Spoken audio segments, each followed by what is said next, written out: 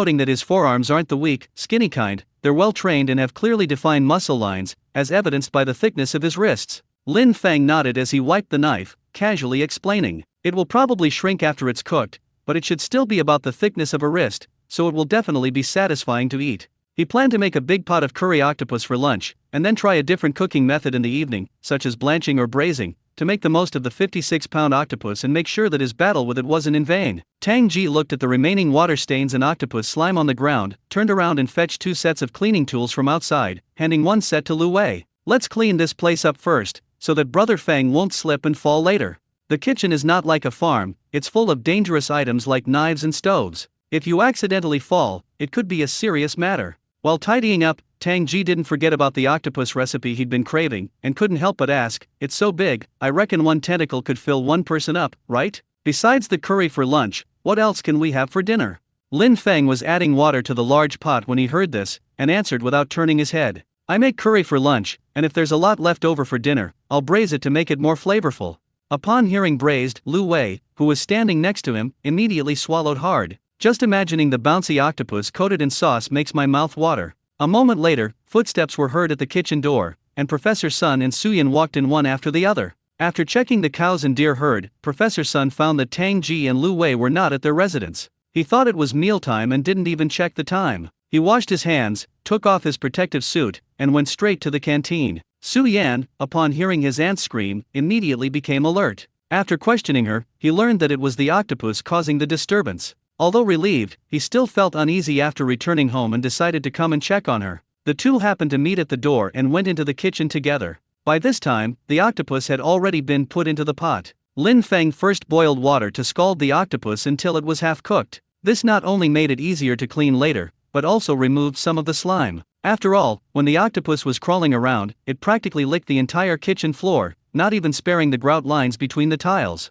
There's likely dirt hidden in each of its suction cups, so it needs to be cleaned carefully. Relying on his previous experience cooking pig feed and cutting ingredients with Lin Feng, Lu Wei took the initiative to take over the work of his aunt who had deserted at the last minute. He started washing the unfinished vegetables and skillfully cut them into appropriate sizes. People from backgrounds like theirs may not be top-notch cooks, but they are usually quite skilled with knives, cutting vegetables quickly and neatly. Tang Ji was assigned to cook rice, but Lin Feng specially came over to supervise the water level. After all, cooking rice seems simple, but the amount of water can make a big difference in taste. Lin Feng didn't want to ruin a delicious octopus meal because of the rice. Professor Sun approached the stove, watching the octopus tentacles tumbling in the pot, and couldn't help but sigh. "I rarely see such a big octopus even inland. I've really seen something amazing today." Suyin stood to the side, watching the busy group, and secretly thought that Lin Feng's kitchen was always full of interesting things, much more lively than he had imagined. Lin Feng looked up and saw Su Yan, and was immediately stunned. Why is this person in the cafeteria? But he quickly realized that his aunt's undisguised soprano voice had probably been heard. After all, the students who were busy doing experiments upstairs had taken a moment to come down and check on him, asking if something had happened and if he needed help. Not to mention Su Yan, who was responsible for protecting him. Lin Feng quickly held up the octopus tentacles, still dripping with water, and explained with a smile, "It's all right, it's all right. It's just that my aunt has never seen such a big octopus before, and she was a little scared. Don't worry." He paused, looked at Su Yan, and then simply extended an invitation. "Have you cooked yet? If not, bring some potatoes and carrots over. I'll make curry octopus later, and you can take a pot back with you. There's definitely enough octopus here, but we might not have enough vegetables, so we'll need to add more." After saying that, he added, "By the way, does anyone on your team have an octopus allergy? We don't want you to feel unwell after eating it." Suyin shook her head and quickly said, "I'm not allergic." To be honest, he was actually a little tempted. This was the first time he had ever seen such a large octopus, and the thought of being able to eat Lin Feng's cooking instead of the team members' inconsistent skills made it all seem like a great deal. But he felt that this would trouble Lin Feng, and he felt a little embarrassed. But in the end, the fear of his teammates' random cooking skills prevailed. He really didn't want to eat those meals that were either too salty or undercooked, so he had no choice but to bite the bullet and betray his teammate, saying, "Or, how about I have our chefs come over and help later? Having more people will make things faster."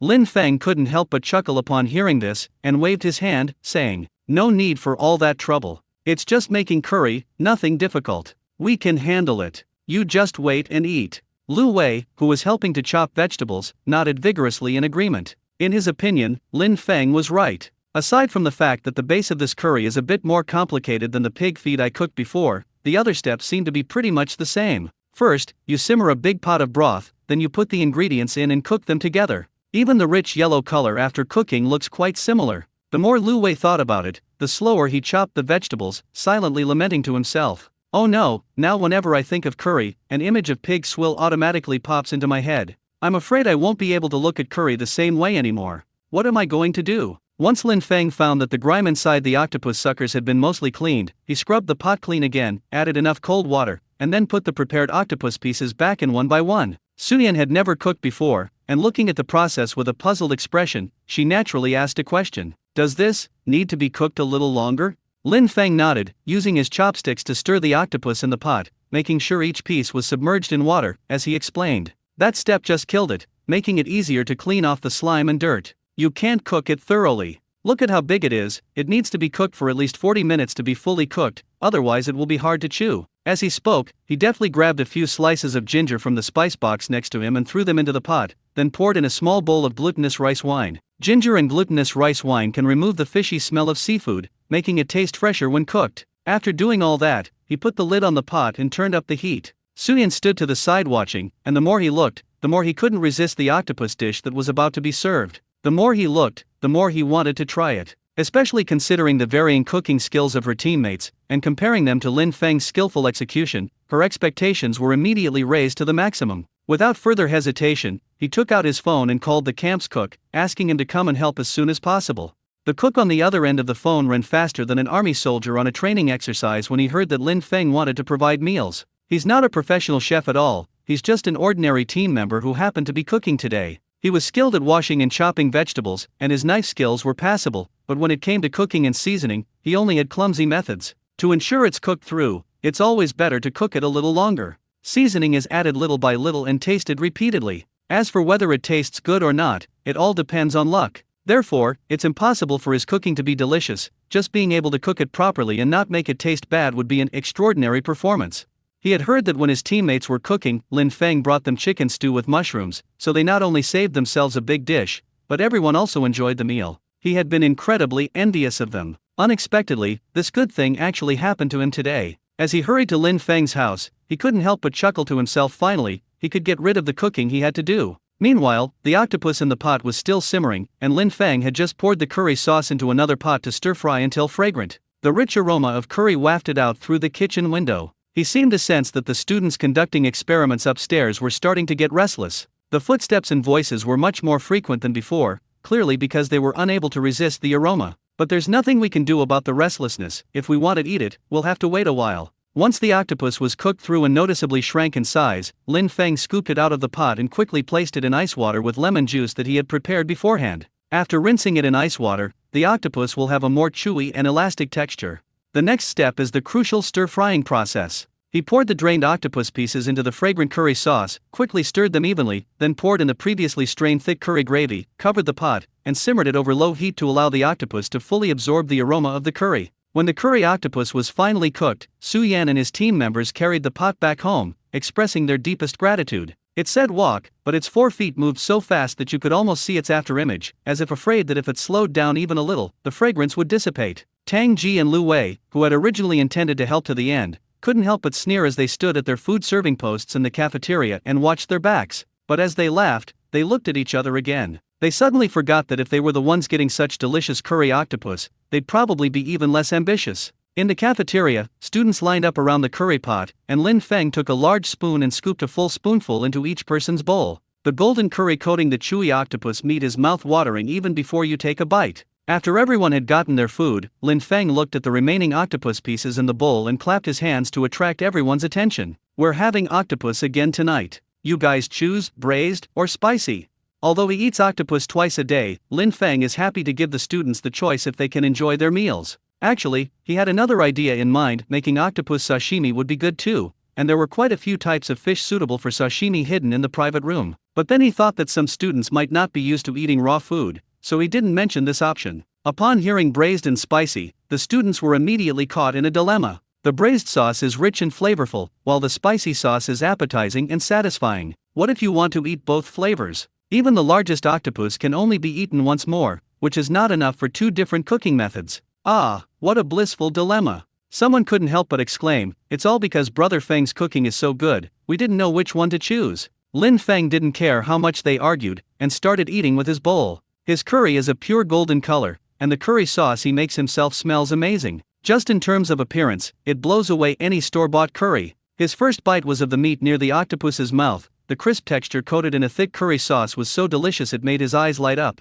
Wow, this taste, this texture, it's amazing. As the chef, Lin Feng gave his tasting opinion, but he didn't hear the usual chorus of praise. He looked up in confusion. Usually at this time, the students would have been praising his cooking, so why was there no sound today? Had everyone finally gotten tired of his cooking? But when he looked around the entire cafeteria, he realized that, apart from himself, everyone was shoveling rice into their mouths with their heads down, and no one was looking up. Several students who usually like to play the straight man, after hearing his words, even though they couldn't speak, raised their thumbs up and kept waving them to show their agreement. You do not say. The octopus's outer skin is very chewy, and Lin Feng cut it to a perfect thickness, so that you can taste both the freshness of the octopus itself and the richness of the curry when you chew it. The suckers on their arms and legs are so brittle they're like cartilage, making a crunching sound when you chew them. The joy of experiencing multiple textures from a single ingredient can only be found in rare and precious foods like giant octopus. Brother Feng, you're the best. Finally, someone swallowed the food in their mouth and shouted out what everyone was thinking. For a moment, the cafeteria was filled with voices of agreement, mixed with the crisp sound of bowls and chopsticks clattering together, making it extremely lively. Lin Feng smiled and waved his hand, then shoveled a big mouthful of rice into the bowl with the rich curry sauce. The rice absorbed the aroma of curry, and when chewed together with the octopus, a feeling of satisfaction instantly welled up inside. As he ate, he pondered, although the 56-pound octopus he caught today was a hassle, it also gave him valuable experience. He wouldn't be afraid to buy even bigger octopuses in the future. However, next time you should be careful and try to get it into the water in 1 second or kill it in 1 second. Don't make the same mistake as this time, where you struggled and cleaned it up, causing such a big problem. On the other side, Tang Ji was engrossed in eating curry octopus when he suddenly stopped and stared blankly at his arm. Lu Wei sat beside him, observing him for a long time but not noticing anything unusual on his arm. Out of concern for his former comrade in arms and current colleague, he couldn't help but ask, "What are you staring at on your arm? Did an octopus scratch you?" Tang Ji raised his arm, brought it close to Lu Wei's eyes, and pointed to the faint red marks on it. "Look, these are the red marks left by the octopus's suckers when I was pulling it up." He sighed with a hint of relief. "Luckily we ate the octopus today, so we have some evidence. If this happened anywhere else, I don't know how I would explain having so many marks on my arm to my girlfriend." Upon hearing this, Lu Wei quickly looked down at his arm and indeed found many similar red marks. It seems everyone suffered quite a bit while struggling with the octopus. He couldn't help but tease, "Among the 3 of us, Feng is probably the most seriously injured, right? At most, people might misunderstand the marks on you too, but Feng's body covered in red marks might be mistaken for cupping that wasn't done properly, or even thought to be a skin disease." After saying that, he couldn't resist teasing Tang Ji, "But then again, we're all single, yet you're thinking ahead, worrying about explaining things to your girlfriend." Tang Ji didn't refute, but as Lu Wei lowered his head to continue eating, a meaningful smile appeared on his lips, and his eyes secretly swept towards the group of students. Among the students whose gaze swept across him, a pretty girl blushed silently, paused with her chopsticks, and quickly lowered her head to pick at the rice in her bowl, not daring to even glance at Tang Ji out of the corner of her eye. The day the demolition office entered the village, Stone Village was bustling with unprecedented activity. The area under the big locust tree at the village entrance was crowded with people, and many villagers were even standing on the ridges of the fields. Many of them had even changed into their best clothes. The smiles on everyone's faces never stopped, their mouths were practically stretched to their ears. The signing process was so quick that it surprised even the demolition office staff. The staff's pens never stopped moving, and the villagers didn't even bother to look at the documents carefully. Once they confirmed the names were correct, they signed them without even hesitating. It's worth noting that there have been many villages with favorable demolition conditions in the past, but this is the first time they've seen a village like Shida where no one holds them back and no one tries to cause trouble. The demolition office staff couldn't help but glance at village chief Wang and the village party secretary standing nearby, secretly sighing. As expected, experience counts, these two are quite capable to mobilize the villagers to cooperate so well. But what they didn't know was that the smooth progress of Shida village had little to do with the mobilization by the village chief and the village party secretary. The village's most troublesome troublemaker was intimidated by Lin Feng's borrowing money tactic the very first time he provoked Lin Feng. Not to mention these past few days, there have been soldiers patrolling the village every day. Even when villagers' relatives come to visit, they have to have their ID cards checked and their information registered at the village entrance. If they make a little noise or leave late, they have to be questioned. The villagers complained privately. Who would want to live like this? This is probably how it is for prison guards. Although they didn't want distant relatives to borrow money, they still wanted to boast about the changes in the village. Now, they didn't even dare to keep their relatives around. It would be better to buy a house in the county or city sooner, invite relatives to the new house, cut off the loan, and brag to your heart's content without fear of being asked what we just talked about. Among the crowd, an aunt who had helped out at Lin Feng's canteen for a year looked at Lin Feng, who had been called over by the village chief, with eyes full of sympathy. She thought to herself, so what if we have to demolish? What's the big deal about Lin Feng's family? Look at that child, standing there watching others sign autographs, his eyes are practically overflowing with envy. Sigh. The village chief is also wrong. Lin Feng doesn't have any demolition compensation to receive, so why did he call people over? Isn't that just hurting the child's feelings? It's only because Lin Feng is good-natured and down-to-earth that he's like this. If it were someone like Lai Meizi, he would have been so jealous that he would have flipped the table long ago. Su Yan, who was maintaining order nearby, couldn't help but find it amusing to see the villagers so eager to sign the papers and move. I used to think the villagers of Shida village were quite attached to their homes, but I never expected them to be more enthusiastic than anyone else when it comes to demolition and relocation. Lin Feng had no interest in watching the commotion. He glanced helplessly at the village secretary, his only thought being to leave as soon as possible. He wouldn't have come if the village secretary hadn't said he'd help keep Lai Meizi in check. Fortunately, it was a rare cloudy day today. Although it was still a bit hot standing in the sun, at least it wasn't too hot, so it was quite comfortable. Lin Feng stood on the periphery of the crowd, his gaze inadvertently sweeping over the people queuing to sign, and soon spotted Lai Meizi. Lai Meizi was seen with his wife by his side, their arms close together, looking very intimate. Lai Meizi's wife is almost 40 years old. Today she wore an orange-yellow dress, the hem of which swayed gently with her movements. Even from behind, she is considered quite presentable among the wives in Shida village. But upon closer inspection, Lin Feng couldn't help but grin. Lai Meizi's wife's fingernails were digging into the soft flesh of Lai Meizi's arm, her knuckles turning white, as if she were ready to twist it hard at any moment. No wonder that although Lai Meizi had a smug smile on his face and was telling the people around him that he would live in a high-rise building in the county town in the future, his shoulders were slightly tense, and even his tone of voice was a little unnatural and stiff. He was obviously enduring the pain in his arm. When choosing a wife, it's better to find one who is gentle.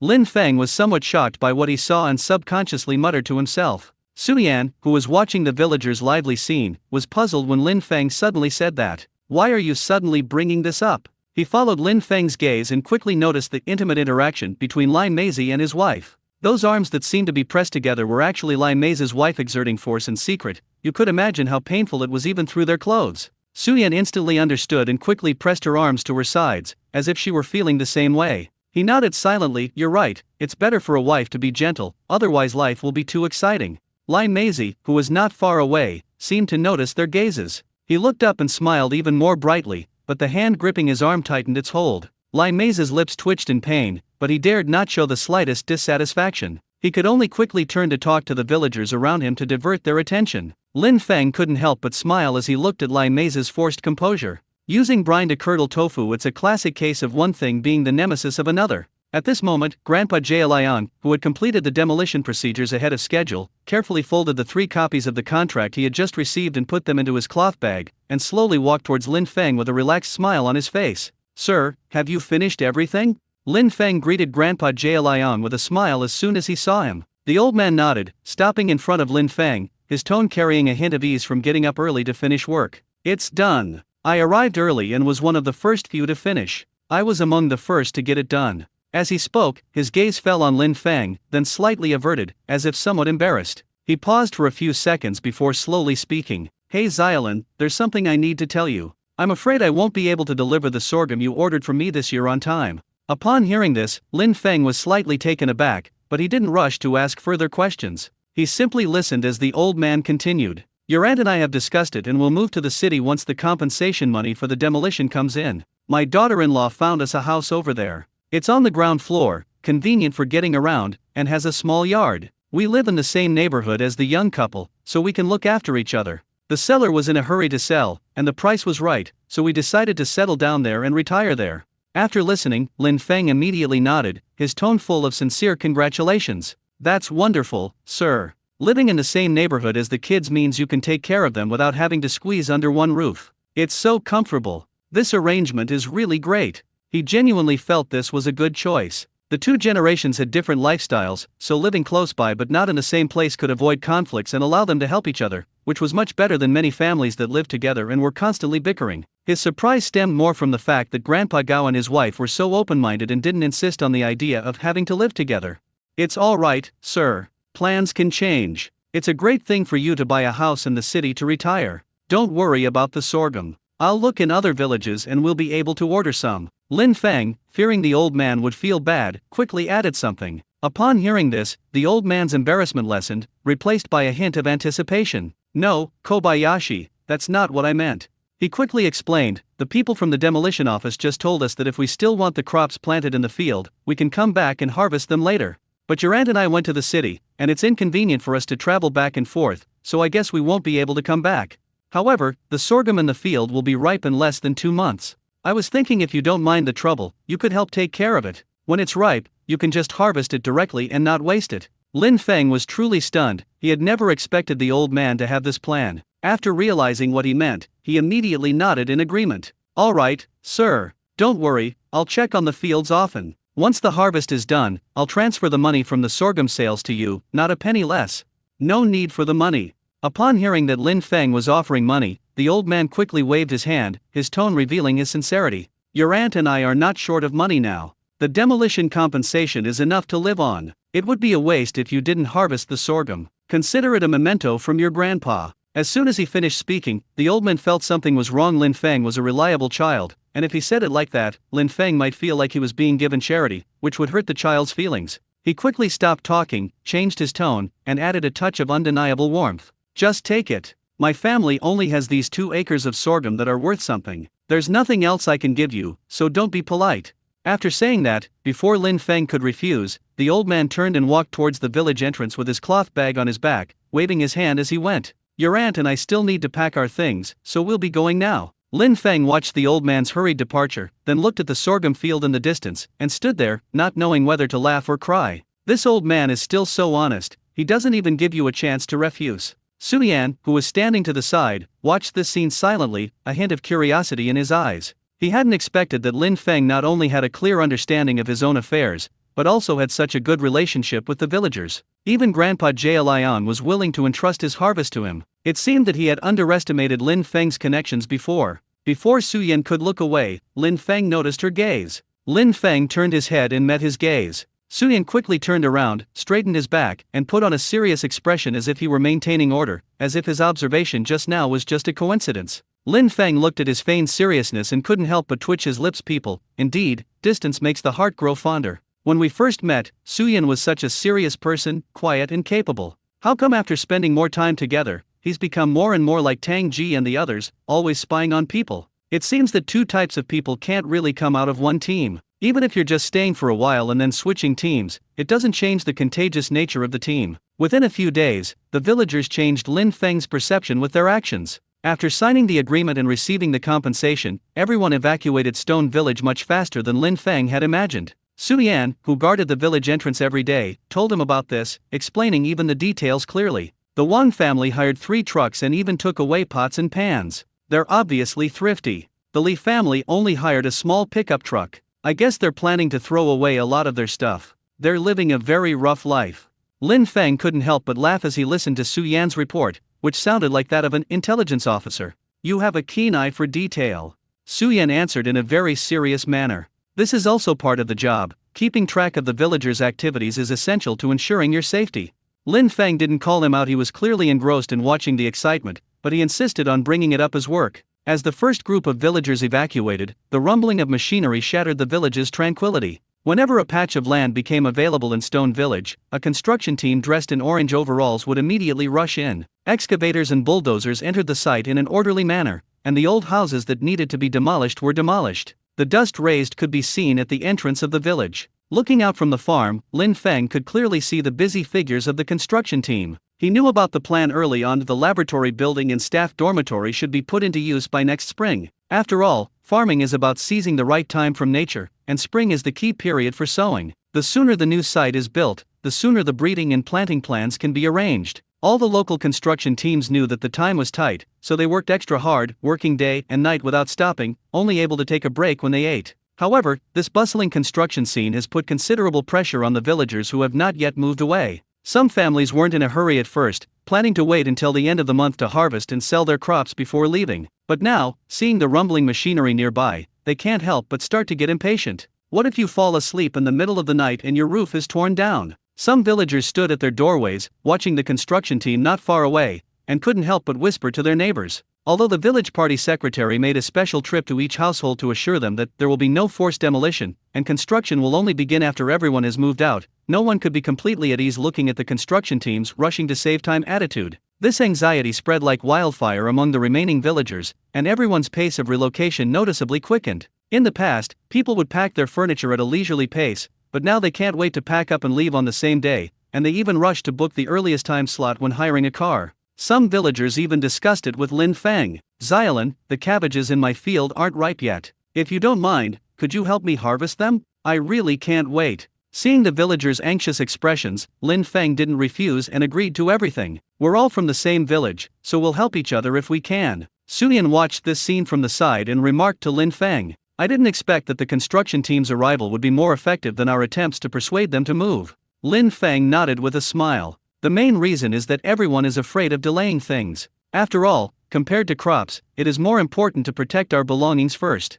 With the autumn harvest approaching, the students at the agricultural university are extremely busy. The crops in the field have reached their final critical stage, and whether it is corn, vegetables, or specialty varieties, they all need to be treated with extra care. "We've already taken 999 steps, we absolutely cannot afford to make a mistake on the last step." Zhang Ming takes his students to the fields every day, focusing on those giant pumpkins and measuring their waist circumference 3 times a day. Even with such a high frequency of measurements, everyone can still clearly see the astonishing growth rate of the giant pumpkins. Pumpkins that originally only reached an adult's waist are now almost chest high in just a few days. What's even more delightful is that the pumpkin's color is also changing, gradually shifting from a bluish green to a pleasing orange-yellow, and the skin is becoming smoother and plumper. One student couldn't help but compared to the pumpkins in Professor Li's experimental field, ours are growing and maturing way too fast. Zhang Ming nodded with a smile, but he knew in his heart that this was inseparable from the efforts of his brother Feng. Although the crops in the fields are ripening one after another, as the autumn harvest approaches,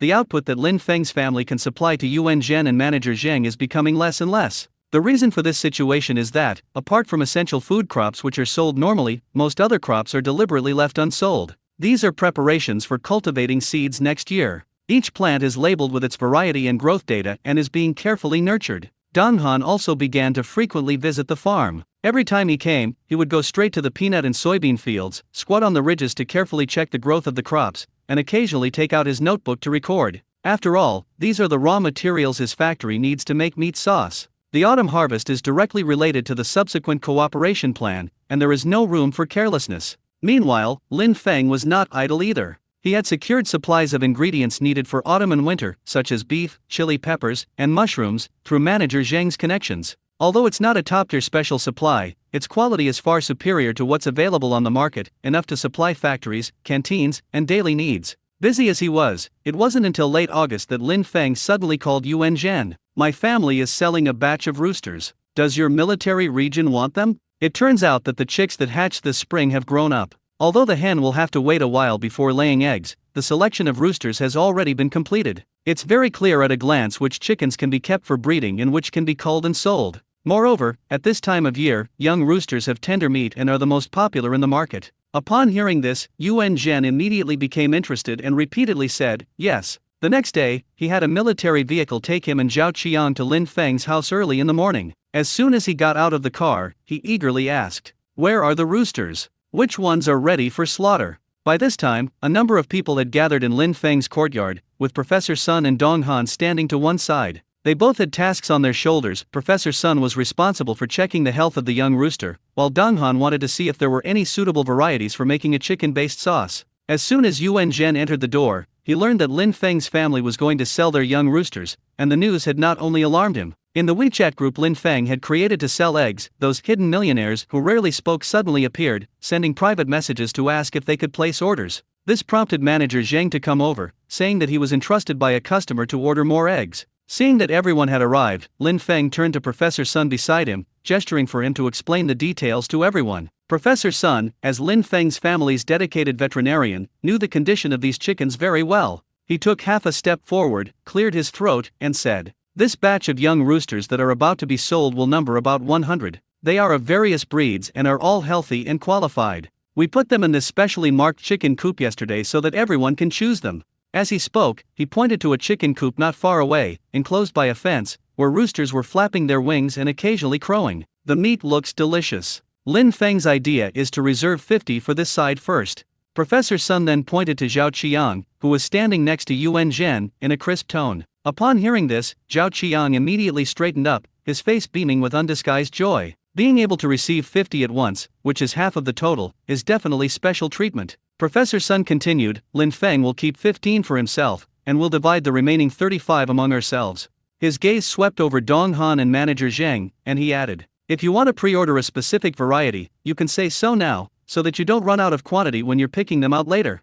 As soon as he finished speaking, several people gathered around the chicken coop, eagerly peering inside. There are indeed many breeds of roosters in the coop, with ordinary broiler chickens and local free-range chickens being the most numerous, huddled together in a fluffy mass. White-feathered silky chickens and black-feathered chickens are more precious, scattered here and there, and their numbers are obviously scarce, making them highly sought after. Lin Feng knew that Yuan Zhen and Zhao Qiang were from the military region and had the largest purchasing volume, so he gave them the right to choose first. "You guys choose first, just tell me which one you need. After all, they are long-term partners, so we should give them the respect they deserve." Besides, he knew that the military region would most likely choose roosters with a large population for procurement. Taking them back this way ensures that the quality of each chicken is consistent, and prevents the situation of several kinds of chickens mixed in one dish when cooking. It also avoids fighting between chickens of different breeds. Just as Lin Feng had predicted, Zhao Qiang went to the edge of the chicken coop, looked around, and said decisively, "Just go by the total number. I need 50. I prefer those with a population of more than 10, so that we can handle them together." After saying that, he took out a red string that he had prepared in advance from his pocket, squatted down, and quickly tied a mark to the claws of the selected roosters. After Zhao Qian finished making his selections, Lin Feng helped him count the remaining chickens and their varieties in the coop. There are 50 chickens left, including 20 common free-range chickens, 8 white-feathered black-bone chickens, 7 black-feathered chickens, and 15 local free-range chickens that Lin Feng wants to keep for himself. After confirming the quantity, Lin Feng ignored Yuan Zhen and Zhao Qiang and gathered with Dong Han and manager Zheng to discuss how to divide the remaining chickens. Zhao Qiang took his phone and walked to the side, preparing to call his superior to report the situation. In fact, he had already come up with a plan when he was first confirmed to receive 50 chickens. Take 10 back to the military region for emergency use first, and leave the remaining 40 at Lin Feng's house for now. We'll come back to collect them after we finish eating at the canteen. This ensures the freshness of the chicken, and the military region doesn't need to worry about raising chickens, saving them a lot of trouble. But after the call connected, the leader listened to his report and immediately spoke. "No need to keep any, bring all 50 back."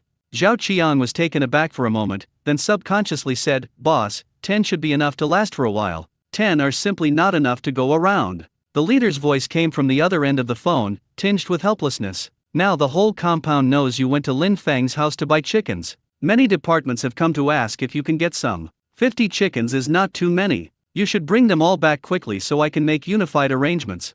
Zhao Qiang hung up the phone and remained silent for a few seconds. Sure enough, such good news couldn't be kept secret from others. But who tipped them off? His gaze slowly swept across the crowd, and after a moment's thought, he locked onto someone who wasn't there. Su Yan. He, Yuan Zhen, Tang Ji, and Lu Wei all came from the same team, so they definitely wouldn't betray their own people. He. Zhao Qiang sneered. "Now that's settled, I guess no one will get any. Wait a minute, he's going to take Yuan Zhen to the door and make fun of him. Let's see if he dares to do it again." The remaining group had minor disagreements about the breed of chicken, but they resolved the issue smoothly. Lin Feng initially thought that his price of 66 yuan per jin was not low, and that he might not be able to sell all the chickens. However, he didn't pay much attention, thinking that even if there were leftovers, he could keep them for himself, since the long winter was still ahead. But the result was beyond his expectations. There weren't enough chickens to sell. Black bone chickens were priced higher, at 88 yuan per jin, 500 grams, and his chickens were larger than ordinary ones,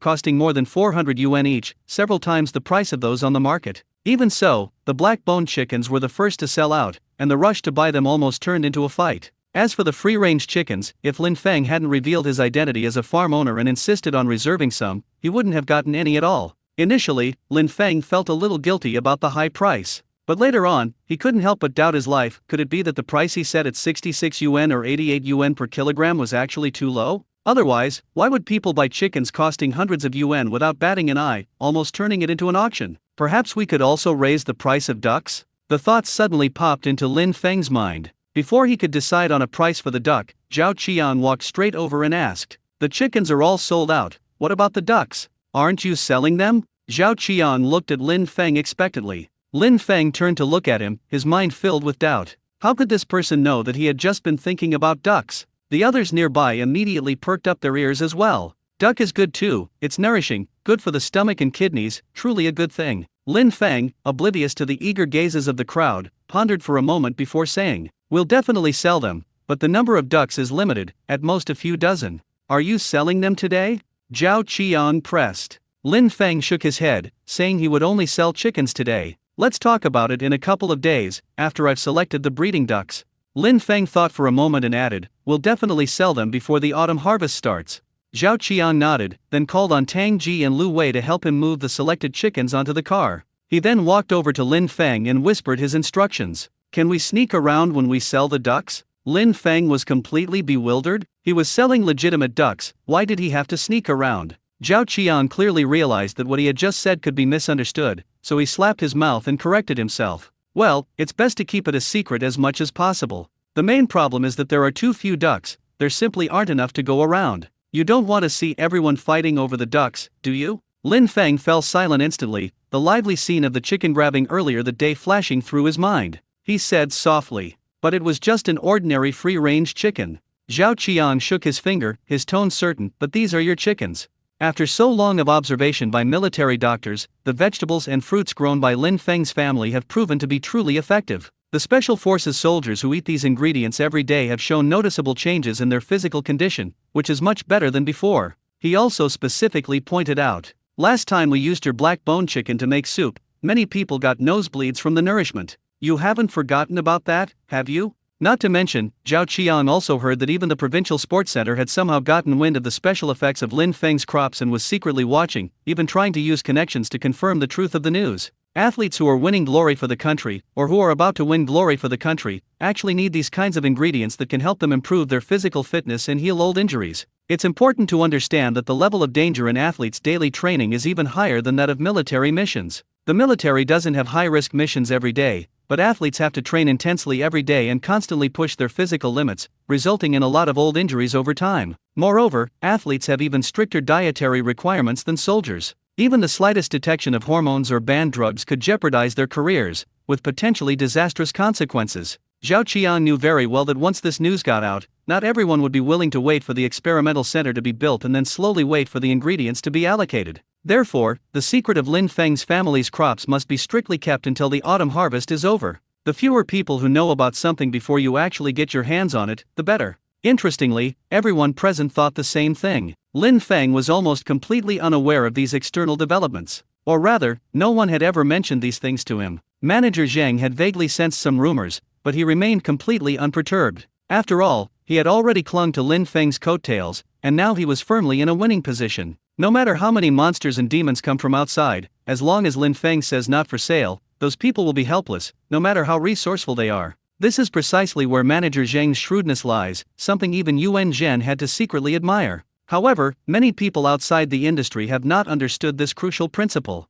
Although they guessed that the establishment of the testing center might be related to a person named Lin Feng, they had no idea how much influence Lin Feng actually had in this matter. People like Professor Li, the team from the Agricultural University, and even Professor Sun, as long as they passed the political review, no one can replace them. While strength was certainly a factor, even a crucial one, the most important factor was Lin Feng's decision. Once he has made a decision, no one can change it in the slightest. After sending away his 100 roosters and having pre-ordered dozens of ducks, Lin Feng thought he could smoothly transition to the autumn harvest. However, things did not go as smoothly as he had hoped. This year, he received another invitation card from the World Agricultural Expo. Unlike last year, he was invited this time as a merchant, and if he agreed to attend, he would receive an exclusive booth. In the global agricultural field, whether they are industry practitioners or researchers, no one is uninterested in Lin Feng, the farmer who makes everything he grows into a top-quality crop. His publicly available information and past experiences have already been studied repeatedly by countless people. The logic is actually quite simple. If a farm is strong enough, it is reasonable for it to carefully cultivate 1 or 2, 3 or 4, or even 5 or 6 kinds of top-grade crops. But it's truly unbelievable that someone like Lin Feng can cultivate every single crop to the highest grade, with such a wide range of varieties. More importantly, the test results from professional institutions are 100% accurate and cannot be questioned in the slightest. This is why many farmers and even agronomists are eager to have a good exchange with Lin Feng. Even if we can only get a little bit of experience from him, it might bring a breakthrough to our own research. Some countries have even considered poaching people from China. Food is the most important thing for people, and agriculture is the foundation of a country. As long as Lin Feng is willing to relocate, they are generally willing to meet his conditions, as long as they are not too outrageous. Lin Feng was completely unaware of this. He had no idea that he had become a highly sought-after commodity and was still struggling with whether or not to attend the agricultural expo and what exhibits he should bring if he did. Without the support of large capital, and with no one to give him professional advice or help him plan his direction, he could only hold on to the invitation letter and go to Zhang Ming and others.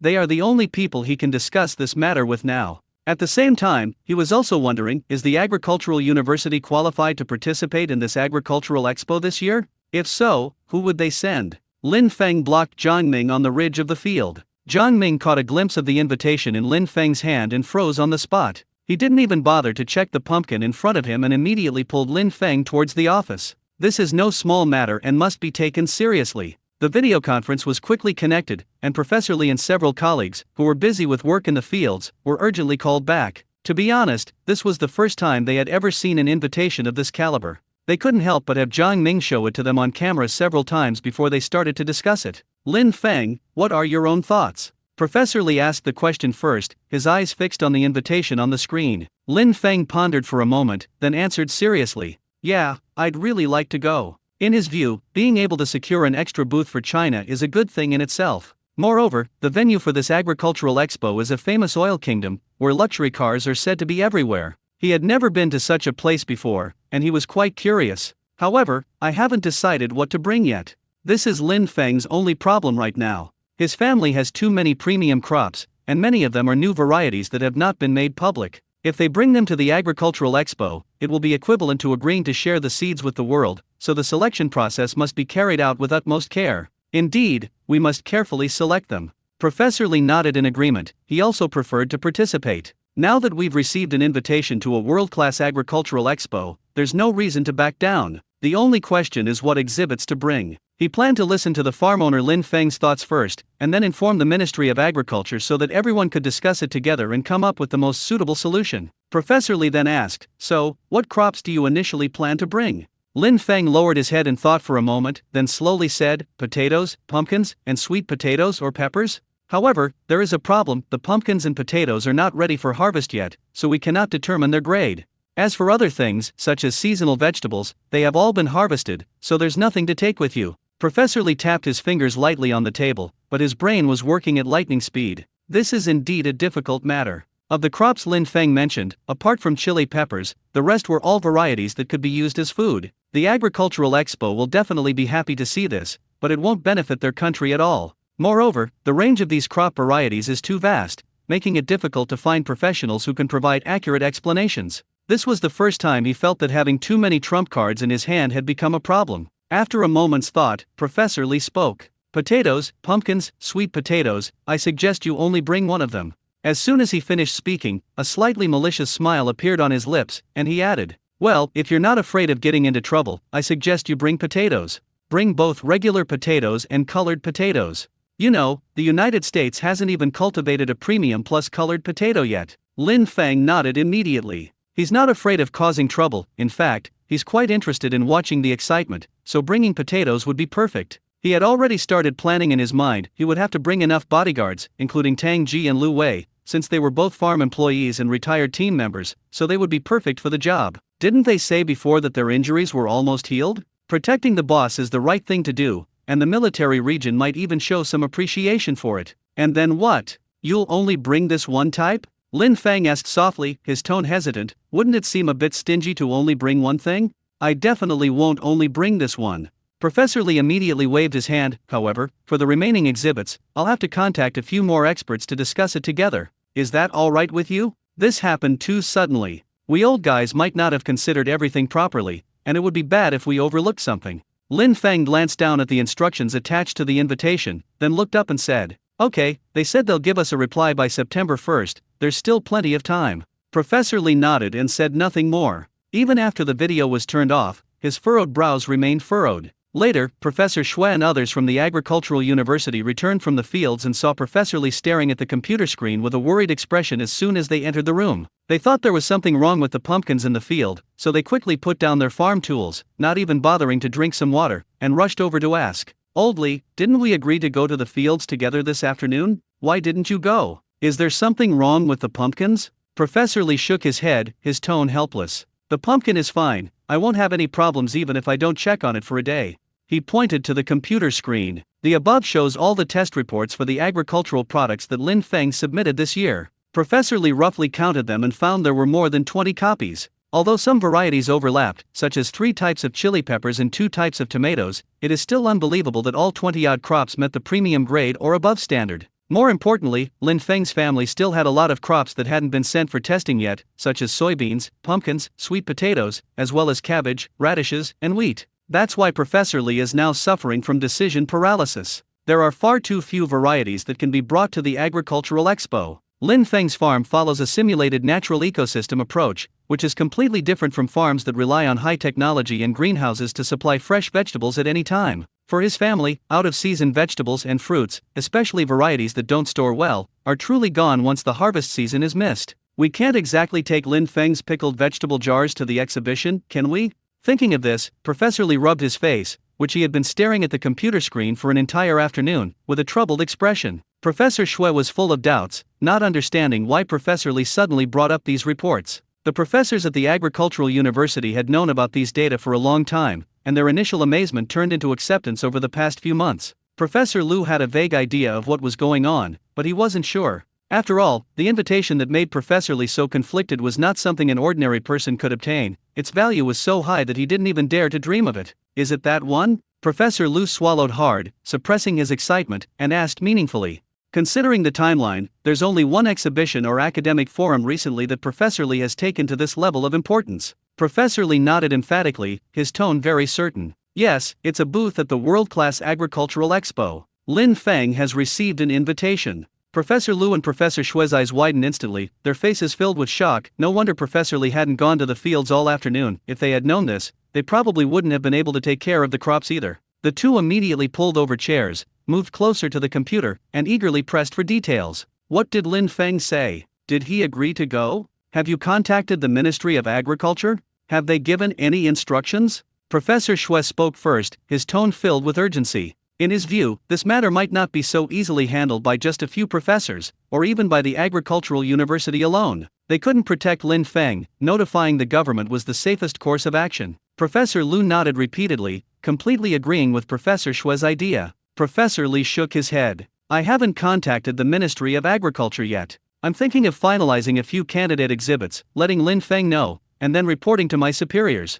As he spoke, he pushed the computer screen in front of the two of them, his tone helpless. "I'm having a headache from all the choosing. You guys need to come over and give me some advice." After saying that, he got up, stretched, went to the table to pour himself a glass of warm water, took a sip, and then slowly asked, "Do you think foreign farms also have this problem with product selection?" Professor Xue and Professor Lu huddled together, staring at the screen. After exchanging a glance, they both shook their heads. They were at most guest experts at agricultural expos before. How could they know anything about foreign farms? Anyway, the remaining booths from our country definitely won't have this problem. Professor Lu pointed to the test report on the screen, his tone confident. Among those booths, there were only a few varieties of tea, but considering the timing and location, most of them would bring whichever tea had the highest yield this year, so there was no need to worry. Moreover, no matter how it's sold, the mother tea trees are all in the country, and outsiders can't move them. As for silk and rice, there's even less to worry about. Rice is difficult to use as seed after being hulled, and silk has absolutely nothing to do with breeding. This is why premium potatoes are much more expensive than premium rice at agricultural expos, and the same goes for pumpkins. We can't just go there, sell pumpkins in front of foreign investors, remove the seeds, and leave them only with empty shells, can we? Sigh. Professor Xue couldn't help but sigh when he heard this. Although our country has a 5,000-year-old agricultural civilization, we started too late in the field of modern agriculture. Agriculture is even more time-consuming than the technology industry. Take wheat as an example. Its normal growing period is 4 months. Even if we try our best to develop early maturing varieties, it is impossible to shorten it to 4 days. How many growth cycles does a new variety have to go through to be verified from screening to trait stabilization? It seems like there's still a long way to go. Professor Lee breathed a sigh of relief when he saw that his 2 old colleagues were also starting to worry. Finally, I don't have to bear this dilemma alone anymore. He simply shared the entire plan he had come up with that afternoon with the 2 of them. I plan to bring more types of vegetables with me, such as peppers, cucumbers, tomatoes, and bok choy. We shouldn't be too restrictive about species that can be used as food. It wouldn't be good to bring none at all. I think potatoes would be quite suitable. Besides, Lin Feng doesn't have any objections to bringing potatoes along. What do you 2 think? After listening, Professor Xue and Professor Lu both smiled knowingly. The 2 instantly recalled that when Lin Feng's family grew potatoes that were close to extra grade plus, the United States had boasted that their potatoes were the best in the world. Now, taking advantage of the Agricultural Expo, they could finally slap themselves in the face, so they all nodded in agreement. Potatoes are a great choice, they couldn't be more suitable. Professor Lee pondered for a moment, then added, however, we also need to consider the actual situation. The most important thing is to see which vegetables will be left over and can be used for the exhibition. We can't just put together exhibits out of thin air. Professor Lu looked down and flipped through the test report for a while, then suddenly his eyes lit up. Bring some chili peppers. Chili powder is a condiment and can be stored for a long time. I remember Lin Feng's family still has quite a few Urjingtiao peppers left, so we should be able to spare some. He pulled the chili pepper test report in front of the 2 of them. Let's set up the main booth for potatoes and peppers, and we can discuss the other categories later. As he spoke, he seemed to suddenly remember something, and paused.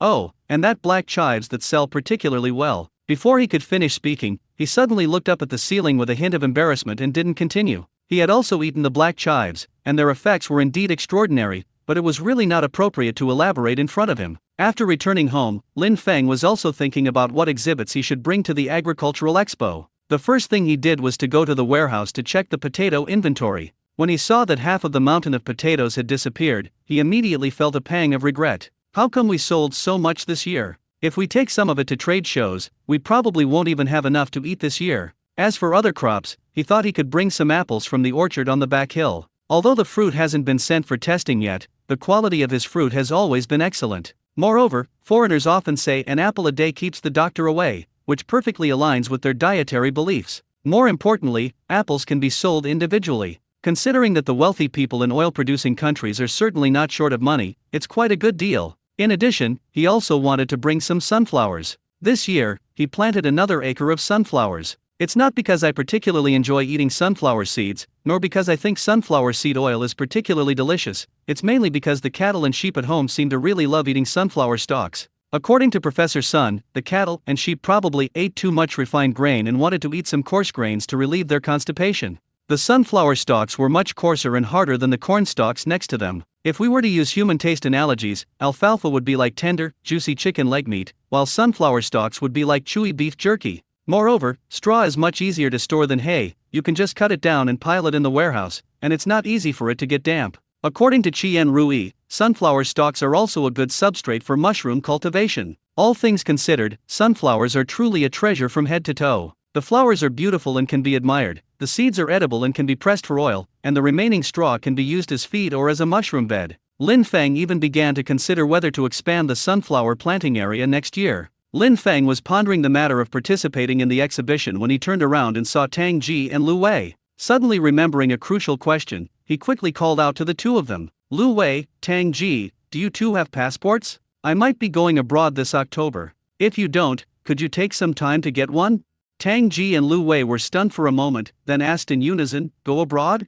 Lu Wei was stretching when his hand froze in midair, not putting it down for a long time. He really couldn't understand why Lin Feng would suddenly want to go abroad. Yes, Lin Feng nodded and explained, I received an invitation to an agricultural expo. He used to be just an ordinary farmer, and perhaps no one would have paid special attention to him, but things are different now. He has become a top-notch farmer who can grow anything. With that status, it's hard to guarantee that no one with ulterior motives will try to take advantage of him. Tang Ji immediately nodded. If it's for safety reasons, the 2 of them must accompany them, unless the military region makes special arrangements. So he pressed on directly, does the military region know about this? In his memory, since the military region had already sent people to protect Lin Feng and guard Stone Village, they probably already had a special plan for such a major event as Lin Feng going abroad. The military region probably doesn't know yet. Lin Feng shook his head. If we really need to trouble them, we'll definitely let them know later. But I think that if it's just a solo exhibition, the two of you there should be enough. Besides, your identities are legitimate, you're considered farm employees. The key point is, I can't bring that many people. The booth has requirements regarding the number of accompanying personnel, you can't just bring as many as you want. Tang Ji and Lu Wei exchanged a glance and agreed that this made sense. If it was just about participating in an exhibition, they could certainly handle any possible situations with their abilities. So Lu Wei said, we both have passports, but our previous status made it quite difficult to travel abroad. Now our status is different, and we don't know if the procedures will be smooth. You wait while we call the relevant departments to ask. He added at the end. By the way, can we tell outsiders about this? Like, mention it to someone in the team? Lin Feng thought for a moment and replied, it should be fine. If you're really worried, we can wait a couple of days before revealing anything. Anyway, by the time the invitation was sent out, my name and nationality were probably already on the list of invitees for the Agricultural Expo, and you could probably even find it on the official website. Once I confirm my participation, I will be included in the official list, and they will then arrange the specific booth size based on the number of exhibits I bring. Tang Ji and Lu Wei pondered for a moment, greeted Lin Feng, and then turned around to find a place to call their old leader. They not only had to find out whether they needed to submit a report to go abroad, but also had to report Lin Feng's intention to go abroad as well. In the eyes of the old leaders, knowing something but not reporting it is probably equivalent to not wanting to do a good job, and from any perspective, they don't want to lose this job. They will never leave their posts easily unless there is a more important task that they cannot do without. In other words, even if they weren't farming professionals, they were determined to take this protecting Lin Feng's spot, and no one could push them out. After dinner, Lin Feng held a video conference with several professors to discuss in detail what exhibits to bring to the exhibition. Most of the time, the professors were having a lively discussion, while Lin Feng listened attentively from the side. He also agreed with the professor's idea of prioritizing the exhibits before notifying the Ministry of Agriculture. After all, the Ministry of Agriculture manages agricultural affairs nationwide, so it's certainly not as leisurely as he is. He needs to do thorough preparation before reporting. Of course, he won't be idle for long, as the much-anticipated autumn harvest is just around the corner. Xiaolin, you mean you want to bring sunflower over? Professor Lu's voice came from the screen. Bringing sunflowers isn't out of the question, but do you know what rating they get right now? In his view, sunflowers, as an economic crop, are not the most valuable, but they are certainly not low either. Besides preparing some shareable seeds, you can also roast sunflower seeds and bring them over, or even press them into sunflower seed oil for the exhibition. But the key issue is still the grade. Lin Feng thought for a moment and replied, it should at least be rated as top tier, right? Last year's sunflower almost reached top tier. Just looking at the little birds that watch intently in the sunflower field every day, he felt that this year's sunflowers must be of a high quality. Even the little birds that patrol the cornfields every day and casually hunt for wild food are reluctant to give up sunflower seeds, which shows how good the quality of these sunflower seeds is. Professor Lu nodded, reaching the top level is enough. Professor Li, standing beside him, echoed. We also suggest bringing some chili peppers. Your Urjingtiao peppers are still in stock, and chili peppers, whether fresh or made into chili powder, are easy to transport and display. Chili peppers are widely accepted worldwide, so selling seeds at an agricultural expo would likely be very popular. Lin Feng recalled the situation in his own field. Except for the portion reserved for seed, most of the screw peppers were eaten. However, there's still a considerable stock of Urjingtiao peppers, which are intended to be dried. After thinking for a moment, he said, alright, let's take the Urjingtiao peppers. Actually, if we had gone earlier, we could have also brought the new sweet pepper variety we cultivated earlier. Foreigners might like that flavor. To everyone's surprise, Professor Shui shook his head directly, his tone serious. Try not to bring any new varieties. That sweet pepper still has a lot of research value. I see you have quite a few seeds here, so we need to focus on localization and data accumulation first. At present, choosing existing old varieties is the safest option. Lin Feng nodded. The professors are very experienced, you can't go wrong by listening to them. Previously, he only thought about the fact that grain could not be taken out of the country at will, but he overlooked the research value of new varieties, which was indeed a lack of consideration. Ultimately, the group finalized the crops to be exhibited: potatoes, sunflowers, peppers, and tomatoes as the main crops, with cucumbers and eggplants as alternatives. Most of these are crops with high international acceptance, with sunflowers being relatively special, but they have the advantage of being versatile. After finalizing the plan, Professor Li and his team contacted the Vice Minister of Agriculture overnight. I just wanted to say hello politely. After all, Lin Feng had already hired bodyguards, including retired soldiers, so his safety was more than guaranteed. But upon further communication, he learned that Minister Lu Fengxiao was already on his way. Moreover, we were able to arrive at Stone Village early the next morning, specifically to discuss the agricultural expo in person. Minister Lu also vaguely revealed that quite a few people came with him this time. This clearly demonstrates the importance the country attaches to this matter. Professor Li and his colleagues didn't say much about it. The more attention the higher authorities pay to it, the better it is for Lin Feng and his research team. Although the invitation is private, having the country as a backer is much safer than dealing with it alone. Unaware that Minister Lu would be visiting the next day, Lin Feng continued to live his life as usual. I got up early to cook pig feed, and then made breakfast. However, today is a little different. Having just sold his chickens and ducks, his gaze slowly fell on the pigs in his own pigsty. These pigs have been raised for over a year, their meat is already firm enough to eat, right?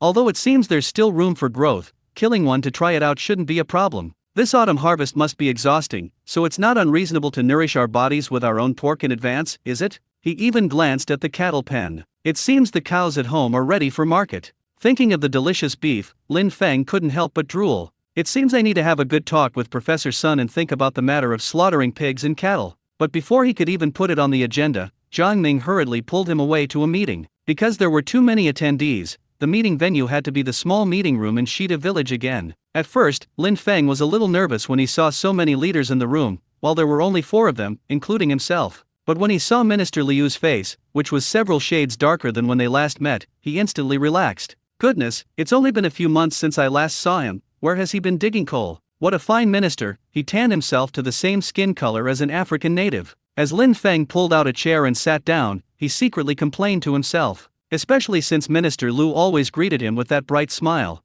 It wasn't that Lin Feng was disrespectful or inconsiderate of the occasion, it was just that Minister Liu's teeth were so white, creating a stark contrast with his dark skin. Lin Feng couldn't help but grin and show his own teeth, wanting to compare them silently. For a moment, the atmosphere in the conference room was exceptionally harmonious, with countless teeth, some white and some not so white, swaying in the room. The tooth-splitting contest only came to a reluctant end after both sides had finished exchanging pleasantries. Although Minister Lu was the highest-ranking official present and should have had the right to speak first, he gave that opportunity to Lin Feng, the owner of all the exhibited crops. Lin Feng was a young man who liked to get straight to the point and discuss matters objectively. He also knew that people from the Ministry of Agriculture were always busy, so he didn't stand on ceremony and didn't give others a chance to speak in official jargon. Skipping over unnecessary pleasantries, he went straight to Minister Lu and said, "Here's the thing, I did receive an invitation to the World Agricultural Expo. You must already know that, so I won't go into details. I also roughly understand why you're here today." As soon as he finished speaking, he took out several stacks of test reports from his bag, handed one to Minister Lu with both hands, and let the rest be passed around among the people present, with the main idea being to get the information to everyone as quickly as possible. "All the crops my family sent for testing this year are here," Lin Feng explained, pointing to the report. "I've marked the varieties that are currently out of stock or will be out of stock by October, so you can ignore them when you look at the report. As for the main product we plan to promote, I have already discussed it with Professor Li and the others, and it has been placed on the first page of the materials. Please take a look and see if there are any problems." Throughout the entire process, Lin Feng almost ignored the other people who came with Minister Lu, focusing only on his one-on-one communication with Minister Lu. As for the leaders from various departments and the managers of the agricultural company, they were no different from strangers in his eyes. He knew in his heart that as long as Minister Lu of the Ministry of Agriculture nodded, there would most likely be no problem with the matter. Seeing Lin Feng's straightforward manner, Zhang Ming felt relieved. Although he had taken over Professor Li's mantle and begun to engage in practical agricultural research, he was still used to living in the ivory tower and hated bureaucracy from the bottom of his heart. It's a simple thing, but the opening remarks alone take 1 or 2 hours to finish, and it never gets to the point. It feels like a waste of life. It's not worth wasting your precious youth listening to irrelevant people spout nonsense. Especially now that there are jokes circulating online that even if Stephen Hawking came, he would have to be toasted twice at the dinner table first. Just imagining that scene is suffocating. Zhang Ming and several students exchanged glances, then turned to look at Minister Lu. They all hoped that the matter could be resolved quickly, as there was still a lot of work to be done in the lab and many experiments were waiting to be carried out. Minister Lu took the documents, nodded in acknowledgement, and then began to carefully look through them. It's currently the crucial period leading up to the autumn harvest, and he has just as much work to do as, if not less than, those present. Making a special trip to Stone Village already disrupted his original plans and required squeezing time out of his busy schedule. Being able to streamline the process and make a decision directly is naturally the best thing for him. He had seen the test reports before, but now he was focusing on the list of candidate crops and whether these varieties had any potential problems. For a moment, the only sound in the conference room was the rustling of papers turning over. It was very quiet. After a long while, Minister Lu broke the silence and looked up to ask Lin Feng, "Isn't bringing 4 things at once a bit too much?" Although Lin Feng's family does have many trump cards, just looking at the test reports, in addition to these 4 items, there are more than a dozen qualified crop data. However, in his view, participating in a world-class agricultural expo as a merchant for the first time and bringing 4 exhibits at once inevitably seemed a bit ostentatious. As soon as he finished speaking, Jiang Ming frowned. He has a different opinion on this matter. Moreover, he had attended the agricultural expo last year and was more familiar with the event, so he had more say in the matter than many of the other attendees. Jiang Ming took the initiative to speak and explain on Lin Feng's behalf. "Minister Lu, here's the situation. 4 exhibits are indeed quite a lot, and they're also from different categories, which I admit is quite rare at the agricultural expo." He paused, then explained further. "There are some vendors at the agricultural expo who exhibit multiple products at once, but most of them are subcategories within the same product category. Take corn as an example. Few people will exhibit pumpkins at the same time as corn. They are more likely to choose different varieties of the same crop, such as sticky corn or sweet corn. However, there are exceptions. Capital like the world's 4 major seed companies, in order to demonstrate their strength, will exhibit different varieties and types of seeds at the same time each time, and may even occupy the most central and largest booths to declare their industry status to the world." At this point, Jiang Ming's tone became slightly serious. It is an indisputable fact that China lags behind many Western countries in the field of agricultural seeds, especially compared with the 4 major seed companies. Moreover, Lin Feng was invited exceptionally this year, so no matter where his booth is ultimately located, he will definitely attract a lot of attention. So this time, we can take advantage of Lin Feng's booth to directly show our strength and let them know that we are not to be trifled with. After listening, Minister Lu nodded thoughtfully, pointed to the potato at the very beginning of the document, and asked, "So that's why potatoes were listed first?" Lin Feng's group nodded almost simultaneously. Didn't the United States keep urging them to share their high-quality potato varieties? This time they're sharing it with the whole world. All you have to do is pay. They weren't worried at all. After all, it was just potatoes. As for whether the United States was worried or not, that was none of their business. Even if we take a step back and say that this type of crop, which has the characteristics of a food crop, is the most eye-catching category at the agricultural expo, then putting potatoes first is the most appropriate choice. Minister Lu lowered his head and fell into deep thought. According to Minister Lu, apart from potatoes, the other selected varieties are all cash crops, so there shouldn't be any major issues. His bottom line was clear: as long as it didn't involve core food crops, everything was negotiable. Even if it involves some grain, like rice that has been hulled and brought to the exhibition, there is basically no risk. Ultimately, our country is still somewhat weak in terms of international competitiveness in high-quality grain seeds. Please feel free to share your thoughts on this list of exhibits. As soon as Minister Lu finished speaking, a thin old man sitting at the end of the conference table spoke first. "I think we need to discuss the potatoes further, but the other varieties are fine." The old man adjusted his glasses, his tone serious. "Sunflower seeds, tomatoes, and peppers, these can't be eaten as food, so it's fine to take them out.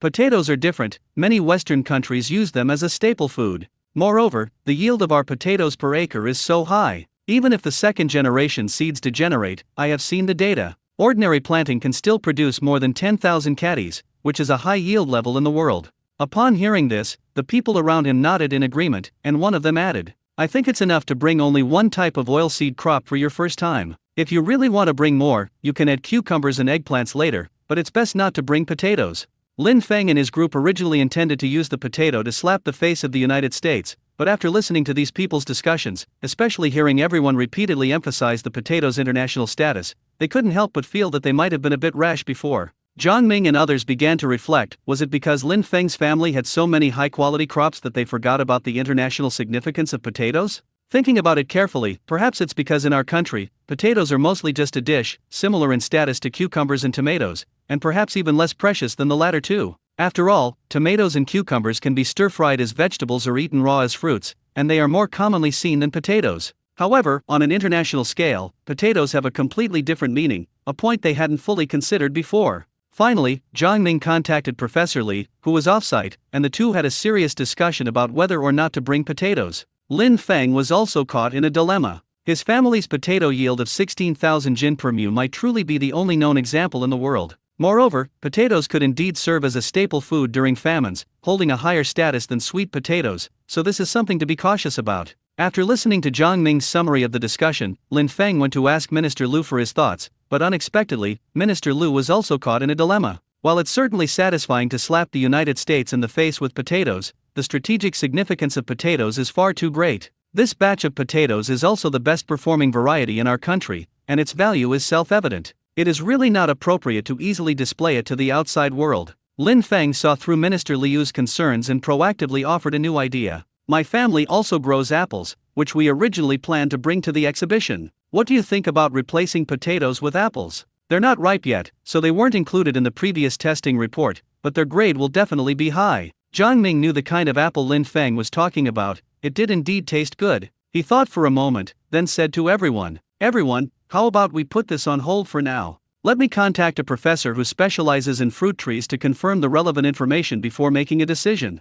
After all, the key issue with apples is whether the genetic stability of fruit trees cultivated from apple seeds can be guaranteed. Anyway, the apples that ordinary people can buy on the market now, if propagated from seeds, even if they manage to survive, the fruit they produce may not be the same as those from the mother tree. In comparison, scientifically cultivated seedlings, or even propagated directly from grafted branches, are far more reliable than those from seeds. At this moment, Minister Liu spoke up. "If we can bring apples, then replacing potatoes with them is perfectly fine. That way, we'll have fruits, vegetables, and oil crops all together, which will also show our sincerity." At this point, he originally wanted to ask about the specific grade of the apple, but seeing Lin Feng's confident look, he swallowed his words. The child knows what's going on, there's no need to ask too many questions. After discussion, Minister Liu considered everyone's opinions and made the final decision. "Then we won't put the potatoes in this time. As for whether Lin Feng will use cucumbers or eggplants to supplement the dish, that's up to him." With that, the question of what exhibits to bring to the exhibition was finally completely resolved.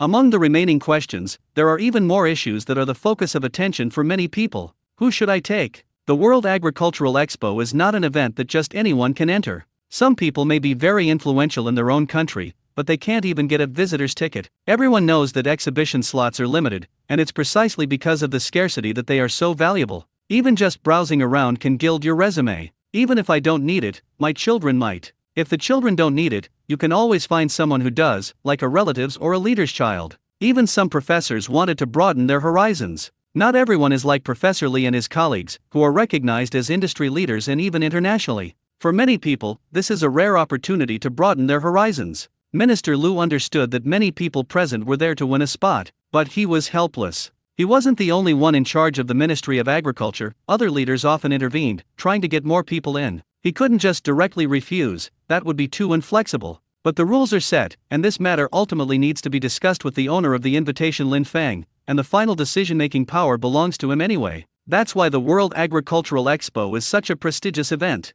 Regardless of the capital behind them, those who can participate in the exhibition are either professionals or people who have made real contributions to the agricultural field. It's not something that can be done by just randomly stuffing people in. Lin Feng was a little confused. When they were confirming what to bring, everyone seemed calm and unhurried. Why did they suddenly become so energetic after this was over? Is it because the work is done that everyone is happy? He glanced at Minister Liu, then at Jiang Ming, pondering to himself. Should we call it a day? If he delays any longer, he'll have to go back and make lunch. Minister Liu felt a chill run down his spine when he met Lin Feng's clear eyes, which seemed to say, "I want to adjourn the meeting," while he was under the expectant gazes of everyone present. But he finally mustered the courage to speak and asked Lin Feng, "Who are you planning to bring to the Agricultural Expo this time?" When Lin Feng heard this question, he was taken aback for a moment, and then his gaze swept over everyone present. He noticed that everyone's eyes lit up when they heard the words "who to take," and their faces showed an eagerness to say something. In that instant, he understood completely. These people weren't motivated because the meeting was about to end and they could go home, but because they were there to grab a share of the exhibition slots. Upon hearing this, Jiang Ming and the other students couldn't help but show their expressions. In fact, they had already discussed this matter privately, wondering who Lin Feng would bring and who would have time to accompany him. The key is that those who go along must be able to remain calm and answer questions accurately when faced with questions from professionals from various countries. They weren't worried at all before, thinking they were the perfect candidate. Anyway, they just need to see how many people Lin Feng needs and what his requirements are, and they will try their best to meet them. Even if Lin Feng doesn't take them, it's perfectly feasible to find Professor Li to form an agricultural team. So they had long considered these spots as their own possession, never expecting that this time they would inadvertently attract a pack of wolves, with even people from other departments wanting to get involved. But the decision-making power ultimately rested with Lin Feng. Lin Feng curled the corners of his lips, ignoring the eager-to-try individuals, and instead turned to Minister Liu, asking with a smile, Minister Liu, do you want to go? If you do, I can make room for you. That shouldn't be impossible. In fact, according to the rules of the Agricultural Expo, the number of people that can be brought in is directly linked to the number of exhibits on display. Each booth can accommodate a maximum of 3 people for each item displayed, and 2 more people can be brought in for each additional item. In other words, he brought 4 items this time, and a total of 9 people could accompany him. He, Tang Ji, and Lu Wei make a total of 3 people, plus 4 professional commentators, so the number of spots is already very limited. Even if Professor Li and the others wanted to go, he might not be able to bring them all, let alone add more people. However, we can't refuse Minister Liu's request, and I imagine that even if it takes up an extra spot, Professor Li and the others will understand. Minister Liu was speechless for a long time after being choked by Lin Feng's blunt words. Meanwhile, a man who had just mentally prepared his words for his child was immediately displeased upon hearing this. He subconsciously straightened his suit, adopted a serious expression, and began to speak. How could you decide such a big matter, such as who to bring along, all by yourself? Looking at his feigned seriousness, Lin Feng knew that the other party was about to give him a long lecture. But why should he listen? So he directly asked in return, "What else can I do? This is my own invitation. Can't I decide who to bring?" The Agricultural Expo invited him personally, not the Chinese government. That's the source of his confidence. In other words, even if Minister Liu went in person with an invitation, he wouldn't be able to enter the exhibition area unless he showed up. No, I mean, this is a world-class exhibition, you know? The man was taken aback by the question, clearly not expecting Lin Feng to be so direct. In his view, how could a young man make a decision based on his own assumptions on such an important occasion? This isn't some random dance party held at the village entrance. Lin Feng nodded again, but his tone carried a hint of confusion. I know this is a world-class exhibition, but so what? They invited me, so what does it matter to you whether this exhibition is world-class or not? He knew exactly what to bring as exhibits and what crops to share with the world, as these were related to China's agricultural development strategy. That's why he took the initiative to invite Minister Liu over and was willing to listen to opinions from the national level. This is the awareness that every citizen should have. But the question of who to take is inherently a very personal matter. Minister Liu, as a national representative, wants to participate and is willing to vacate his seat. However, the core requirements for the remaining accompanying personnel are that they have no problems with their class background, have sufficient political awareness, know what to say and what not to say, and, more importantly, be able to answer professional questions on his behalf. As for those people who want to gild their resumes, what does that have to do with this matter? Seeing Lin Feng's reaction, Jiang Ming and the others were instantly relieved. Those people on the other side were simply trying to manipulate these young people by virtue of their status and position, so they could insert their own relatives and cronies to build up their resumes. Who wouldn't see through this little scheme? However, this tactic relies on young people caring about your status and position.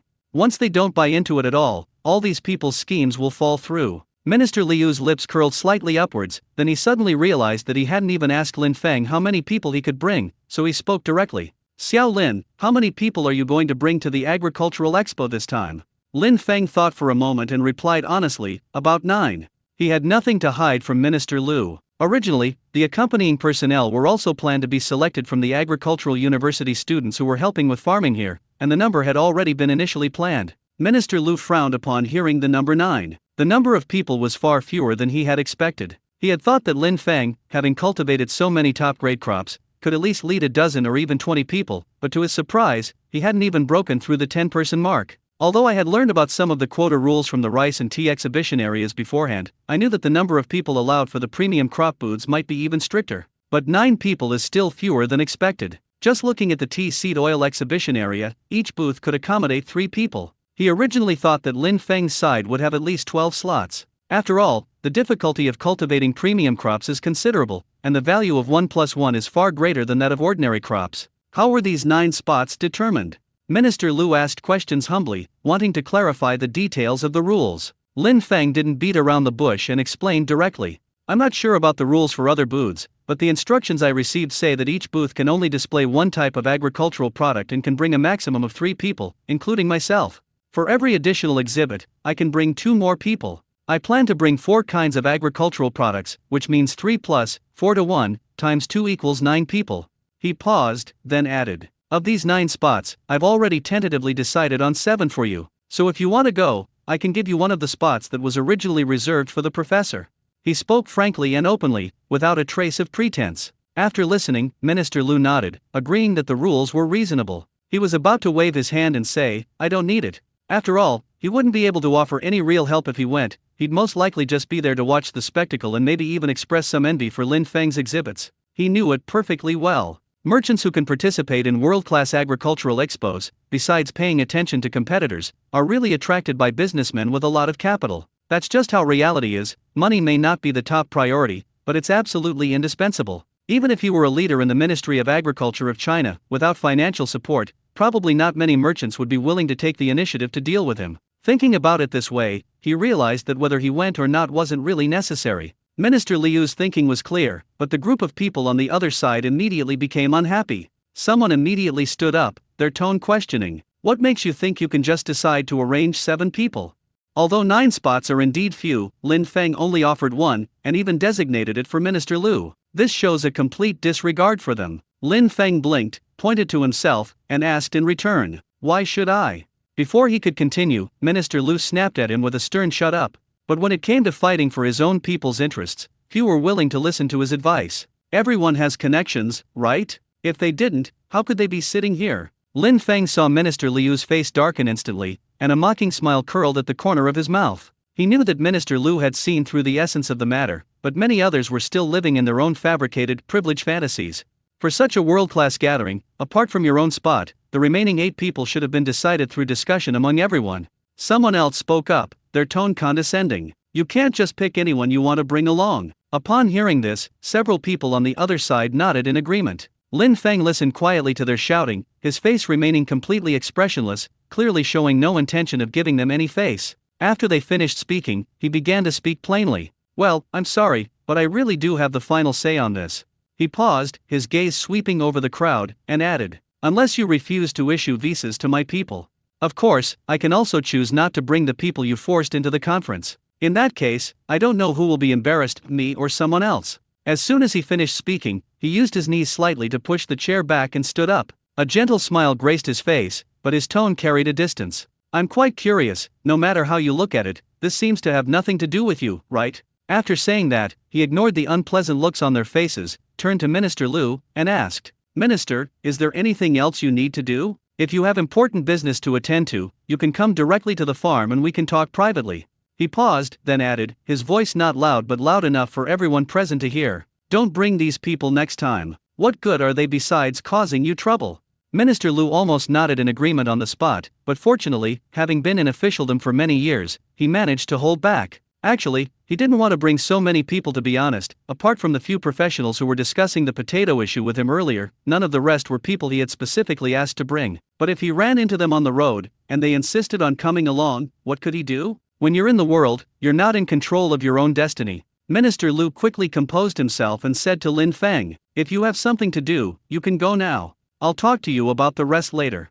Lin Feng nodded in agreement, then turned and left the conference room. Zhang Ming and the others exchanged a glance, feeling there was no need to stay, so they stood up, bowed slightly to Minister Liu, and followed Lin Feng away. The people in charge have all left, so there's no point in them staying to bolster the situation. Moreover, they had no connection with the group on the other side who wanted to stuff people into their seats. Let alone Lin Feng, even they themselves wouldn't pay attention to someone trying to get a spot for free. In the entertainment industry, people know to spend money to cast actors in dramas, so why do they try to get something for nothing here? In their view, Lin Feng did nothing wrong. "We can give face to the Ministry of Agriculture, but as for favors from others, we don't care." Seeing Lin Feng and his group leave, Minister Liu suddenly found it somewhat amusing. Lin Feng is a person whose likes and dislikes are so clear that it's impossible to dislike him. He treats his own people with the warmth of a spring breeze, and always thinks of those around him when good things happen. But when it comes to those with ulterior motives, they show no mercy whatsoever. With things having escalated to this point, Minister Liu had nothing more to say. As for those who followed along halfway through, they kept complaining and even subtly scolding him for being immature young people ever since Lin Feng left, but he simply ignored them. He glanced at the few colleagues he had actually brought with him, giving them a look that indicated they should talk outside. As for the rest, yes, they booked their own tickets to come, so they should be able to make their own arrangements when they get back. We're all adults, surely he shouldn't have to worry about our journey home. So, Minister Liu simply stopped caring about those people's expressions. He straightened his clothes briefly and said to his few actual colleagues beside him, "My business here is basically finished. The rest I need to discuss with Lin Feng privately. Well, it's confidential, so there's no need for anyone else to listen in." He paused, then changed the subject, his tone becoming somewhat serious. "When we first entered Stone Village, the guards at the gate must have told us about the precautions, right? I won't repeat them. Although the experimental center here hasn't been built yet, many of the crops grown in the village are classified. I think even if you're not from the agricultural sector, you should be aware of this. Don't wander around or touch anything. Minister Lu, with a formulaic smile on his face, completely ignored the increasingly unpleasant expressions on the faces of those people, and continued speaking in a businesslike manner. Since you all came of your own volition, I presume you don't need me to worry about your return arrangements. Please make yourselves at home, I'll take my leave now. After speaking, he stood up, tidied up the documents on the table, and took the lead in walking out of the conference room. He didn't care at all about the impact his words would have on the rest of the group. These people didn't listen to his orders just now, and even gave him the cold shoulder in public. Now they can forget about getting anything out of him. Want to file a complaint? Go ahead and do it. We're all seasoned veterans of the officialdom, who's afraid of whom? Stepping out of the smoky meeting room, and only when he saw the enormous pumpkin leaves in the field that were impossible to ignore, Minister Lu took a deep breath of the fresh air in the Stone Village Nature Reserve, and felt the tightness in his chest dissipate considerably. To be honest, he actually felt quite satisfied watching Lin Feng argue with people. In particular, Lin Feng was criticizing those people he had long disliked but couldn't directly offend due to various relationships. In fact, even some of the colleagues who came with Minister Lu secretly wanted to visit the Agricultural Expo. That's a world-class, top-level agricultural exhibition. Many people never even get close to the entrance of the exhibition area in their entire lives. Now that there's an opportunity to get up close and personal with it, who would be willing to give it up? Old Lu, do you think we really have absolutely no chance this time? One of the colleagues was still unwilling to give up and wanted to try again. Minister Lu glanced at his own people, and without hiding anything, directly offered his advice. There's probably no chance this year, but what about next year? The year after? Once the experimental center in Stone Village is completed, Lin Feng will definitely not only receive this invitation to the world-class agricultural expo this year. The person asking the question immediately brightened up and pressed on with more questions. You mean, there will be other opportunities in the future? Minister Lu nodded, his tone resolute. Look at what Lao Li and the others did, don't you understand? Cooperate well with Lin Feng, this might be your future opportunity. Whether it's new research projects or invitations to agricultural expos, these will be indispensable in the future. Minister Lu paused, then added, as far as I know, that kid has produced no fewer than 9 kinds of premium crops this year alone, including black leeks and high-yield corn. Whether it is a variant resulting from improved varieties or a nearly entirely new species, they all have extremely high research value. So what's the rush? Next time he goes to the agricultural expo, he'll need to bring professionals with him, right? It's understandable that we didn't have the opportunity this year. Apart from basic knowledge of agriculture, we know nothing about the specifics of Lin Feng's crops or their cultivation techniques. How can we compare to Professor Li and his team, who have been working with Lin Feng here for over 2 years? Not to mention that Lao Li and his colleagues are top performers in the field. Among so many agricultural universities and thousands of professors across the country, how many dare to do what they do, almost detaching themselves from the university and renting land to conduct field research? Even their research funding, apart from the basic grants from the agricultural university, was all secured by themselves. They earned their place with Lin Feng through their own abilities, so why should they listen to us and give up their spots? Upon hearing this, the people around Minister Lu, all of whom were intelligent, immediately realized what was going on and couldn't help but grin at the possibility of the future that made perfect sense. Let's give Professor Li and his team a break this year, but the situation next year is hard to say. Once they understood this, the frustration in their hearts gradually dissipated, replaced by a surge of fighting spirit. There will be plenty of opportunities in the future. Right now, it's better to build a good relationship with Lin Feng than anything else. Naturally, Tang Ji and Lu Wei had no say in such a meeting that involved exhibition slots and agricultural planning. However, noticing that Lin Feng's expression wasn't good after returning from the meeting room, the two exchanged a quick glance, and Tang Ji, who had slightly higher emotional intelligence, spoke first. What happened? Did the negotiations break down over there? Lin Feng shook his head, his tone tinged with impatience. It's nothing, I just ran into a few really disgusting people. After thinking about it for a moment, Tang Ji could roughly guess what was going on even without going to the scene. There's a reason why military officers have always looked down on the behavior of certain civil officials. Soldiers like them, all the merits and honors they have earned are earned through real battles on the battlefield. Every single one of them is a testament to their hard work and dedication, and it's hard for anyone else to take their place. But the tricks of civil officials are different, otherwise, people wouldn't say, those who play mind games are cunning. Lin Feng's personality is clearly more like that of people on their side, straightforward and practical, otherwise they wouldn't get along so well. It's alright, don't pay any attention to those people. If anything happens, the military region will take care of it for you. Tang Ji patted Lin Feng on the shoulder and comforted him with a reassuring tone. Having protected Lin Feng closely for so long, he knew far more inside information than outsiders, and he was also well aware that the military region would never release Lin Feng's family's precious crops. Especially those vegetables and fruits that can help wounds heal faster and recover better are much better than those miracle drugs whose side effects could fill 2 or 3 pages of an A3 paper. Even the military stationed overseas made a special call to instruct them to take good care of Lin Feng. It is said that the insect repellent that is currently being used very effectively there was extracted and formulated from the mugwort grown by Lin Feng's family. Although mugwort is now being planted on a large scale, the one grown by Lin Feng's family is still the best in terms of effectiveness. Tang Ji then belatedly realized no wonder he hadn't attracted many mosquitoes in the reserve this year. At first, he thought it was because there were fewer mosquitoes in the reserve than in the military camp, but now he understood the reason. He finally understood why they valued Lin Feng so much over a small bottle of insect repellent. The forest where they were stationed was far more dangerous than the Stone Village Nature Reserve. In the nature reserve, the only things that can be deadly, besides extreme weather, are large animals like tigers, giant pandas, and wild boars. But these animals, at least, can run away once they see them. As long as they aren't bitten to death or dragged away on the spot, there's still a chance for rescue later. But the place where they are stationed is truly dangerous and impossible to guard against. A tiny insect, almost invisible, can be fatally venomous, or even require amputation after a single bite. A mosquito meeting can leave a person covered in welts and with a persistent high fever. Thinking about his past experiences carrying out missions there, Tang Ji couldn't help but shudder. Lin Feng couldn't help but smile after hearing Tang Ji's words. Yes, now that the military region is backing him, anyone who wants to touch him will have to think twice. Thinking about it this way, the annoyance he felt because of the eccentric people dissipated considerably. But then he frowned. What I'm worried about now isn't the agricultural expo, it's the experimental center that's still under construction. The thought that the experimental center, which should be full of academic atmosphere, might be turned into a mess by a group of people with ulterior motives made him feel heartbroken. No, I still need to discuss this matter thoroughly with Professor Li and the others. Sitting in the courtyard, Lin Feng suddenly muttered something to himself. These words startled Tang Ji, who was immersed in his memories of mountains and seas of insects, but he instantly relaxed when he heard the words Professor Li.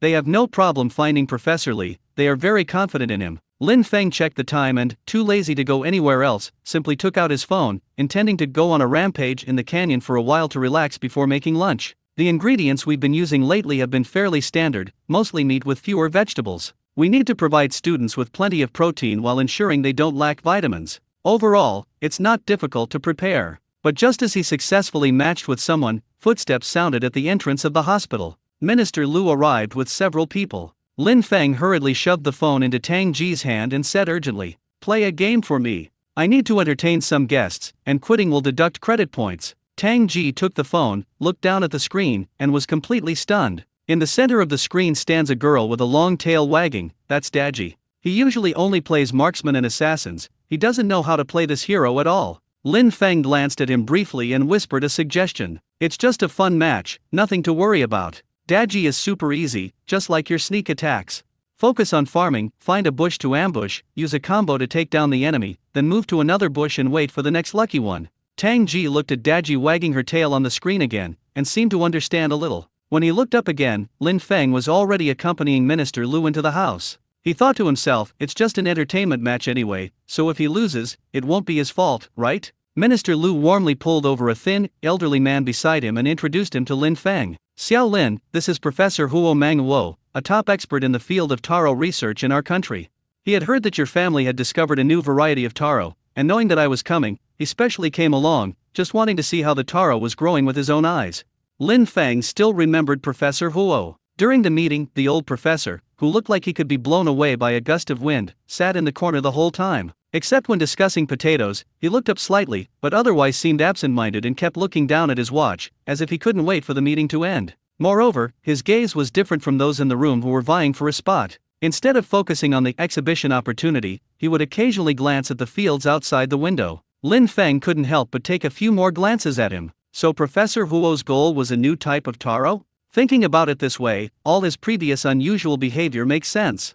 Upon hearing Minister Liu's request, Lin Feng readily nodded. "Professor Huo, you're too kind. Please come with me." He added, "Do you want to observe on-site, or do you need to take samples? If you need to take samples, I'll go to the warehouse and get a professional sampling kit to ensure that the integrity of the samples is not compromised." Lin Feng himself didn't realize that the golden finger effect on him actually had a two-way impact. Wearing it on his body for a long time not only made animals particularly close to him, but also made him exceptionally sensitive to the good and evil in people's hearts. Simply put, after spending more than 3 minutes with someone, he can instinctively sense whether that person is upright and reliable or has ulterior motives. Just like he can easily tell whether the little ones in his house, big and small, lying in the yard whimpering are genuinely uncomfortable or just pretending to be pitiful and wanting food. Professor Huo reminded her of Professor Li and the others. Although he looked thin, he had clear eyes and a strong dedication to academics, and he was also an upright person. Moreover, since this person was brought by Minister Lu, Lin Feng felt that he must have genuine knowledge and skills. Faced with such a person, he was naturally willing to show more respect and cooperation. Professor Huo was quite surprised to hear Lin Feng's words. During the meeting just now, this young man gave them a completely different impression. When facing those powerful and influential people, he would confront them and leave without hesitation, his impulsiveness even more reckless than that of a hothead. Unexpectedly, he was so thoughtful, even considering that he needed to take samples in advance. He nodded quickly, a genuine smile on his face. "Thank you so much. It's no trouble at all."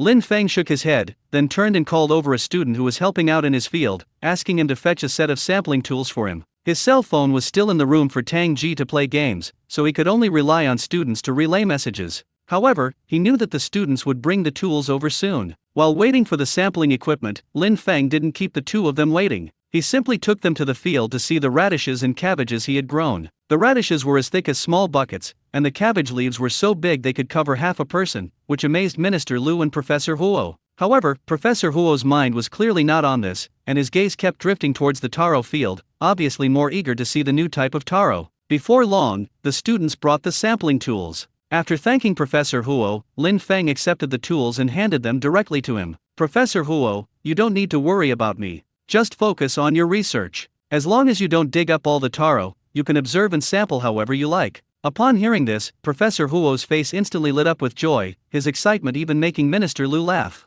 "Hey Lao Huo, why don't you just come to the experimental center in Stone Village? That would save you from running around looking for research materials every day." Professor Huo glanced at him and decisively shook his head. "It's impossible for me to work." Minister Lu understood the helplessness in those words. In agricultural research, the worst thing is for laymen to give bad advice. Professor Huo started his research independently because some investors, taking advantage of their investment, tried to interfere with his work. He was so angry that he decided to work alone, preferring to have limited funding rather than let capital steer his research in the wrong direction. Minister Lu shook his head, his tone resolute. "This place won't turn out the way you're worried." He is all too aware of the current chaos in the industry. Many seed bases and laboratories quickly become chaotic once capital gets involved, and the original research intentions slowly turn into tools for pursuing money. But Stone Village is different, because Lin Feng is there. This child has always stayed true to himself. If he wanted to make money, he wouldn't have had to wait until now. If he were willing to sell seeds, he would have been a billionaire long ago. Why spend so much time haggling over prices every time you talk to the military region about supplies? Take the invitation slots for this agricultural expo, for example. Even if each one sold for $1 million, people would line up all the way to the village entrance to grab them. But Lin Feng never considered that idea from beginning to end. Instead, he was focused on what exhibits to bring and how to cooperate with the research. Therefore, Minister Lu understood in his heart. As long as Lin Feng is still in Stone Village, it will not be corrupted by capital. Lin Feng's eyes lit up when he heard their conversation. This is a perfect opportunity to have a good chat with Minister Lu about the selection of personnel for the testing center. Minister Lu knew he couldn't make a guarantee on this matter, so he could only sincerely assure Lin Feng. "I can only say that I will try to be as strict as possible in the screening process, but some things are not something that I can decide on my own. After all, it involves coordination from multiple parties." Lin Feng nodded, also taking a step back, and put forward the most basic requirement. "At the very least, you have to guarantee that everyone who comes to the testing center has genuine knowledge and no criminal record. Can you at least guarantee that? These crops are all grown with my hard work, and I hope they can be treated well, instead of being messed with by people who don't know anything about them." "Of course." Minister Lu nodded vigorously, indicating that he could still uphold this bottom line. While the two were chatting, Professor Huo had already squatted down in the taro field, holding a small wooden stick in his hand, and was carefully digging the taro out of the soil bit by bit. She was so careful that she was afraid of damaging the taro roots if she used even the slightest force. Seeing this, Jiang Ming, who was in the field, quickly went over to help. The two squatted down in the field, their movements as gentle as if they were protecting fragile porcelain, tacitly avoiding the taro skin, just so that the taro could continue to grow. Lin Feng stood on the edge of the field, completely dumbfounded. Is the hoe not working properly? Why insist on using a small stick to dig it out? Although his family's farm doesn't grow as many taro as potatoes or sweet potatoes, it's not like they'd be reluctant to dig up a single one just to look at it. Is it really worth all this trouble? He turned to look at Wu Yang standing beside him and gave him a wink, the meaning of which was very clear. Why don't you get the professor a hoe? Just watch helplessly as your senior and an old professor with white hair painstakingly scrape the soil with a small stick they picked up from who knows where? The service station is far away, but his house is very close by. It only takes a few minutes to grab a hoe. Wu Yang looked aggrieved and inwardly cried out that he was wronged. He had just said, "How about we get a hoe?" But before he could finish speaking, Professor Huo glared at him fiercely. He was certain that the lethality of that gaze was inversely proportional to Professor Huo's thin weight. His heart pounded in his chest, and he almost thought he was going to be pierced by that gaze. Even Professor Li, who was usually so serious and whose brow could hold a cotton swab, has never been this fierce. Lin Feng, for once, understood Wu Yang's grief and indignation. He touched his nose and pondered. Perhaps every renowned professor has their own unique research habits, and we should simply respect them. He was especially relieved when he saw Professor Huo carefully dig out half a taro, examine it for a moment, and then carefully cover it back with soil. Luckily, I didn't impulsively suggest getting a hoe, otherwise I might have spoiled the old professor's mood. Professor Huo stood up, dusted off his hands, and said to Jiang Ming, who was waiting to the side, "It is indeed a new variety, very interesting. If we want to harvest this taro, we'll probably have to wait at least another half-month. Let's wait a bit longer, I think it can grow another size." Jiang Ming also noticed the variety in the soil that was significantly larger than the ordinary taro, and asked with a smile, "Professor, are you planning to stay here for half a month, or wait until the harvest is ready before coming back?" Hearing this, Professor Huo was clearly perplexed, squatting on the edge of the field, struggling with his dilemma. Logically speaking, he should have gone back to his laboratory. The taro in the experimental field was ready for harvest and needed to be tended to, but he really couldn't let go of the new taro plant in Shida village. What if it was harvested ahead of schedule and he couldn't get a plane ticket to come over? Wouldn't he miss the opportunity to observe the first scene? On one hand, there's a semi-new variety that I've cultivated for many years, and on the other hand, there's a brand new taro that fell from the sky. Which one should I choose? Professor Huo squatted on the ground, his brows furrowed in worry. Seeing the old professor's conflicted expression, Lin Feng knew he couldn't afford to delay any longer. If we don't cook soon, everyone will go hungry at lunchtime. He had no choice but to turn to Jiang Ming for help. Jiang Ming and Lin Feng already had a tacit understanding. Upon receiving the glance, they immediately nodded and mouthed a signal to each other. "Don't worry, leave this to me." This isn't the first time she's covered for Lin Feng. Seeing that Jiang Ming had accepted the task of accompanying and introducing the children, Lin Feng finally felt relieved and turned to walk towards the cafeteria. The population of Stone Village is neither too large nor too small. The elderly folks who used to linger by the fields last year, inquiring about the crop growth, are gone. In their place are construction workers coming and going at the construction site, and the air is filled with the clanging and banging of hammers and the roar of machinery. The drawbacks are also obvious. The construction generated a significant amount of smoke and noise. Lin Feng gazed at the bustling construction site of the testing center and pondered to himself. No wonder the little ones have been staying in the mountains these past few days and haven't come back. They probably can't stand the noise pollution here. However, Lin Feng is also fortunate that the auntie who helped out in the cafeteria can stay for a while longer. If his aunt leaves, he might really have to ask Tang Ji or Lu Wei to come and help in the kitchen. But my aunt really can't work for more than a few days. It's said that her family has already paid for the house they bought in town and will move in once the renovations are finished.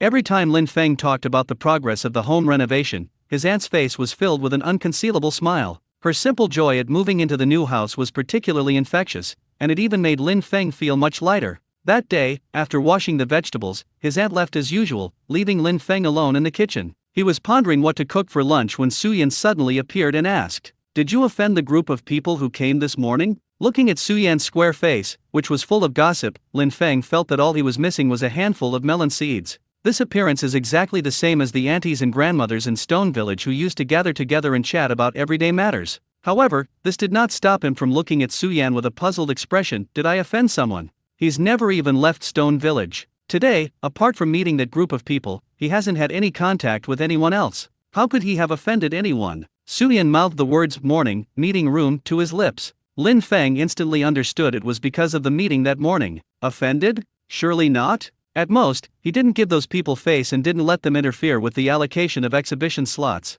The key point is that this matter has nothing to do with them in the first place, so why should he give the quota to a group of people who don't even understand the characteristics of their own crops? Besides, if we really bring their people to the agricultural expo, and they can't answer any of the questions asked by foreigners, whose face will be lost? Suyan became familiar with Lin Feng, so she spoke less restrainedly. As the one who came to deliver the message, he picked up a cucumber directly from the bowl of pickled vegetables, and while eating it, he said, "How could I not have offended you? When they left, they went to my place to register, and they kept talking bad about you. One minute they were saying you were immature, the next they were saying you were too young and hadn't been through the harsh realities of life. They even said they wanted to teach you a lesson so you'd remember it. Tisk tisk, you've really picked up a grudge quickly."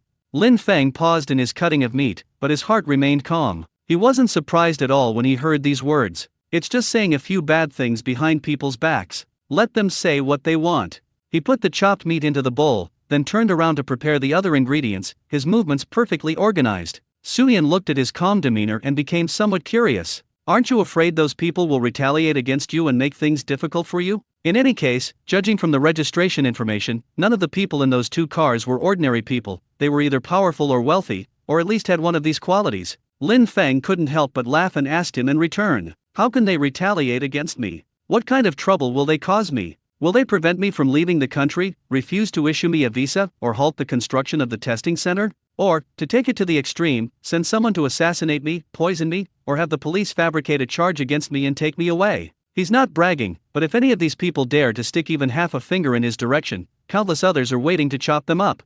The military region relies on his crop research and logistical support, and the agricultural university relies on his new varieties to advance scientific research. To really touch him is to touch the interests of a group of people. These days, it's hard to say whether a friend is truly sincere, but when an enemy wants to kill you, they are absolutely sincere. Lin Feng is no pushover.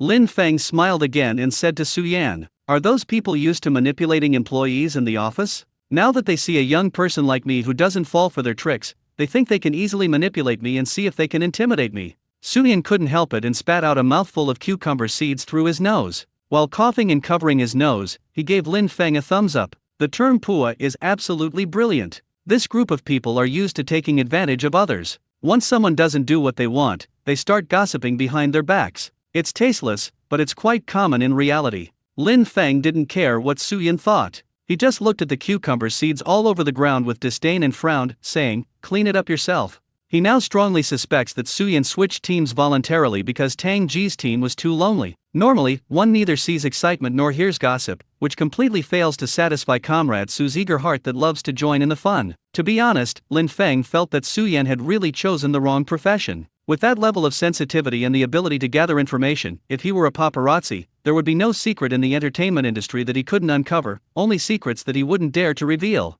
Minister Liu was indeed a very busy man. He left in a hurry with his entourage after lunch. Professor Huo hesitated for a long time, but in the end he couldn't bear to part with the more than half of his hard work in his experimental field, so he gave up staying in Stone Village to wait for the taro to ripen. After all, staying here means he can only watch and not touch. If something goes wrong with the final touches on his side, even if there are brand new varieties here, it won't make up for his losses. Lin Feng understood perfectly and immediately assured Professor Huo, "Don't worry, once the time for digging taro is confirmed, I will definitely let you know in advance so that you can make it to the site." Like Zhang Ming, who is still more than a week away from wheat harvest, he is already glued to the weather map. He absolutely could not let the sudden downpour disrupt the harvesting plan for the new wheat variety. He was determined to get it done early rather than late. If the weather forecast showed any signs of bad luck, he would immediately harvest Lin Feng's wheat field first, and then deal with the other fields. Zhang Ming's anxiety made Lin Feng anxious as well. Every day, the first thing he did upon waking up was to check the weather, fearing that rain would delay the farming season. Moreover, wheat harvesting is like a signal, often indicating that other crops are also ripening one after another, especially those giant pumpkins. The seeds have been planted, and the plants have grown so big. How are we going to harvest them? Lin Feng thought to himself that he should ask Professor Li if he knew any forklift teams and if they could send some over to help. The harvest is even more troublesome. His giant pumpkin has a circumference of about 8 meters and a height of 1.5 meters, and it has not stopped growing. How can such a big pumpkin be cut open to extract the seeds? How should I store the seeds after harvesting? He even thought of his own pigs. Pigs can be harvested now, but should we eat them? And when is the best time to eat them? A series of questions gave him a real headache. Professor Sun, who was sitting in his office in the county, jumped up from his chair as soon as he heard Lin Feng's question. The swivel chair crashed into the cabinet behind it with a loud bang, so loud that Lin Feng on the other end of the phone couldn't help but scratch his ear. "Eat? Why aren't you eating? Professor Sun shouted into the phone, his voice rising 8 octaves. Wait here, I'm on my way to your house. How many are you planning to kill this time? How are you going to kill them? He held the phone in one hand and frantically tried to grab his coat draped over the back of the chair with the other, but it was too much trouble to put on his clothes with one hand. In the reflection of the glass door, his flustered appearance made him look like he had been electrocuted. Hearing Professor Sun's excited, almost out of control tone on the phone, Lin Feng felt inexplicably sorry for his own pig. He slowed his speech and said, "Just kill one, to taste it first. We'll see how things go when I get back in October. You don't need to rush, we won't kill him today. The main problem is that it's just one pig, and I don't want to make a special trip to the slaughterhouse. Even one is fine." Professor Sun wasn't picky, but as soon as he heard "not today," he deflated like a punctured balloon, all his excitement vanished, and his emotions calmed down. God knows how crazy he was about craving Lin Feng's pork. As the saying goes, once you've tasted the good stuff, everything else is just a compromise. His palate has long been spoiled, and he has no intention of settling for ordinary pork. Professor Sun's coat was still hanging on his arm, one sleeve not yet pulled up, but he didn't care. He slowly pulled back his chair, slumped down, and asked, "So when are you planning to kill him?" "We'll see when the wheat is harvested, and then we'll kill it the day before the harvest." Lin Feng said, "Eating meat will give me the energy to work. By the way, Professor Sun, do you know how to butcher a pig and butcher pork? Stone Village is under demolition and martial law, and the pig butchers we used before are too much trouble to come." Since it was just one pig, and he didn't want to be picky and bother the slaughterhouse, he could only ask Professor Sun for help. Professor Sun paused for a moment, his tone slightly hesitant. "Theoretically, I definitely can, but you know, theoretically." Lin Feng pressed his throbbing forehead. He forgot that Professor Sun's expertise was in performing surgery on animals to treat diseases, which was completely different from slaughtering and butchering pork. Even Tang Ji and Lu Wei, two retired soldiers who were skilled at killing chickens, waved their hands when it came to killing pigs, saying they were afraid of accidentally cutting open the intestines or breaking the gallbladder, which would be a disservice to such delicious meat. Professor Sun paused for 2 seconds after hearing no sound on the other end of the phone, and then realized Lin Feng's predicament. He gritted his teeth, slammed his hand on the table, and said, "It's just a matter of finding a butcher who knows how to slaughter and butcher pigs. Leave it to me, I'll find you a reliable one, and I guarantee the meat won't be wasted." Lin Feng smiled. That was exactly what Professor Sun wanted to hear. In this county town, Professor Sun, being a local expert, was more familiar with the place. However, after thinking for a moment, he added, "We need to keep it a secret when we're looking for someone. You know, the more people who know, the less pork we get." Professor Sun immediately nodded. "I understand. I understand perfectly." He had a deep understanding of this when the pigs were divided among the two households last time. The more people there are, the less meat they get. This little trick goes without saying. But finding a butcher just got stuck. There are many people in the county town who know how to slaughter pigs, but not a single one is willing to come and work in the current Stone Village. Professor Sun asked several familiar pig butchers before he finally found out the reason. There's been a lot of talk in the county lately, saying that now you have to check your ancestry for 8 generations to get into Shida Village. The procedures are complicated and time-consuming, so people are afraid of getting into trouble and simply don't want to come. Upon hearing this reason, Lin Feng fell silent on the spot. He hadn't expected the martial law measures to be so widely publicized. Professor Sun was also helpless, slumping in his chair and sighing. "I always felt that there was something wrong with these people, but I had no evidence, so I could only watch anxiously. Tisk, maybe they just care about their privacy." Tang Ji and Lu Wei, however, seemed to understand. "Don't people care about this nowadays? It's one thing if they find out you've committed a crime, but what if they find out something else, like your son isn't related to you by blood? How embarrassing would that be? It might even be discovered that your son is not related to his biological mother by blood, but you and your son are biological father and son." While peeling edamame and peanuts, Suyin casually added a comment, his tone carrying a hint of schadenfreude. The 5 people remaining by the stone table all turned to look at Suyin instantly, their eyes filled with, "I never expected you to be like this, Suyan." But Professor Sun was more concerned about the veracity of the rumors and couldn't help but ask further, "You guys really go through the ancestral origins of people 8 generations back?" Suyin shook his head and said helplessly, "We don't investigate, but a lot of people think we do." They actually knew the origin of this rumor. "When I first arrived in Shida Village, it was the time when villagers visited each other most frequently. As newcomers to the village, they were unfamiliar with the area and inevitably encountered passers-by who would ask them questions about their identity and purpose. Some of the gossip was even shared by the elderly people who came to register. For example, when someone's child is about to find a partner, or when someone has a conflict with their neighbor, most of these conversations are made under the guise of introducing potential partners to team members, while also subtly smearing the opposing team. But somehow, as the story spread, it changed its meaning when it reached the county town, becoming to enter Stone Village. You need to check your ancestors for 8 generations. This rumor wasn't entirely without merit. Fewer people did indeed come to wander around the village. However, the drawbacks are also obvious. Many villagers in Shida village look at them strangely, as if they are really checking household registrations. Lin Feng had no time to dwell on the rumors. He was more concerned with the matter at hand. Who will slaughter my pig tomorrow? Professor Sun pointed to himself, then to Tang Ji and Lu Wei, and said with a hint of uncertainty, if the few of us go together, plus you, it shouldn't be a problem, right? Tang Ji and Lu Wei exchanged a glance and nodded reluctantly. Professor Sun found us some video tutorials on slaughtering pigs. If we take it slow, it should be okay? Lin Feng took a deep breath. He originally wanted to retort, you all have no experience, but then he thought about it again and realized that this was not a bad thing. This provides Tang Ji and Lu Wei with a good opportunity to practice, killing one enemy to hone their skills and gradually become proficient. In the future, won't he be able to have 2 skilled personal butchers? This investment is definitely worthwhile. He nodded in agreement and even took the initiative to cut the meat. Sure, I'm not good at slaughtering pigs, but I can handle the meat. I guarantee I can do it just as well as the butcher.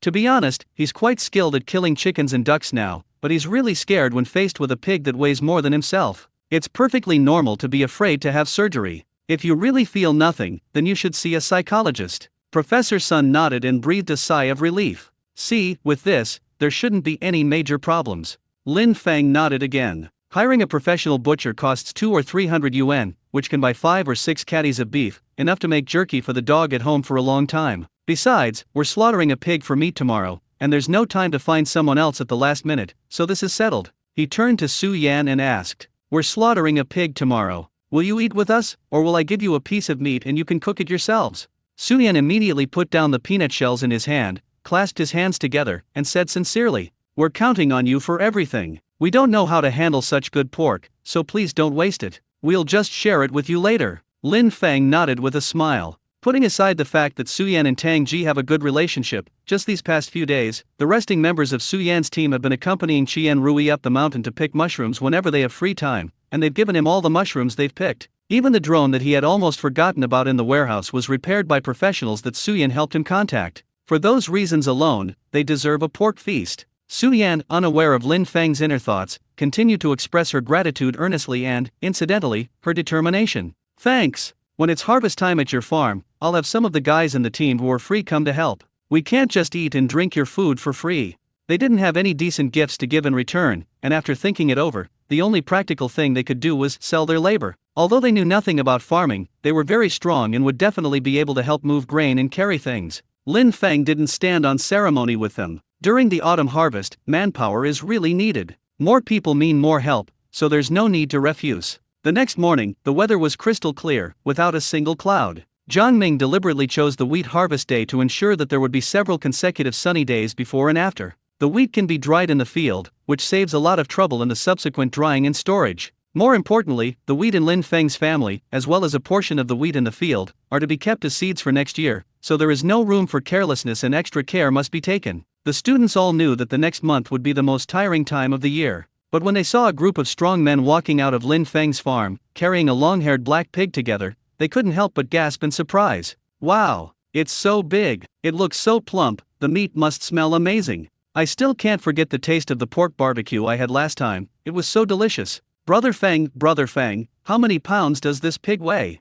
Lin Feng looked at the fat pig being carried on Tang Ji and Lu Wei's shoulders and replied with a smile. They weigh just over 300 pounds. Professor Sun said that with the current feeding method, they can grow even more, and maybe they can grow to 500 pounds in the future.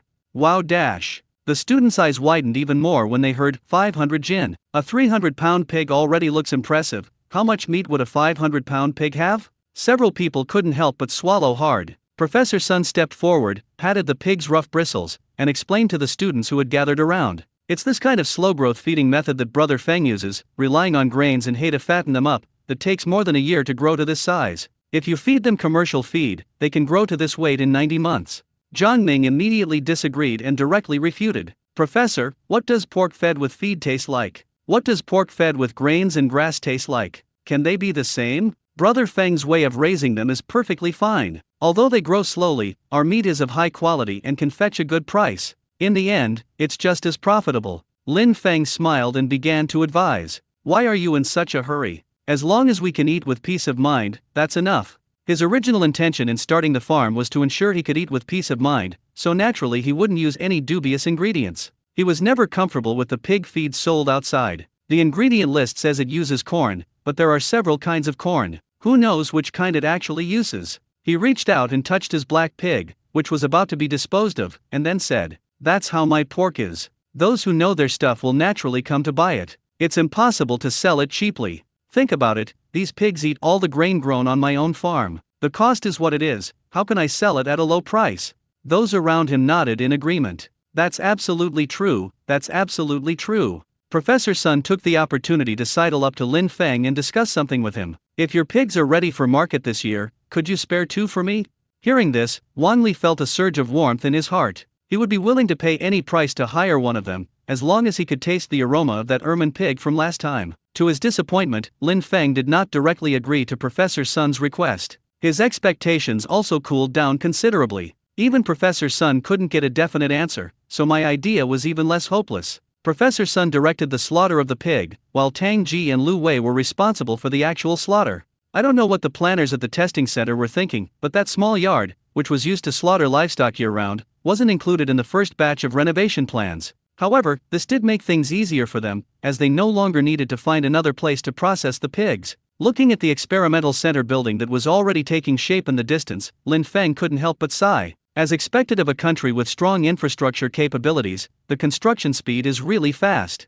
Even so, Zhang Ming and the others couldn't help but purse their lips, their tone tinged with helplessness. It's all thanks to you. Under normal circumstances, nobody could say for sure when this project would start or finish. This is a common tactic used by many people at the top. As long as the funding chain is cut off, no matter how anxious the people below are, they can only watch helplessly. The smooth progress of this test center was mostly due to Lin Feng's presence. No one dared to make any underhanded moves. However, it's not that no one dares to try. Those who failed to get agricultural expo spots from Lin Feng last time tried to sabotage the experimental center after returning home. They were secretly plotting, since they couldn't target Lin Feng himself, surely they could take action against the testing center next to him? They'd see who suffered more then. But as soon as they reached out, before they even touched the project at the testing center, their arms were almost chopped off. Is this experimental center just an ordinary research facility? It was built entirely with state funding, without attracting a single penny of external investment. These people haven't really thought about why the country is willing to invest so much, and where the confidence behind it comes from. It's worth noting that even hosting the Olympics can result in losses, let alone an experimental center focused on developing agricultural seeds.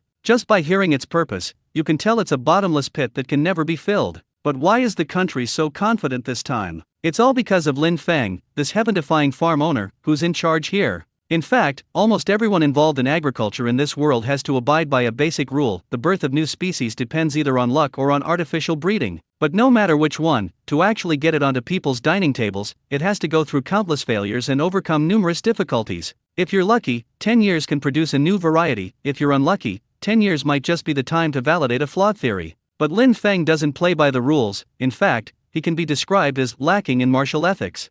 Everything you plant will grow, new crops seem to sprout out of thin air. In this situation, how dare they reach out to the testing center? You should be grateful you weren't beheaded. After a piercing scream, the pig's life came to an end. Bright red pig's blood gushed out, pouring freely into a large stainless steel basin, waiting for Lin Feng to later use his skills to make it into blood tofu and blood sausage. Under Professor Sun's guidance, Tang Ji, holding a long knife, instantly pierced the pig's lower jaw, directly slicing open the aorta, leaving only a visible wound. The movements were clean and efficient, and the pig suffered much less pain. Professor Sun gave Tang Ji a thumbs up and praised him. Impressive. A single strike was fatal. You flatter me. It's mainly because of your excellent guidance. Tang Ji still held the pig slaughtering knife in his hand, and bowed slightly to Professor Sun. Even though he was at the scene of a pig slaughter, he inexplicably exuded a martial arts charm that could only be found in novels. Keep in mind that blood was still dripping from the tip of the knife. The students who had been watching the whole thing felt a chill run down their spines, and then they started clapping wildly. The applause rang out incessantly, and someone shouted, "That's amazing! Master, please teach me." Others echoed this sentiment. "I want to learn this too. I want to learn it too." Tang Ji's ears instantly turned red, and he quickly waved his hands, saying, "It's not even a good skill, why bother learning it?" Lin Feng and the others found this scene quite amusing. But what happened next was neither pleasant to look at nor pleasant to smell. Even if a pig is cleaned thoroughly while it's alive, it will still emit an unpleasant odor when it's time to remove its hair. Fortunately, many people were willing to come and help, and even students rolled up their sleeves and joined the team. Despite its considerable weight, this pig still yields a good amount of meat even after cleaning. However, the South China tiger suddenly returned home last night, naturally accompanied by 3 cubs who, though quite large, still resemble tiny babies. Judging from their appearance, they absolutely wouldn't leave unless they had a meal of pork. And then there were the 2 little dumplings. Not only were they waiting expectantly to the side, but if Lin Feng hadn't desperately stopped them, they might have even run over here. With these big guys around, he doesn't even know if his half-pig will be enough for them to share. With everyone working together, the long-haired black pig was shaved clean in no time, revealing its smooth body. Lin Feng stared at the color of the pigskin for a moment, then asked with some curiosity, "Was it because we didn't control the pressure when shaving the pig properly, or is the pig's skin just naturally redder than other pigs?" The students around them were also stunned. They looked at their hands, which were red from being scalded by hot water, and then turned their curious eyes to Professor Sunday. With so many eyes staring at him, Professor Sun felt as if he were nailed to the spot. To be honest, he couldn't explain what was going on either. After a long while, he cleared his throat and began to explain. "I haven't really noticed this situation before. There are too few samples now. Let's observe it again when we encounter more cases in the future."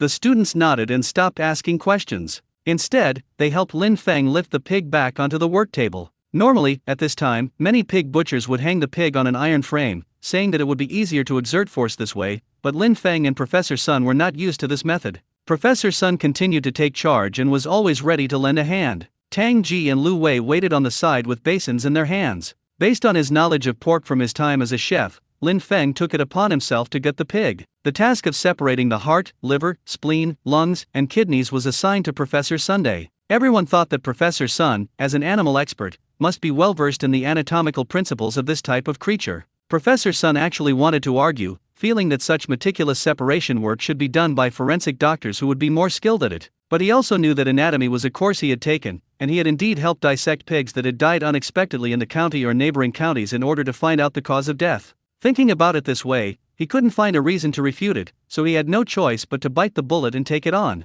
Lin Feng gripped the knife, watching Professor Sun's academically sounding movements, and felt inexplicably intimidated. He quickly changed the subject and asked, "Are my cows ready to be eaten too?" Professor Sun, who was busy scooping out intestines, suddenly stopped, almost puncturing them. He quickly finished what he was doing before looking up to answer Lin Feng. "Actually, it's ready to eat a long time ago. I thought you were going to keep it as a breeding cow, so I didn't ask. Besides, your cow is in really good condition."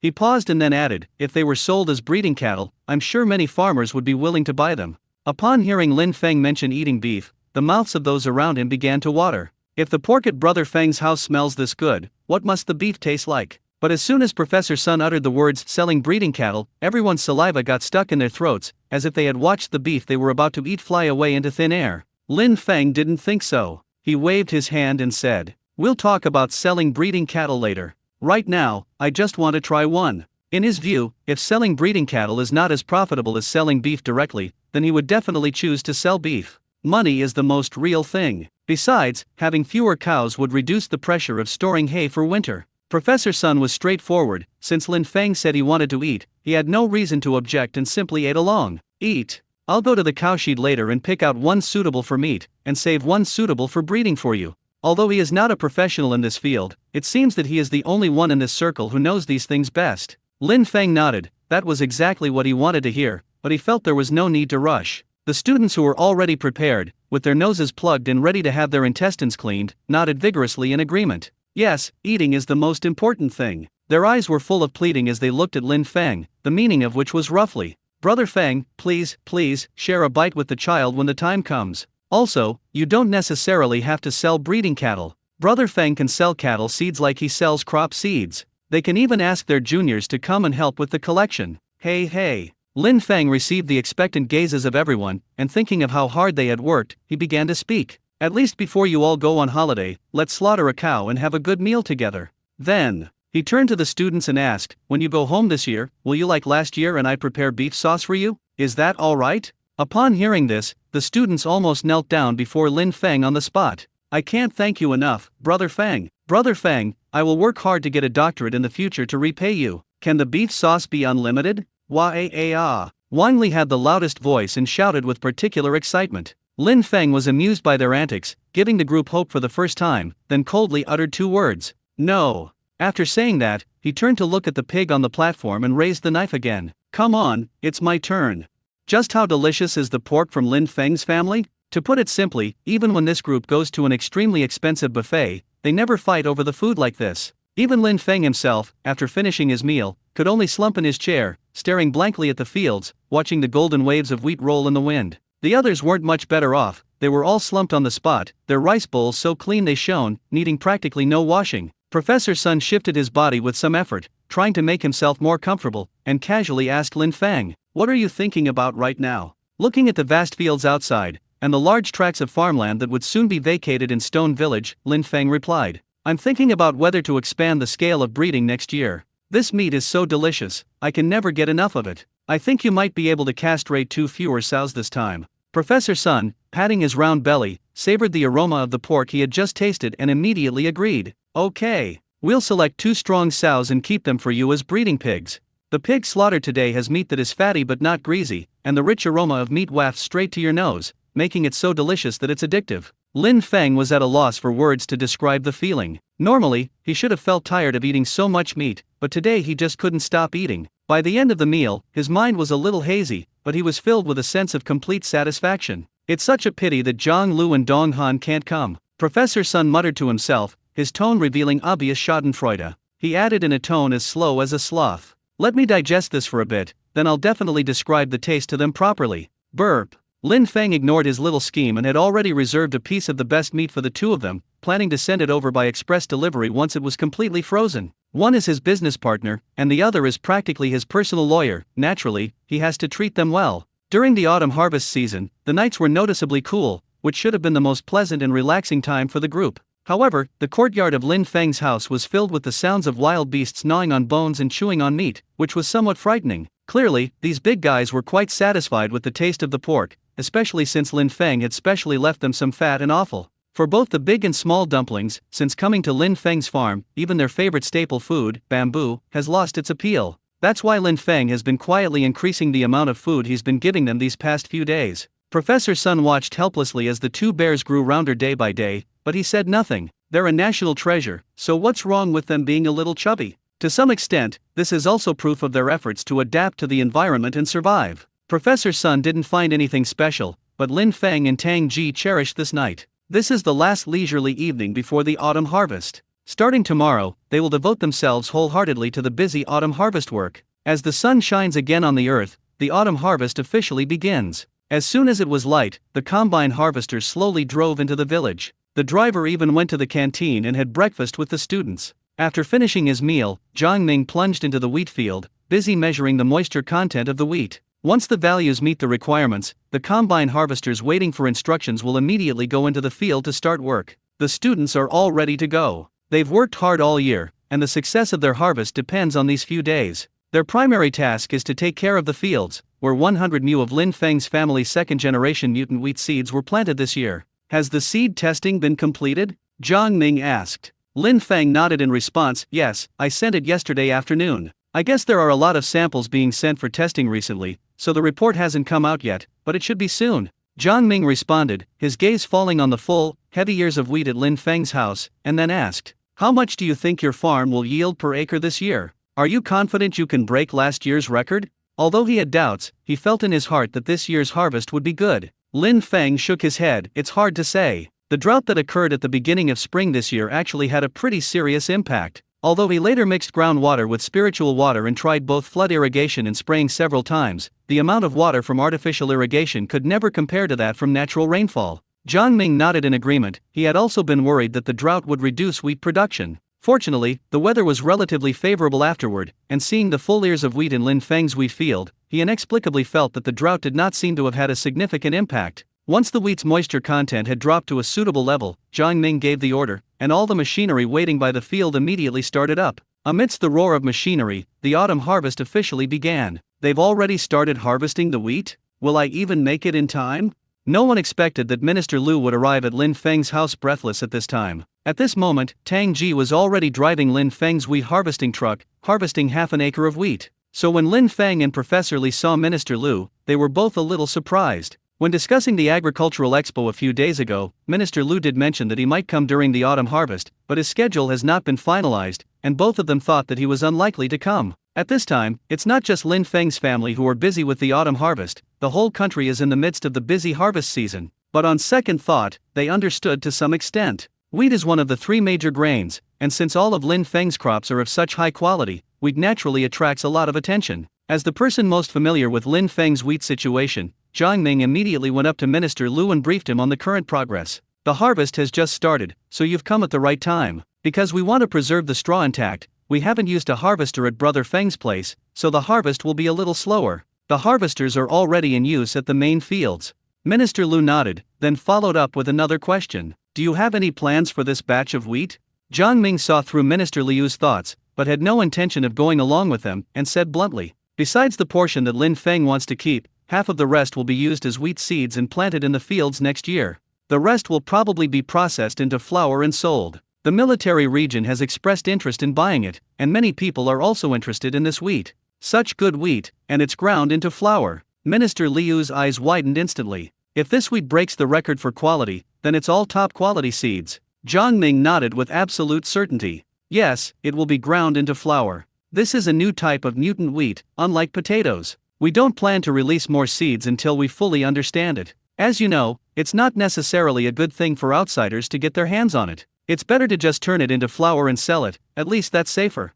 Minister Lu was speechless. He knew Jiang Ming was telling the truth, and he assumed the plan had been discussed with the professors at the agricultural university. Indeed, the wider the wheat seeds circulate, the greater the likelihood that they will fall into the hands of those with ulterior motives. Even though such good seeds were eaten, he still felt heartbroken, as if his heart was bleeding. Minister Lu slowly turned his gaze to Lin Feng, hoping that Lin Feng could put in a good word for him. As the owner of the wheat, his opinion carries more weight than anyone else's. Lin Feng ignored him completely because his phone had just vibrated. At this point in time, it's highly likely that the test results from yesterday's submission have come out. Seeing the top grade ++ rating on the report, he wasn't too surprised. Instead, he carefully compared it with the data below, wanting to see how far he was from top grade +++.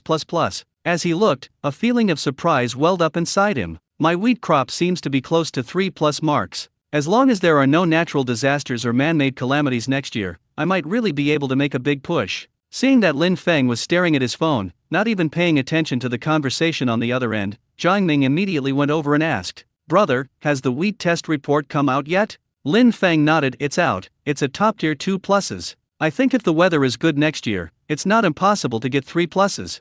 As soon as he said that, Jiang Ming was instantly immersed in the joy of the report. Premium ++ wheat. They actually grew wheat that was rated 2+ for the highest grade. It's important to know that while China's annual wheat production may not rank among the top 10 globally, its ability to produce premium grade ++ wheat would definitely place it in the top 5. When Minister Lu leaned over and saw the rating on the report, his jaw dropped. Premium grade wheat with 2+ signs. He couldn't even begin to comprehend the significance of this for enhancing national food security. He was so overjoyed he was practically beside himself. But his joy was short-lived. He suddenly noticed that the people around him seemed to have regained their composure, and he couldn't help but wonder if he had made a mountain out of a molehill. But then I thought, this is top-grade wheat with 2+. Other farms might never be able to grow this in their entire lives, so how can they be so used to it? This is a unique and precious item. How could it just be piled up on the ground like this? Logically speaking, they should be treated with great care. Sigh, it seems I got a little too excited. Minister Lu quickly raised his hand to fan himself, trying to calm his excited emotions. Seeing that Tang Ji had already cleared out a lot of wheat, Lin Feng went down into the field while Minister Lu was still excited and worked with Su Yan and the others to move the stacks of wheat outside. Lu Wei stood by the threshing machine, threshing the grains and putting them into bags with great speed and efficiency. More people mean higher efficiency. Not only is the division of labor clear, but the progress is also faster. The most convenient thing is that the wheat is already dried on the plant, so it doesn't need to be dried further after being harvested from the field. It can be directly packed into sacks and transported to the warehouse for storage. Professor Li, seeing that Minister Lu was still in a daze, raised his hand and patted him on the shoulder. Look, now that the grades are out, the seeds of this batch of wheat can no longer leave the village. From now on, the only thing that can be transported out of here is the milled flour. Minister Lu took a deep breath and nodded vigorously in agreement. Indeed, the fewer people who know about and the fewer people who can obtain wheat with the potential to reach the top 3 grades, the better. Even if we want to promote it in the future, we will have to add special genetic locks to the wheat seeds. Until then, focusing on cultivating it in Stone Village is the safest approach. Such a precious variety must not be given any opportunity to be exploited. No sooner had the two finished speaking than a series of hurried footsteps came from the entrance of the farm, and Wuyong rushed over. He wore a straw hat, his dark face was covered in sweat, and his clothes were still stained with bits of wheat straw, but he looked extremely excited. Upon seeing Jiang Ming, he immediately stood up straight and reported in almost the loudest voice. "Senior brother, the first batch of data from our experimental field is in. The first 10 mu of second-generation wheat we planted yielded an average of over 1,400 jin per mu, for a total of 14,534 jin of grain." When Zhang Minggang first heard this number, his initial reaction was disbelief. A yield of 1,400 jin per mu?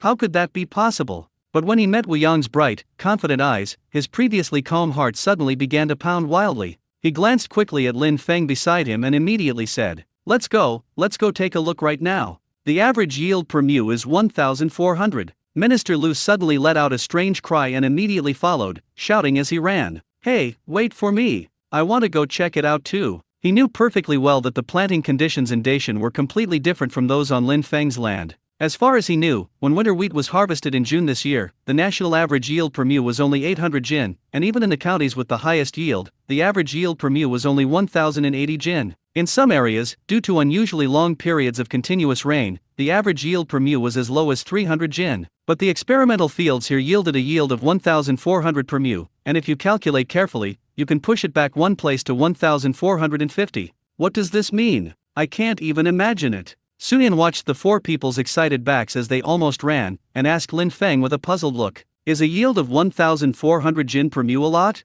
Lin Feng nodded, "Very much. The average yield of wheat in our country is usually between 800 and 1,000 jin per mu. The yield of this experimental field is about the same as the harvest of 1.5 mu of other people's land, and that is even if they take good care of the land." Suyan suddenly realized and asked again, "So, what's the approximate yield of your wheat per acre?" Lin Feng thought for a moment and said, "I'm not sure yet. The combine harvesters in the main field are fast, they can harvest 1 acre in about 3 to 5 minutes. Here, because we need to leave the straw, the harvest is slower, but the yield should not be less than that of the experimental field." Suyan gasped sharply. "Then wouldn't the yield from 1 acre of your land be equivalent to that of 2 acres from other people?" "That's about right." Lin Feng nodded and added, "The wheat seeds used in this year's experimental fields were also provided by me, they were all harvested last year." Suyan was stunned for a moment. If the seeds were the same, why would the yield per acre be different? He couldn't help but ask, "Is there any difference between them?" Before Lin Feng could speak, Lu Wei explained this to Suyan first. "The biggest difference is probably that the agricultural university uses chemical fertilizers when planting, so the cultivation is a bit rougher.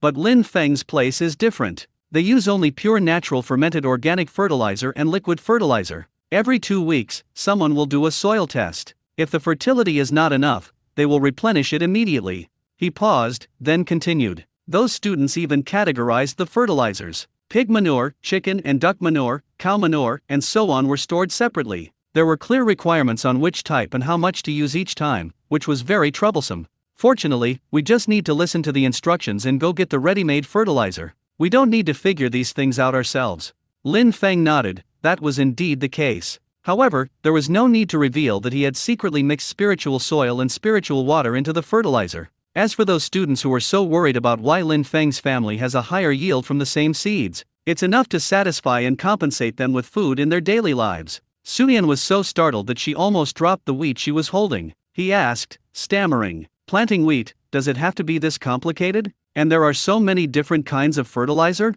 Isn't it just a matter of scattering the seeds and watering them?" Lin Feng nodded again. This is why he couldn't easily give up his invitation to the agricultural expo. Aside from the secrets of the spiritual water and spiritual soil, which cannot be revealed, the key lies in the students' meticulous planting process. Only students who have been planting with the students for a year can explain these details clearly. Wanli, who hadn't gone to the experimental field, emerged from the pumpkin patch, smiled gently at Suyan, and quickly explained, "The situation here at Brother Feng's place is special, which is why it's so complicated to grow crops. Ordinary fields don't require this much care. Look at the villagers in the village, they don't have many tricks to farming, but they still manage to grow things, and they grow quite well."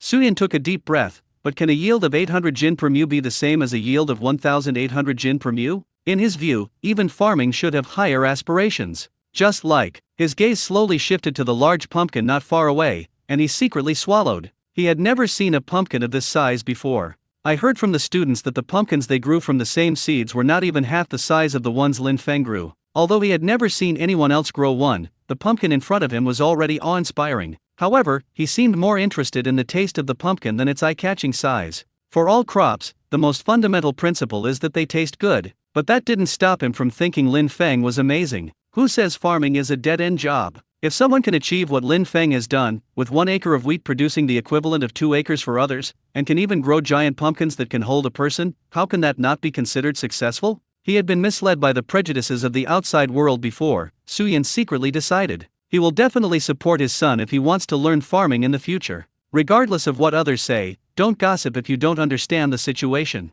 Has this acre of land over here been harvested? Looking at the last pile of wheat in front of him, Lu Wei turned to ask Lin Feng. Lin Feng walked over and nodded. They've finished harvesting. They've piled the wheat from the second acre on the other side. You can drive the threshing machine over there in a bit, and I'll weigh it here. Wang Li wiped the sweat from his brow and continued the conversation. I'll help you record and verify the data. Brother Feng, wait a moment, we need to turn on the camera and start recording first.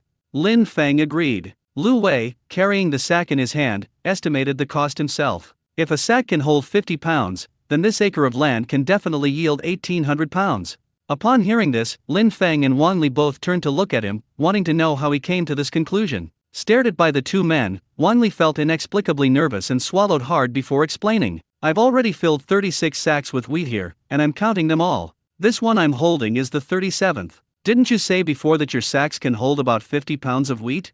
Lin Feng nodded. In fact, according to Lu Wei's calculations, the yield of this acre should be more than 1,800 caddies. His family's sacks, filled with wheat, would weigh a little more than 50 jin, 25 kilograms, mostly around 51 or 52 jin, 25 to 30 kilograms. Seeing that Wang Li was ready, Lin Feng began to move sacks onto the scale one by one, announcing the number after each sack was weighed. Wang Li was responsible for confirming and recording the numbers. After Lu Wei brought over the last bit of wheat from his field and put it on the scale, the total yield of this acre of wheat field was finally calculated. Lin Feng leaned closer to Wang Li's tablet. How many kilograms? Total, 1,930 jin. Wang Li skillfully calculated the total weight and reported it to the two men. After reading the number aloud, he couldn't believe it himself. He looked down at the tablet in his hand again. Is it really 1,900? He looked at Lin Feng, hoping the other party could confirm it, lest he suddenly see things incorrectly. It is indeed over 1,900 jin. Lin Feng was also somewhat surprised.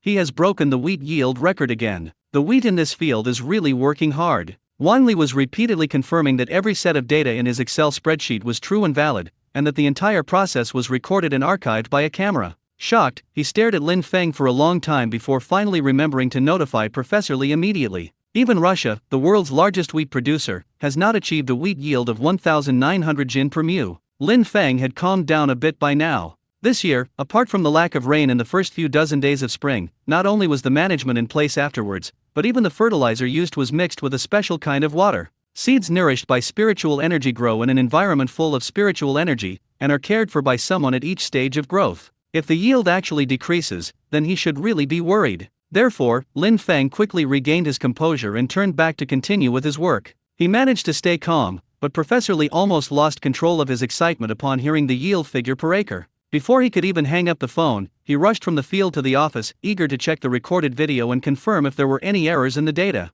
Professor Xue, who was following behind him, was a step behind and was stopped by the students. He had no choice but to become the temporary person in charge of the experimental field work. Professor Xue looked at his old friend, who was so anxious he seemed to be on fire, and sighed helplessly, trying to convince himself. It doesn't matter whether you look at it early or late, the wheat isn't going to run away on its own. Before he could finish his thought, he saw Professor Li, who was running ahead, trip over the grass vines on the ridge of the field, and nearly fall. Professor Xue quickly shouted, "Old Li, slow down. The wheat won't run away." But Professor Li, whose mind and ears were filled with the phrase 1,900 jin, didn't hear this at all and continued rushing towards his office. Wang Li, Wang Li, is he really over 1,900 jin? Professor Li rushed over, still panting, and eagerly asked Wang Li on the other end of the video call what he cared about most. Wang Li nodded. "Professor, the video has been sent to your email." He knew that Professor Li didn't distrust him, it was just that the number was so astonishing that it made him doubt his ears and even his life. Just like him just now. "Okay, Okay. Professor Lee stared at the sets of real and effective data on the tablet, his eyes almost welling up with tears. Wheat yielding 1,900 jin per mu. He knew in his heart that this was not a yield that anyone could achieve, but he also understood that this data would represent the true potential of this brand new wheat variety in the future. Once this data is released, what other wheat variety can compete with it? You know, how could wheat with a yield of up to 1,930 jin per mu not be accepted by the market? Farmers aren't stupid, they'll definitely fight over it. With this wheat, the Chinese people will at least have more confidence when facing food crises in the future. Meanwhile, Minister Liu, who had left with Zhang Ming, also received the news. He was well aware of the importance of this wheat seed. A wheat variety that can yield 1,900 jin per mu in extremely favorable conditions and 1,400 jin per mu in ordinary farmland is definitely a top-tier wheat variety in the world, even without any grade enhancements. Ha ha ha. Well done. Minister Liu, who rushed back to Lin Feng's side, touched the wheat in his palm, which was still warm. His front teeth shone brightly in the sunlight, as eye-catching as the legendary, multicolored white. He patted Lin Feng's shoulder forcefully. Kobayashi, keep up your research. The country is waiting for your good news.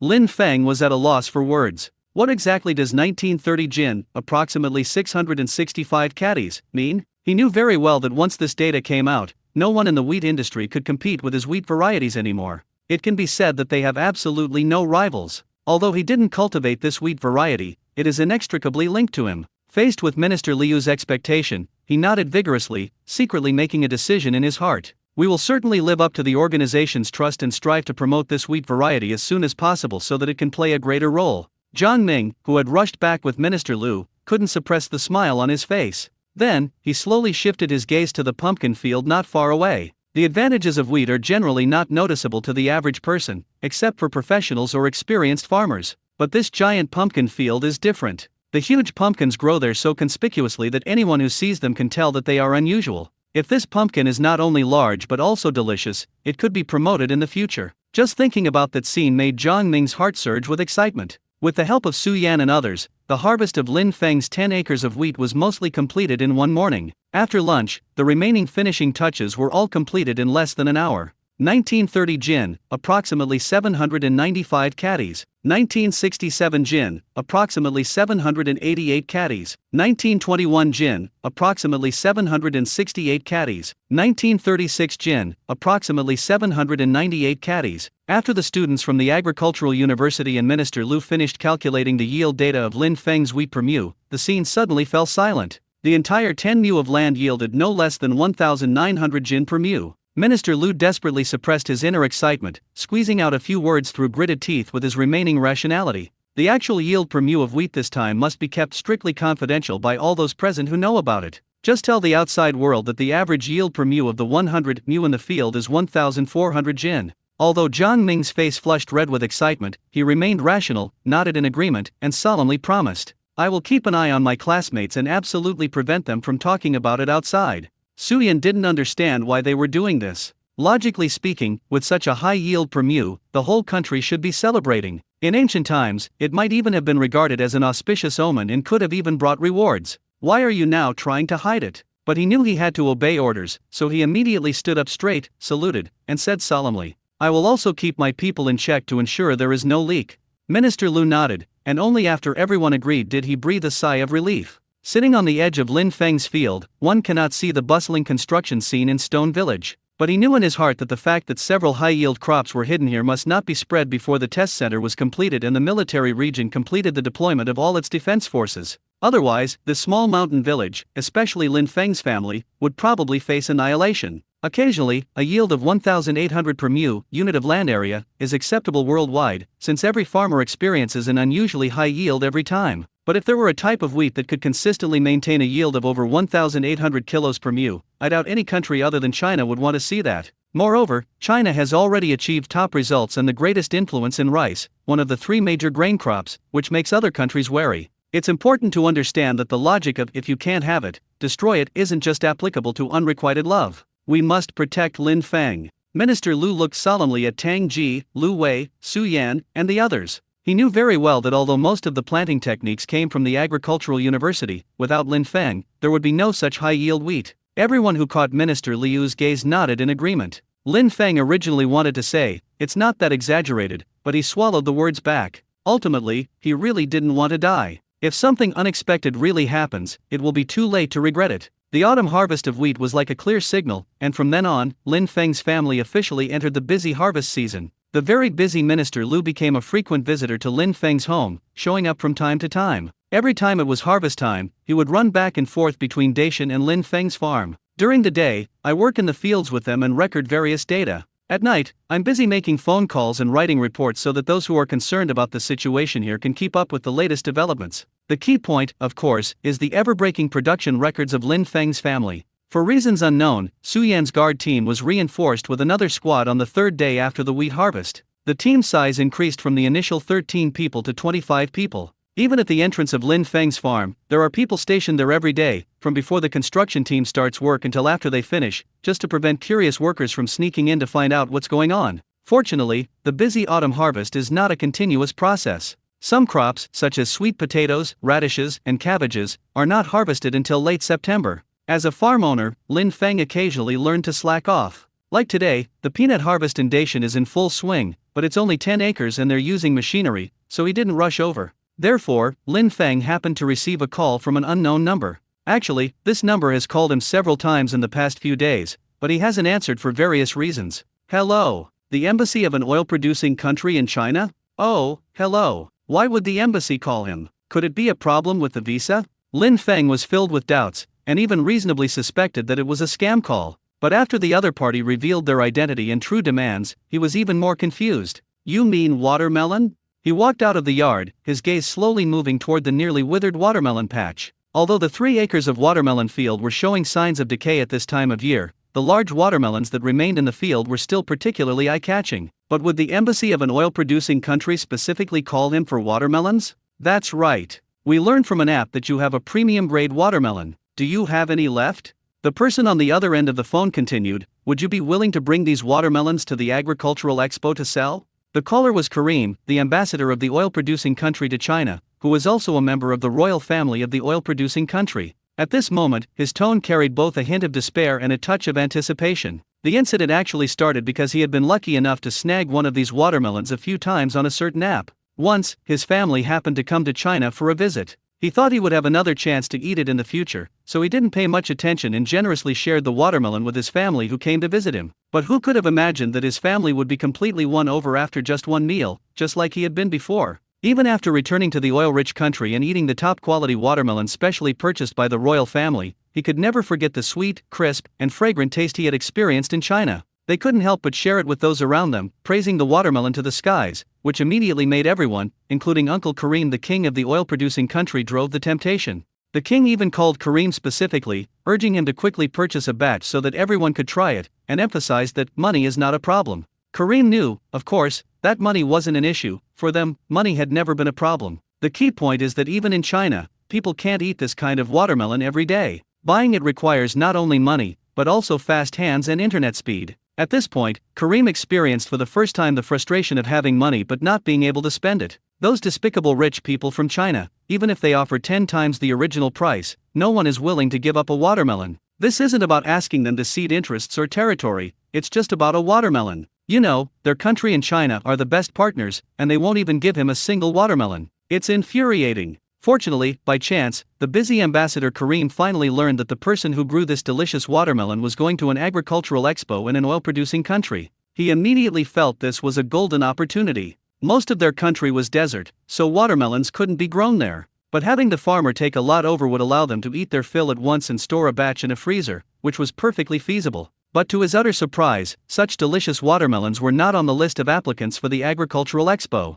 There was nothing he could do but make time to call them personally, and it took him several tries to get through. Later, when Karim heard from locals in China that they had an anti-fraud app and that his phone might have been mistaken for a scam call, which is why no one answered, he was so angry he almost twisted his tongue. Fortunately, we finally got through. When Lin Feng understood that the ambassador of the oil-producing country to China had called him specifically to ask him to bring watermelons to the agricultural expo, the reason being that his family wanted to buy more, and that the ambassador was even willing to add 2 extra expo exhibition slots in exchange, he was completely dumbfounded. A month ago, he would have agreed immediately if the paperwork could be completed. Nothing else matters, 2 exhibition slots can solve so many problems. But now his family's watermelons are almost all gone, only a dozen or so at most. Although the grade may not be downgraded, the taste will definitely not be as good as before. He had already planned to use these watermelons to treat everyone at noon when he harvested pumpkins, sweet potatoes, cabbages, and radishes. Since we're all family here, and it's free, no one will complain about having food.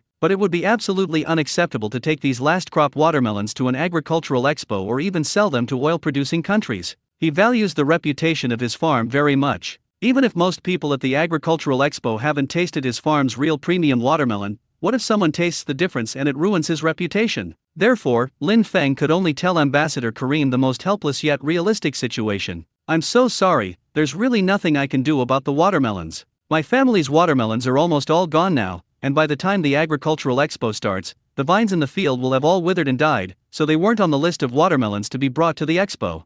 Kareem was stunned by the reason for the rejection, and he couldn't help but ask, "It's only September now, right? The agricultural expo is scheduled for early October, specifically from October 3rd to 5th, is that correct?" The weather in Kyoto was still hot in September, and he had to keep the air conditioning on indoors. Although he didn't understand agriculture, he still had some basic common sense. In October, there should still be plenty of watermelons for sale in Kyoto, and you can find them in high-end supermarkets all year round. For example, recently, although there were no watermelons grown by this person named Lin Feng in his fruit plate, watermelons are still a fruit that can be bought. He turned to his assistant, wanting to ask if what Lin Feng said was true. The assistant didn't know much about agriculture either, but still thoughtfully looked up information for her boss immediately. According to the data, late-maturing watermelon varieties should still be ripening at this time, so the situation Lin Feng described should not exist. Lin Feng sensed the ambassador's dissatisfaction but wasn't angry. He simply offered a suggestion. "Mr. Ka, I'm sorry, my farm is a completely open-air natural farm without any greenhouse facilities.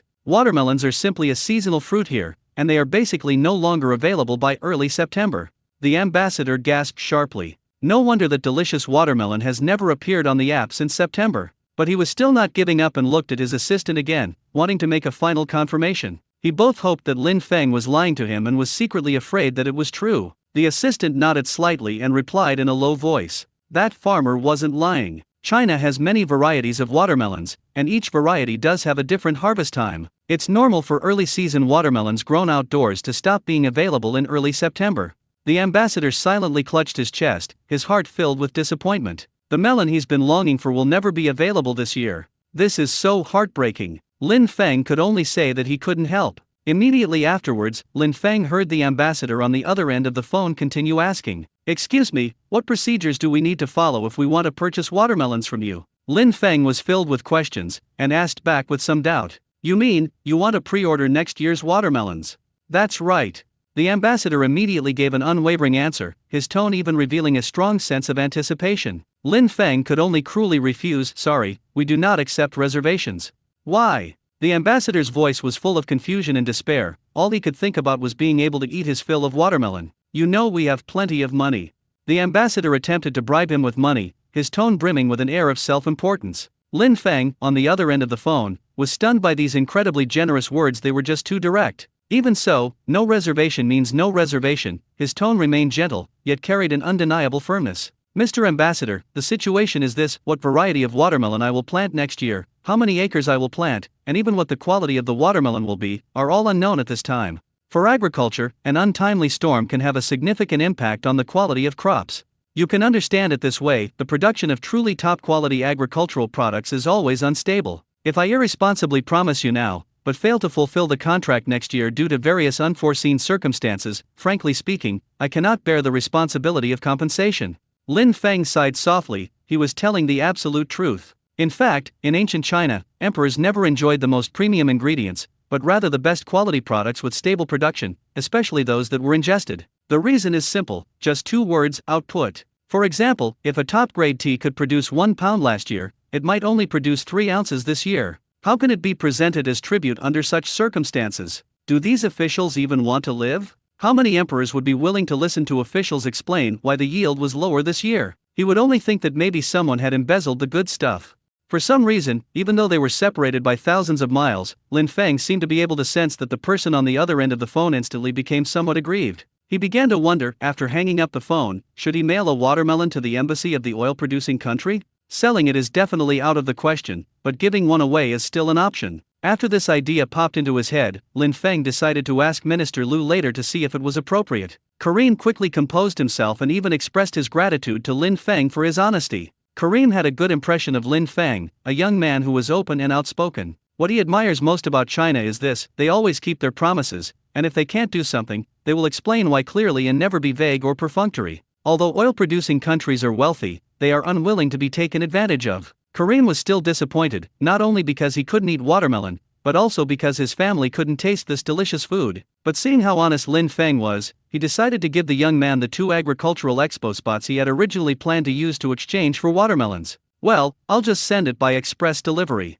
It's a pleasant surprise. I also hope that this young man can grow watermelons well next year and grow more of them." Lin Feng also had a good impression of the ambassador from the oil-producing country. The other party spoke fluent Chinese and had a pleasant voice. After being rejected, the ambassador was not angry but also politely thanked him because he had a convincing reason. So he genuinely wanted to send 2 watermelons to Mr. Kareem, the embassy of the oil-producing country in China. After a moment's thought, Minister Liu agreed to Lin Feng's request to send watermelons. After all, he was the ambassador of an oil-producing country, and even involved the royal family behind Kareem. The fact that he made a special call just for a few watermelons shows how much importance he placed on the matter. They definitely can't bring them to the agricultural expo, and according to Lin Feng, selling them isn't appropriate either, but giving them as gifts is no problem. More than whether or not watermelons could be delivered, Minister Liu was more interested in another message conveyed by Lin Feng. The royal family of the oil-producing country was particularly interested in the watermelons from Lin Feng's family. He felt that this matter might be worth taking advantage of, and it might even secure more cooperation opportunities for China.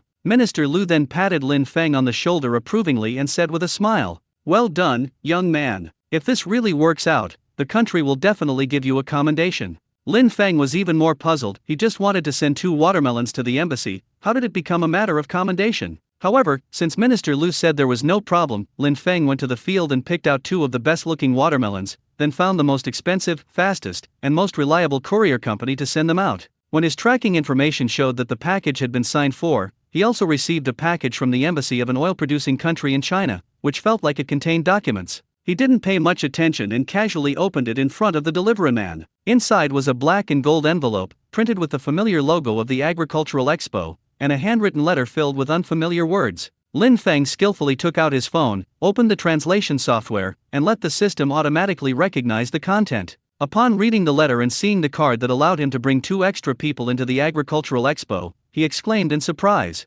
"Holy crap! Why did Mr. Ka send this over? They clearly didn't reach any agreement. Could it be that those 2 watermelons had some effect? But wait, the watermelon was just delivered to them today." Unlike Lin Feng's relaxed demeanor when unpacking the package, the atmosphere at the embassy of the oil-producing country in China was extremely cautious. Kareem had his bodyguards, whom he had brought from his home country, stand 10 meters away from the courier, with a human wall and riot shields blocking their way. The delivery guy who came to deliver fresh produce was being held down to the side, completely bewildered. He was just delivering a watermelon. How did he get pinned to the ground? Was there something he shouldn't have hidden in the package? He had sensed something was wrong. A normal watermelon shouldn't be this heavy. But he clearly passed through security. "Did I break some rules when I called out in the hallway, Mr. Ka, you have a package? May I ask which one of you is Mr. Ka?" The delivery man was flustered and confused, full of questions. Do foreigners in China also have to abide by Chinese laws and not hurt people at will? If something really happens, he'll need to hire a lawyer. He is truly innocent. Kareem was stunned when he suddenly received the package. Although he had developed a habit of online shopping in China, he was absolutely certain that he hadn't bought anything recently. Even the watermelon I want to eat is no longer available at the store I usually buy from. Moreover, he wouldn't fill in Mr. Card as the recipient at all. Looking at the entrance again, the security personnel who had let the delivery man in earlier were now pinned to the spot, looking aggrieved. He had clearly checked it. Although the box was a bit big, it did indeed contain watermelons. There was nothing strange stuffed inside the melon, not even a few watermelon seeds, so it was clearly a good melon. But the bodyguards wouldn't believe it and insisted on suspecting it was a terrorist attack. "Please, this is the safe land of China, not some turbulent oil-producing country over there." The tall, muscular, and fully armed bodyguards carefully peeled off the tape on the box bit by bit, revealing an insulated box that Kareem found very familiar. He has several insulated boxes that are this big at home. When the insulated box was opened, 2 round, green watermelons lay quietly inside, looking very fresh. There was a handwritten note on top of the watermelon. At this moment, a Chinese translator was allowed to enter and, under the constant supervision of bodyguards, quietly read the contents of the note. "Hello Mr. Ka from the oil-producing country, this is just a small watermelon as a token of my respect. Although my family no longer sells watermelons, I can still give you 2 as a gift. This is the last batch of melons, so the taste may not be as good as the previous ones. Please don't mind. Thank you for liking my watermelons, farm owner Lin Feng. After reading the letter, the translator fell silent, looking with a hint of sympathy at the deliveryman and security personnel who were being held down on the ground. In fact, not only him, but everyone in the embassy who could understand Chinese fell into an eerie silence. Just 2 big watermelons, and they've caused such a huge commotion. Well, as expected of an oil-rich country that's been turbulent for years, their vigilance is certainly strong, but they've misplaced it. The translator knew Karim could understand Chinese, but still made a point of translating the letter for the other oil-producing country's staff. Now, the entire embassy fell completely silent. The bodyguard captain immediately signaled his men to release the people who were being held to the ground, and then sent professionals to communicate with the deliveryman and security personnel about compensation. On the other side, the bodyguards took 2 watermelons out of the insulated box and carefully checked them several times from all sides. Only after confirming that they were 2 naturally grown watermelons without any abnormalities were they finally allowed to approach, despite the heavy protection they provided. At this moment, Karim's lips no longer held the murderous look that had been on his face, as if he were about to settle everything with money. His happiness was so obvious that it was impossible to hide, and even those around him could clearly feel it. Afterwards, escorted by bodyguards, he personally apologized to the deliveryman and security personnel. This farcical incident was finally resolved satisfactorily, and both Karim and the deliveryman were much more relieved. Especially the deliveryman, looking at the brand new red bills he just received, thought to himself, although he was so scared that his heart almost jumped out of his chest, if he could have this unexpected gain every time, it might not be a bad thing to do it a few more times. After all the irrelevant people had left, the watermelon was carefully carried into Karim's personal office by the bodyguard. Karim walked over to the watermelons and tapped them one by one. The familiar sound, the familiar size, it was exactly the same as what he had eaten before. Ha ha ha. Karim couldn't help but laugh out loud. That farmer named Lin Feng is such a good friend. Judging from the shipping time, the 2 watermelons must have been sent out on the same day they hung up the phone. He genuinely liked this honest young man and hoped that the other party would like the return gift he sent. Lin Feng was more than just pleased with the gift, he was ecstatic. Minister Liu examined the supplementary invitation letter repeatedly, his mind beginning to race with doubt. When China holds agricultural expos, I don't recall ever hearing about such additional slots. No, actually there is. This seems to be a special perk that the agricultural expo organizers offer to each host country, but the price of this perk is just too high. The money spent on a spot could build a testing center without any equipment. At the time, the Chinese people thought it wasn't worth the price, so they didn't buy it. It wasn't hard for them to guess that the oil-producing country had probably bought this benefit from the agricultural expo organizers, intending to use it to exchange with merchants like Lin Feng so that the latter would bring products they were interested in to the expo. Of course, businesses can also refuse such transactions, which is the main reason why China gave up this benefit in the first place. Even if they wanted to buy the premium grade plus potatoes from the United States that they wanted, might not be something the other country was willing to trade. But oil-producing countries have plenty of money, so they naturally don't have this concern. No one expected that even though Lin Feng didn't agree to bring watermelon, the precious additional spot card still ended up in his hands. Lin Feng didn't think much of it, since the other party had given it to him, he accepted it. Instead, he asked out of curiosity, are watermelons suitable for growing in oil-producing countries? In his mind, most of the oil-producing countries are deserts, so why would anyone give up such a precious spot just to eat a few watermelons? Logically, the other party should want the watermelon seeds more. Minister Liu nodded and explained, although most of the oil-producing countries are deserts, they can always find a way to grow crops if they want to. It's just that the grade and quality of the watermelons they grow are hard to say. When you told us last time that they asked you for watermelons, we guessed that they probably wanted you to exclusively supply watermelons to their country, or even their royal family.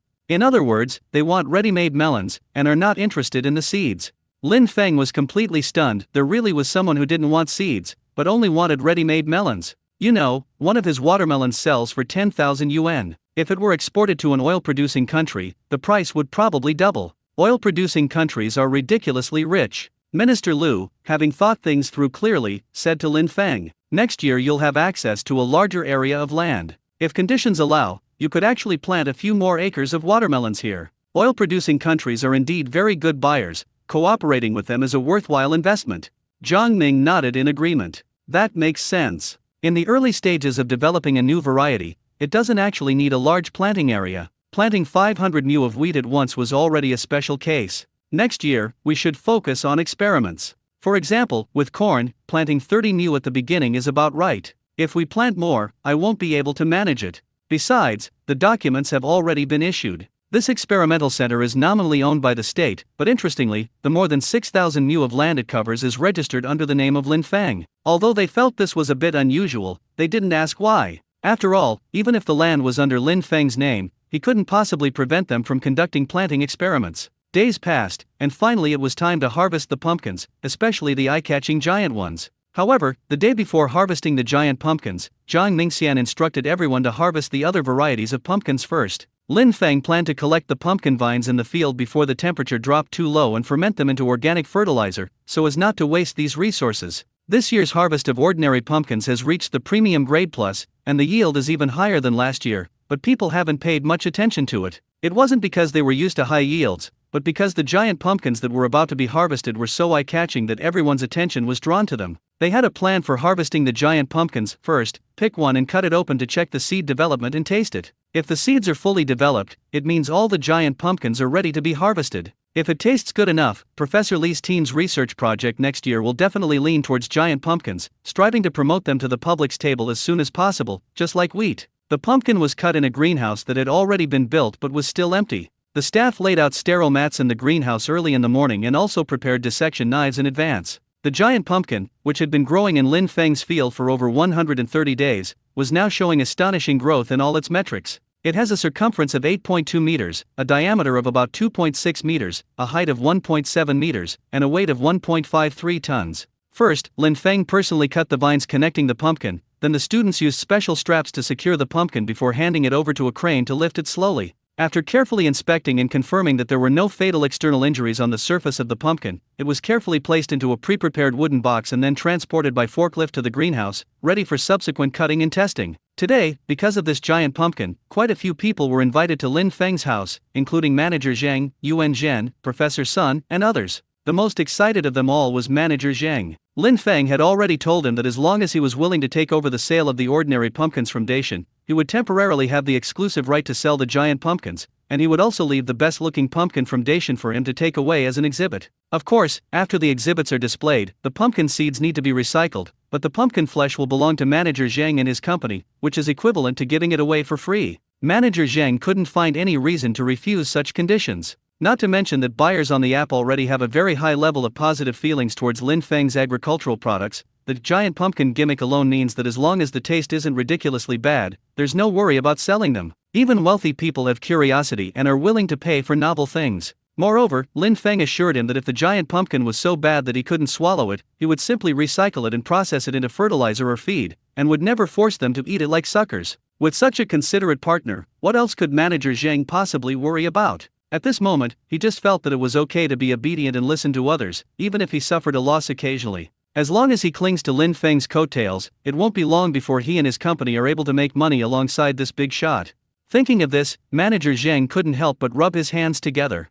Zhang Ming was also filled with anticipation. Regarding this giant pumpkin, he had previously heard Professor Li mention the variety grown in the other party's field. It was said to have a bland taste and a particularly fibrous texture, with its only advantage being that it was quite juicy. Anyway, Professor Li said that only the rind of those giant pumpkins is somewhat useful, as it can be used for carving and decoration. Just like around Halloween, if someone puts up a giant pumpkin lantern in front of their house, it will definitely become the most eye-catching thing on the whole street. But things are different in China. People here value the edibility of food more than its entertainment and aesthetic appeal. For any food, being unpalatable is the greatest original sin. Conversely, as long as the taste is good, no matter how low the yield or how difficult the cultivation, there will definitely be people willing to put in the effort to research and cultivate it. Even Professor Li's team's research projects revolve around increasing production or improving taste, and they have never thought of developing in the direction of giantization.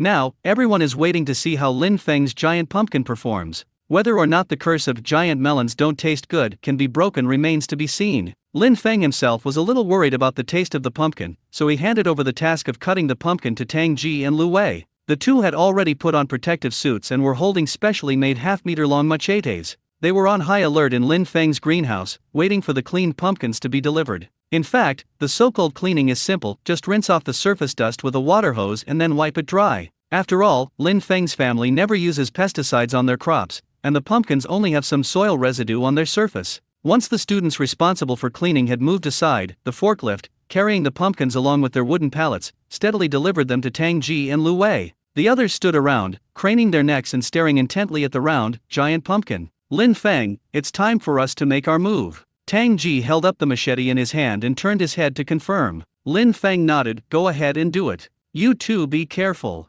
After all, the two men were carrying large machetes, which are controlled weapons in the open. He was able to get them thanks to Tang Ji and Su Yan's connections. Tang Ji and Lu Wei nodded in agreement. Since it was the first time dealing with such a giant pumpkin, Lin Feng didn't ask them to make the cuts too neat. As long as they could split it open, take out the seeds, and it wouldn't affect the taste later, that was fine. Experience takes time to accumulate. He himself didn't know how to start, and he didn't even know how thick the pumpkin flesh was. He could only repeatedly tell Lu Wei and Tang Ji, the two knife wielders, to be extra careful. Lu Wei raised his machete, his expression becoming exceptionally cautious. He knew the knife was sharpened and very razor sharp. Not knowing the thickness and hardness of the melon rind, he didn't dare to use his full strength. He only used half his strength to chop down at the spot he had found beforehand, wanting to test the depth of the rind first. With a crisp crack, the sound of the melon rind breaking clearly reached the ears of everyone present. If it were a ripe watermelon from Lin Feng's house, it would have been cracking by now, but this giant pumpkin only cracked a small hole and there was no other movement. Looking at that small opening, Lu Wei suddenly began to doubt his own strength. This melon rind is so hard. Will it really be able to split open like this? Tang Ji, who was standing on the other side, came over to take a look at the wound and then took action as well. Unlike Lu Wei's slashing, he chose to stab. He first took a few steps back, then charged forward with all his might, the sharp tip of his machete piercing through the melon rind in an instant. Just as the blade was about to penetrate deeper, he suddenly stopped, and the cleaver became firmly embedded in the pumpkin. Tang Ji secretly rejoiced. Luckily, when Lin Feng customized this enlarged version of the machete, he thoughtfully added a hand guard, otherwise he was afraid he would have been thrown directly onto the pumpkin due to inertia. If I hadn't blocked that sudden lag, I might have hurt myself. Lin Feng also noticed the close call Tang Ji had just faced. He breathed a sigh of relief, but immediately gave him a disapproving look. I told you to be careful, why are you still so reckless? Compared to him, Lu Wei is much more composed. Tang Ji touched the tip of his nose sheepishly and quickly assured Lin Feng, I definitely won't do it this way next time. With this experience, I know what to do next. Lin Feng nodded and said nothing more. But problems soon arose. Tang Ji gripped the knife handle with both hands, slowly turning his head towards Lin Feng, his eyes filled with pleading for help, tinged with embarrassment. The knife is embedded too firmly, and I can't pull it out. Actually, pulling it out by force wouldn't be a bad idea, but he was afraid that if he exerted too much force, he would lose his balance and fall on his backside, which would be too embarrassing with so many people watching. Besides, he was holding a sharpened machete in his hand, and it would be even more troublesome if he accidentally injured someone when he dropped it. The students who witnessed the whole thing were trying to suppress their laughter but dared not, and they even felt a chill for no reason. When Lu Wei made his move, it was alright, but Tang Ji's fierceness and expression were truly frightening, exuding a murderous aura. A student hid behind the professor and muttered quietly, if you didn't know better, you'd think it was a murder scene, but if you didn't know better, you'd think it was a pumpkin cutting. No sooner had he finished speaking than someone nearby whispered a supplement. Those two melon killers must not be very smart. A skilled murderer wouldn't be helpless after just one small wound, while another got the murder weapon stuck inside the corpse, nearly crashing into it himself, and now he can't get it out. Lin Feng vaguely heard the discussion and subconsciously turned his head to scan the surroundings. I want to see which bold kid dares to speak ill of Tang Ji and Lu Wei. Aren't they afraid that the two of them will come over and teach them a lesson later? Zhang Ming, without any hesitation, turned his head, raised an eyebrow, and showed off a foreign language phrase he had just learned. If you can do it, then do it. The meaning in Zhang Ming's eyes was crystal clear. If you're capable, don't just talk the talk but walk the walk. The students who had just been laughing at the situation quickly shook their heads vigorously, repeatedly indicating that they couldn't do it. If they were to take their place, they might not even be able to break through the pumpkin's defense. Tang Ji and Lu Wei are not very old. Although their experiences are different from the students, they can sometimes get along well, such as playing ball together after dinner. The students were well aware of the two men's abilities. If even they had such a hard time cutting the pumpkin, they probably wouldn't even be able to scratch the rind. That would be truly embarrassing. So everyone quickly shifted their attention away from the embarrassing situation of not being able to pull out the knife. One student looked at the small opening on the pumpkin and couldn't help but speak up. No wonder this pumpkin doesn't attract many bugs, its skin is thick and hard. Upon hearing this, the other students nodded in agreement. Previously, everyone thought that this giant pumpkin was a new species that insects didn't like to eat.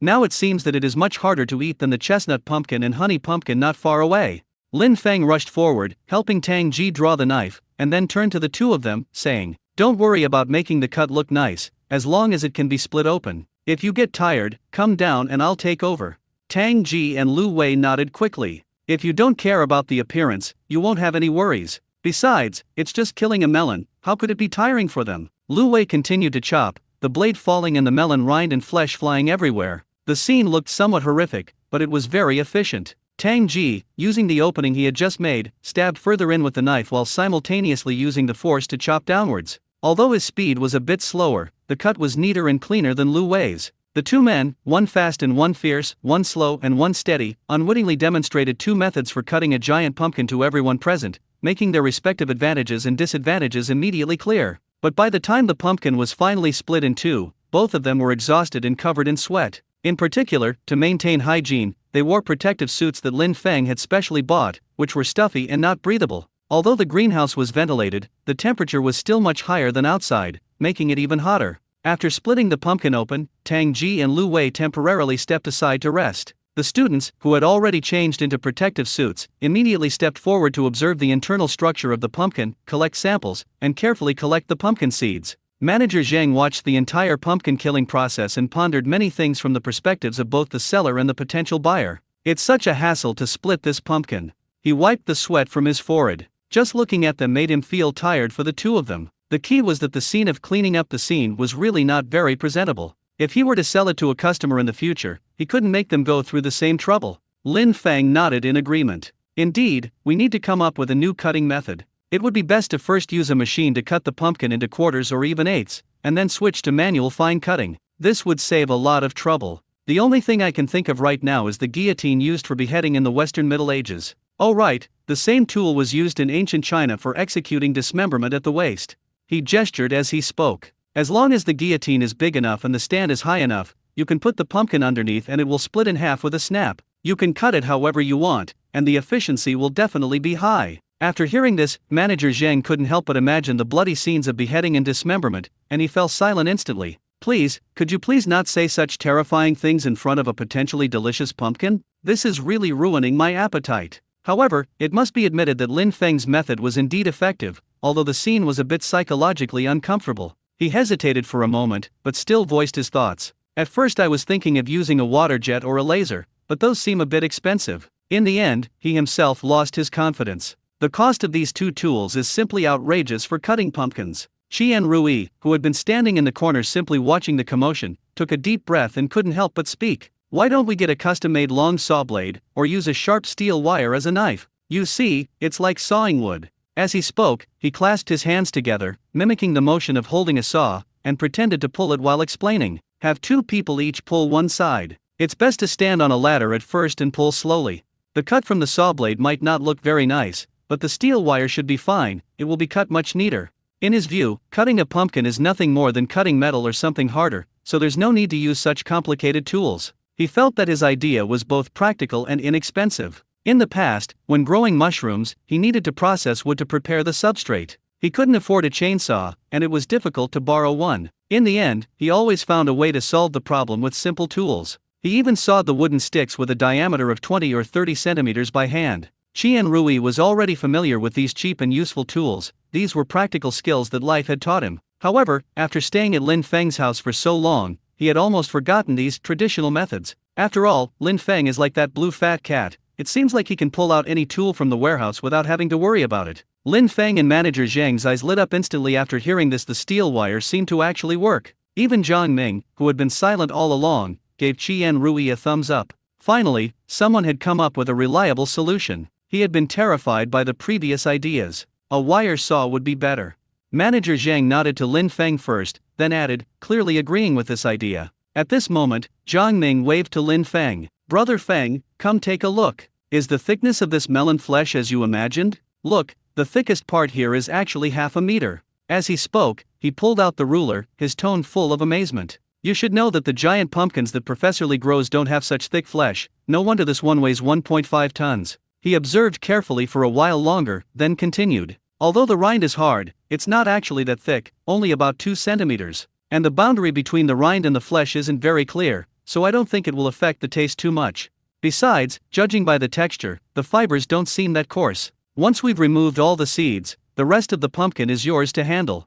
Lin Feng nodded and replied, I'll steam a small piece first, so everyone can taste the most original flavor today. As for the rest, he looked at the pumpkin on the ground. Even after removing the seeds, its weight hadn't decreased much, and a headache immediately began to ache. Even if everyone present ate 3 meals a day, they still couldn't finish the remaining ton of pumpkins in a month. He rubbed his temples and said helplessly, "Send some out first, and cut the rest into slices. Take advantage of the good weather these next few days to dry them and make them into dried pumpkin as a snack." As he spoke, he suddenly became a little worried, feeling that he would be fighting to the death with pumpkins for a long time to come. As expected, they still have to sell them, otherwise, even if his family has a greenhouse covering 5 acres, they wouldn't be able to fit so many giant pumpkins in. Lin Feng turned to manager Zhang and asked, "Do you have a facility that can process pumpkins? It must at least meet food hygiene standards." Manager Zhang nodded immediately. "Of course we have such a site. And thanks to your farm, our company has built a small packaging plant in the city, which can handle the processing of pumpkins without any problem."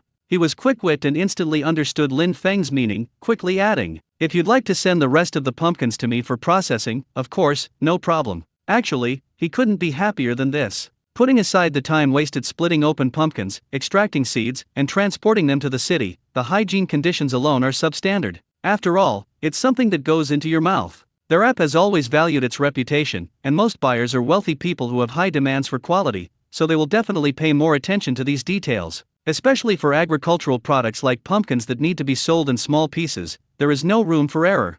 But he also understood the importance of the seeds. As someone in the agricultural business, he naturally knew how precious the seeds of this special pumpkin were. If they taste good, the value of these seeds is immeasurable. So he asked one more question. "Didn't you say before that the seeds couldn't be spread outside the village? Will there be any problems if they're sent to my place to decompose?" Although he can manage his subordinates well, rules are rules, and they must be clearly defined first. Lin Feng turned to look at Zhang Ming, who was guiding the students to carefully remove the pumpkin seeds, and asked, "Can we move this pumpkin outside to be disposed of? The hygiene conditions here are really not up to standard. We can send someone over to get the seeds and even the pulp back, since Manager Zhang won't need them anyway." Even so, he still turned his gaze to Manager Zhang, asking with his eyes, "Is it alright if we send someone to get the seeds?" Manager Zhang immediately nodded, indicating to Lin Feng that sending someone there would be no problem at all. Then, Lin Feng and Manager Zhang looked at Zhang Ming expectantly, waiting for him to make the decision. Zhang Ming looked around at his surroundings, then at himself and his juniors covered in pumpkin juice, and nodded in agreement without much hesitation. "Okay, sending them outside to decompose is no problem. We can just send someone to collect the seeds later." But then he changed the subject and raised a practical issue. "But Brother Feng, you'll have to see if you have any suitable candidates. My juniors and I really can't find the time lately." Every year, the period after the autumn harvest is their busiest time. They not only have to test the results of this year's planting, but also write various reports, organize data, and even prepare papers. This year, in particular, there was the special case of a giant pumpkin. The same seed produced a completely different appearance and taste compared to Professor Li's, which means there's much more to research. Lin Feng paused for a moment, then followed Zhang Ming's words and slowly shifted his gaze to Tang Ji, Lu Wei, and Qian Rui. He could collect the seeds himself, but if he were to actually ask, probably no one present would agree. After all, he is now a key, protected individual, and everyone is always worried that he will get tired. Just then, Qian Rui raised his hand. "I'll go. I'm not too busy lately, it's just, I don't have a car." According to his observation, all the mycelial spores that Lin Feng had given her had survived in the fungal bed. All that's left is for time to cultivate it slowly. All he has to do is regularly observe the condition of the mushroom bed and replenish water and nutrients when needed, and then silently pray that these mycelia that have managed to survive won't think too much and cause problems. As for the mushrooms he researched, he had to put them on hold for the time being. He had prepared the mushroom bed, but to his surprise, he couldn't find even a trace of monkey head mushroom in the vast protected area. Thinking of this, he couldn't help but feel heartbroken. Wah, heaven has betrayed me. This luck is just too unbelievable. He had heard that many villagers had found monkey head mushrooms in the forest last year, and thought he would have the same good luck this year, but reality slapped him in the face. He also knew that Lin Feng definitely wouldn't have time to go mushroom hunting with him in the woods this year. But his incredibly lucky boss has already agreed that once the experimental center is completed next year and the cafeteria hires a new chef, when Lin Feng isn't so busy, he'll take some time to accompany him to the forest to find monkey head mushrooms. Thinking about this agreement lessened Qian Rui's sense of grievance. Lin Feng looked at Qian Rui and readily spoke. "It's okay, you can take my car. Thank you for your hard work these past few days. I'll give you the car keys later, and I'll leave them with you for safekeeping for the next few days." Qian Rui nodded, then turned around to add Manager Zheng's contact information and also obtained the company's specific address. Seeing that a lot of time had passed and Professor Lu was still leading the students, carefully cleaning the pumpkin with tweezers and collecting the seeds inside, Lin Feng finally couldn't resist stepping forward. He greeted Professor Lu first, then picked up the machete that Tang Ji and the others had placed aside, and with a few decisive strokes, cut off a piece of pumpkin flesh weighing about 20 kilograms from the already cleaned pumpkin. He placed the piece of pumpkin flesh into a large stainless steel bowl that had been prepared beforehand and said, "You guys take your time with your work, I'll go prepare the meal first. Don't forget, we're going to try this pumpkin later today." Recently, these students have often missed their regular meal times because they are rushing to complete various reports. Normally, when this happens, Lin Feng would call them to eat on the spot. Of course, sometimes when there's just not enough time, we'll leave the food in the kitchen for them. But today is different, everyone is specifically here to taste this newly harvested pumpkin. Zhang Ming waved his hand to indicate that he understood, and then immediately continued to work with his junior classmates around the pumpkins. After gaining a general understanding of the pumpkin's internal structure, the remaining students quietly left the greenhouse. After all, everyone has their own tasks and is responsible for different jobs. Especially Wu Yang, whose cornfield has not yet been harvested, so he can't stay there to watch over it indefinitely. After Lin Feng got up and left, the others in the greenhouse followed him. Judging from Zhang Ming's focused expression, it's hard to say how long he'll be busy with the pumpkins, and there's nothing they can do to help if they stay here. Instead of waiting here idly, we might as well go to the cornfield and see if the harvest is finished. If it's not done yet, we can go and lend a hand. Moreover, Lin Feng also has corn to harvest at his own home. His family grows a new variety of long silk corn, with exceptionally large ears that existing corn harvesting machinery simply cannot handle. Lu Wei consciously followed behind Lin Feng and headed to the cafeteria to help. Since his aunt left, the job of helping in the kitchen fell to him. It was just simple tasks like chopping vegetables and washing things, and Lu Wei was quite happy doing it. He stared at the pumpkin in Lin Feng's hand, which was being constantly turned and trimmed into pieces, and secretly swallowed. The pale orange flesh looks so appetizing and is really tempting. He finally couldn't suppress his curiosity and asked directly, "Lin Feng, is this pumpkin really delicious?" He and Tang Ji had heard Lin Feng mention the taste of this pumpkin several times, and to be honest, they had been craving it for a long time. Lin Feng nodded and asked him in return, "You've probably tried the chestnut pumpkin and honey pumpkin from my family before, right?" Lu Wei nodded quickly, "Yes, I've eaten it. Of course I've eaten it." For a period of time, Lin Feng ate the pumpkins from his family almost every day as a snack. Cut into strips and steamed or baked in the oven, the taste is absolutely wonderful, sweet and soft, with a slightly chewy outer layer. If you rub some minced garlic and sea salt on it before baking, and then sprinkle some sesame seeds on it after baking, the deliciousness will be elevated to another level. In fact, Lin Feng's memory of the pumpkin's exact taste was already somewhat hazy, and he wasn't sure if the pumpkin's texture would be significantly different when it was fresh and tender versus when it was ripe, but he still described it to Lu Wei again. Pumpkin blossoms and young pumpkins are both quite delicious, and this old pumpkin should be just as good. We'll know once we cook it and taste it. Lu Wei nodded, smelling the fresh aroma of raw pumpkin emanating from the kitchen, and felt a surge of anticipation. Lin Feng was very decisive. Since he wanted to eat the original flavor, he directly used a kitchen knife to cut the pumpkin into evenly sized pieces, arranged them on a plate, and then neatly layered them into the steamer. This steamer can be used to steam buns and mantou, so it's perfectly fine to use it to steam pumpkins too. The students who went to the fields to pick corn returned a little earlier than Zhang Ming and his group. Wu Yang even carried 2 half-meter-long ears of corn to the kitchen to show Lin Feng, his tone full of excitement. "Brother Feng, look at these long-haired corn cobs, aren't they long enough? They're growing really well in the field too, right?"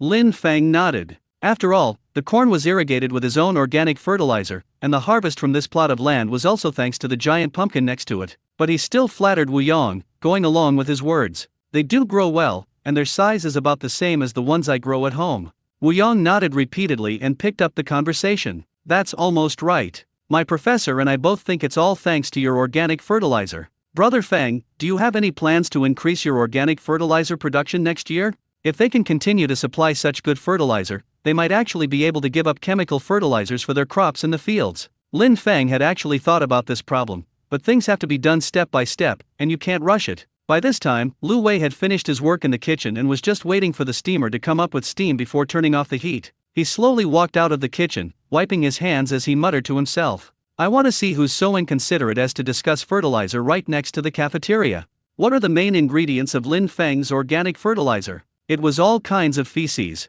Chicken droppings, duck droppings, pig manure, cow manure. We can't live without any of them. Who talks about feces next to the kitchen? Looking at Lu Wei's increasingly Dumbledore physique, Wu Yong felt a little uneasy and unconsciously shrank his neck. The force with which this man was chopping the pumpkin was still vividly imprinted in his mind, making him hesitant to respond. Although the difference in physique between the two was obvious at a glance, Wu Yong was not the type to easily back down. He backed away, craning his neck to retort. Well-fermented fertilizer is an indispensable part of agricultural production. Its composition may not be very refined, but after complete fermentation, it is no different from soil, and even more nutritious. Besides, aren't all the vegetables and fruits you eat grown with fertilizer? How can you look down on them? Seeing the blustering yet cowardly appearance before him, Lu Wei's desire to tease him intensified. He spoke slowly. That's true, I eat vegetables and fruits, but it's not okay to talk about fertilizer next to the cafeteria. Turning over the compost heap was his least favorite job, bar none. To be honest, he would rather collect the eggs in front of the rooster than drive a bulldozer over that pile of stuff.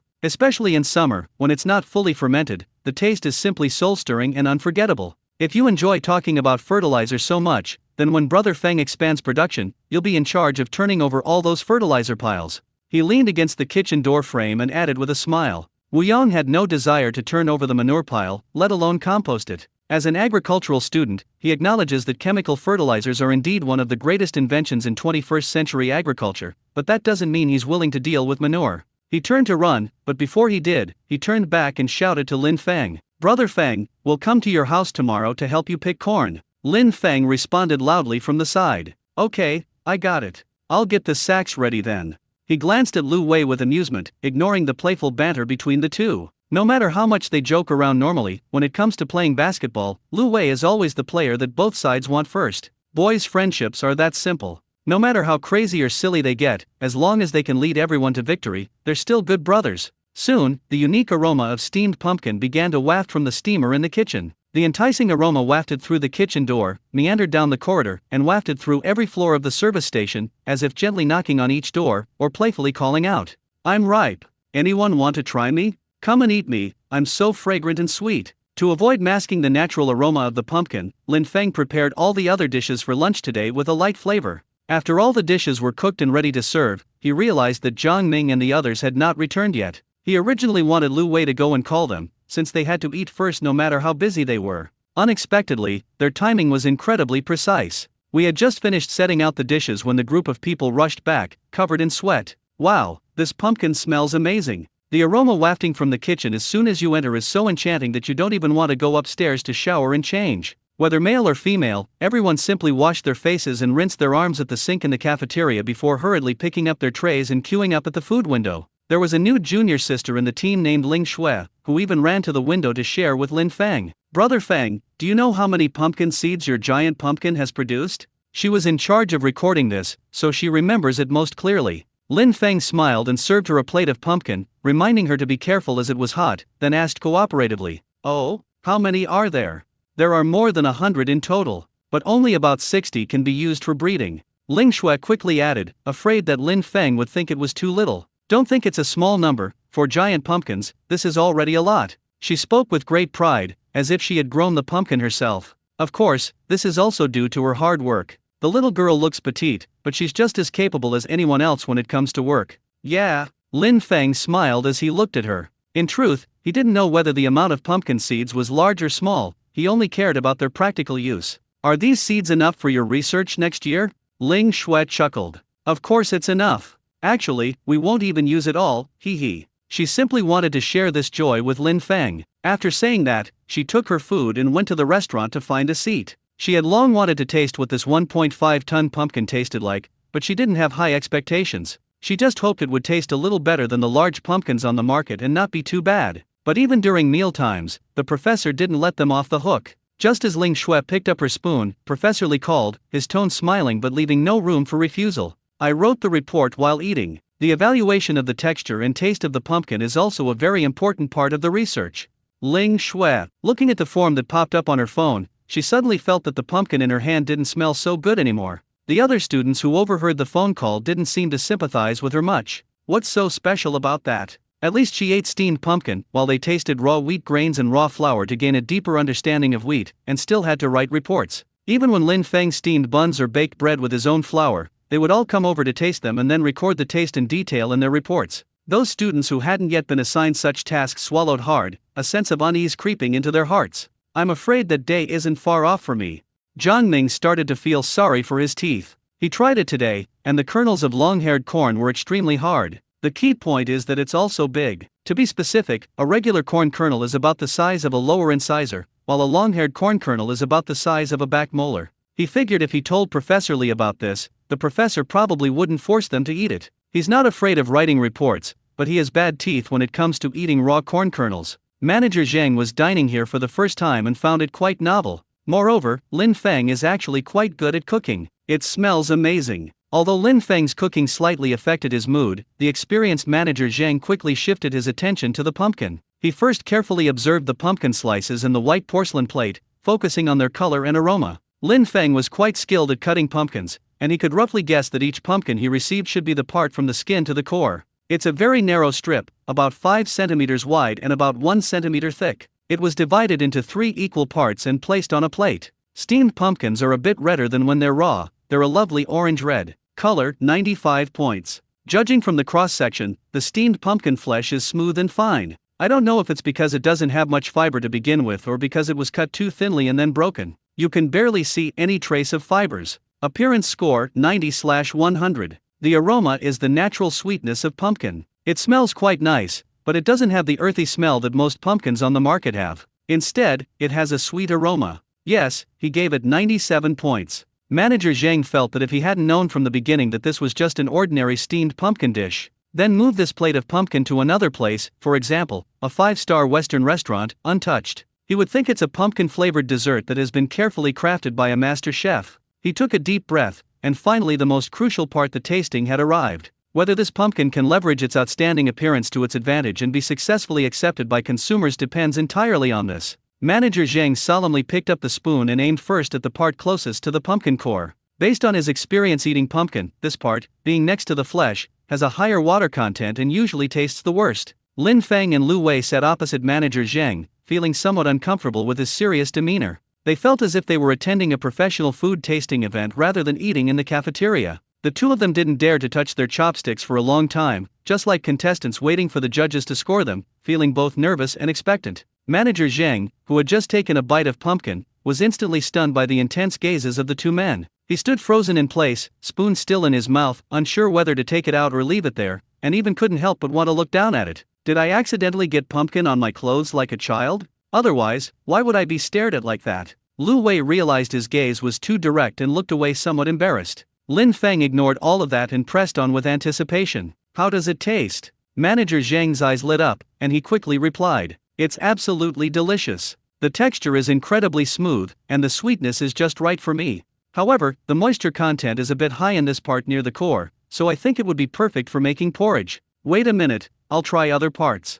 As he spoke, he scooped out another spoonful of flesh from near the melon rind and put it in his mouth. The flesh in this part of the melon is noticeably more mealy and has less water content. The texture is very similar to Lin Feng's chestnut pumpkin, but the sweetness is closer to that of honey pumpkin, making the taste exceptionally wonderful. At that moment, Manager Zhang was completely relieved. He was certain that these pumpkins would sell out easily. All his previous worries now seemed unnecessary. After thinking for a moment, Manager Zhang spoke. Just take this giant pumpkin for granted. Putting aside its size, I would give it a score of 99 out of 100. This is definitely a top score. The reason I didn't give it a perfect score is that I still have higher expectations for its premium plus quality. It certainly has a lot of hype, but there are still many challenges before it can be successfully marketed.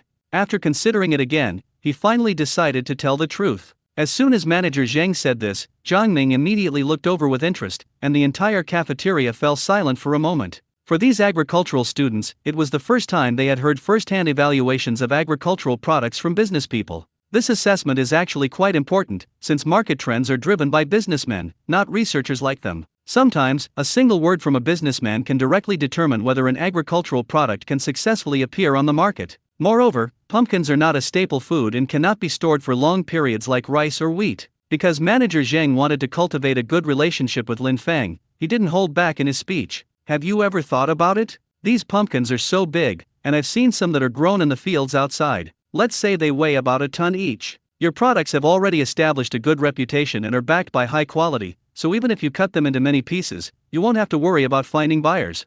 but if it were sold in a regular supermarket, it might spoil by tomorrow if it wasn't sold out today. Think about it, how many supermarkets in our country are confident that they can sell a ton of pumpkins in a single day, even if the pumpkins only sell for 2 yuan per kilogram? Upon hearing this, Lin Feng and Lu Wei nodded in unison. Lin Feng took another bite of his own pumpkin, and he knew very well, whether it's the taste or the yield, this pumpkin is excellent. In fact, it's better than more than 80% of the pumpkins on the market. However, it is indeed difficult for the general market to accept it because of its large size. Manager Zhang is absolutely right. Even he himself needed Manager Zhang's help to sell this batch of pumpkins so easily. But what if we just stop planting altogether? Lin Feng felt he couldn't give up. After all, among so many planting areas across the country, only he can grow pumpkins like this right now. Professor Li and his colleagues all said that the giant pumpkins they grew didn't taste good, let alone their size. Their pumpkins were much larger than those in other experimental fields. It's almost certain that the pumpkin mutated again in his field.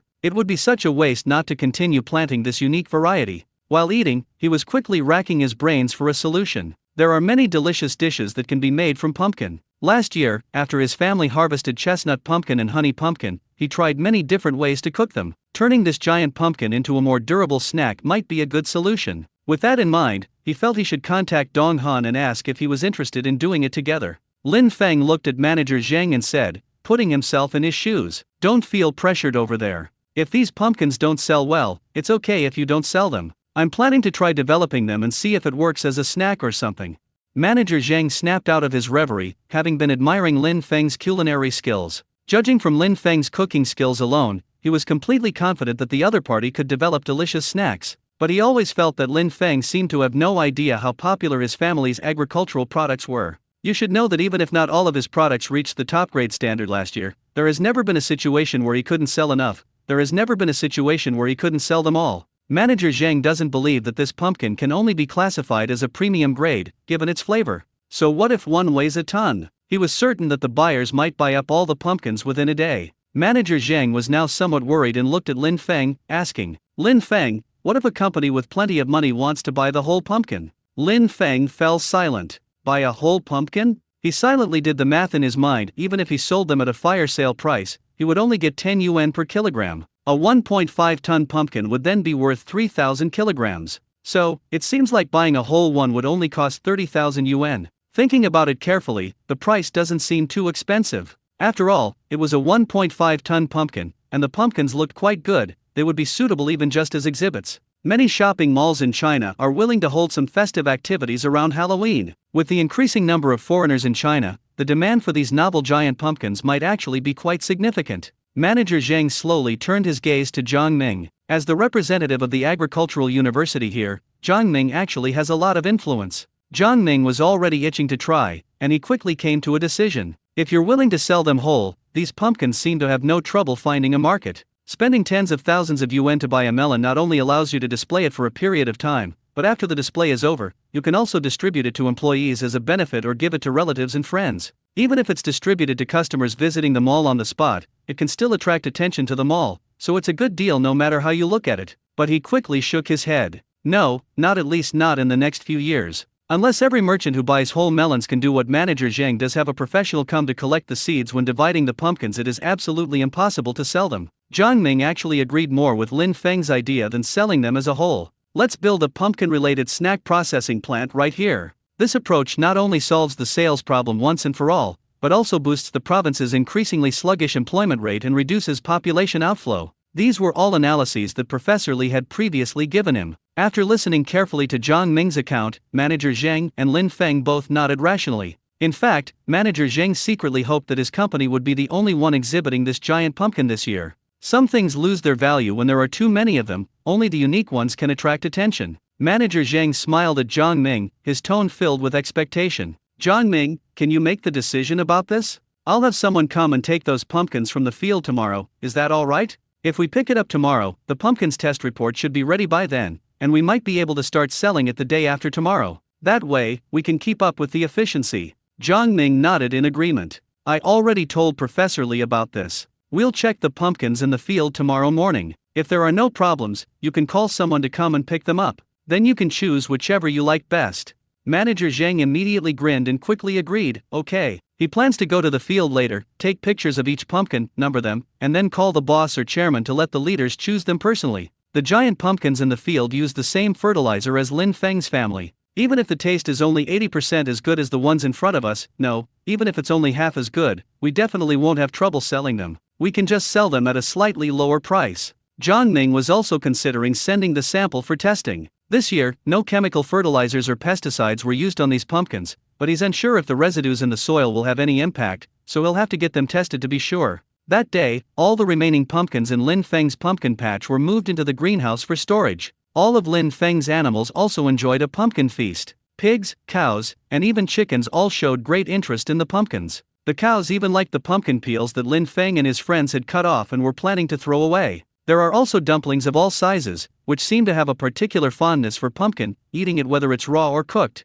Once they get a piece, the mother and daughter can slowly nibble on it in the yard for quite a while, cherishing every bite. Looking at the increasingly round and plump bodies of the little dumpling, Lin Feng suddenly thought of a question. Shouldn't the little dumpling be independent by now? Just because the farm has plenty of food, will this guy stop being independent? I wonder if there are any instances in nature where mothers and daughters share territory. However, since the giant dumpling is already sharing territory with the South China tiger, it seems that staying together on the farm isn't anything new anymore. Lin Feng was filled with questions, while Professor Sun was very optimistic. Animal behavior is truly a very profound subject. He also told Lin Feng that they needed to prepare to put the most advanced positioning devices on the ears of the tiger cubs that had left their mothers in South China. This device will not affect the normal lives of tiger cubs. In fact, poachers often give up hunting them after seeing the ear tag. Poachers are well aware that wild animals bearing these tags are actually within human monitoring range, and any death will be immediately detected. Lin Feng was also very happy to see this happen.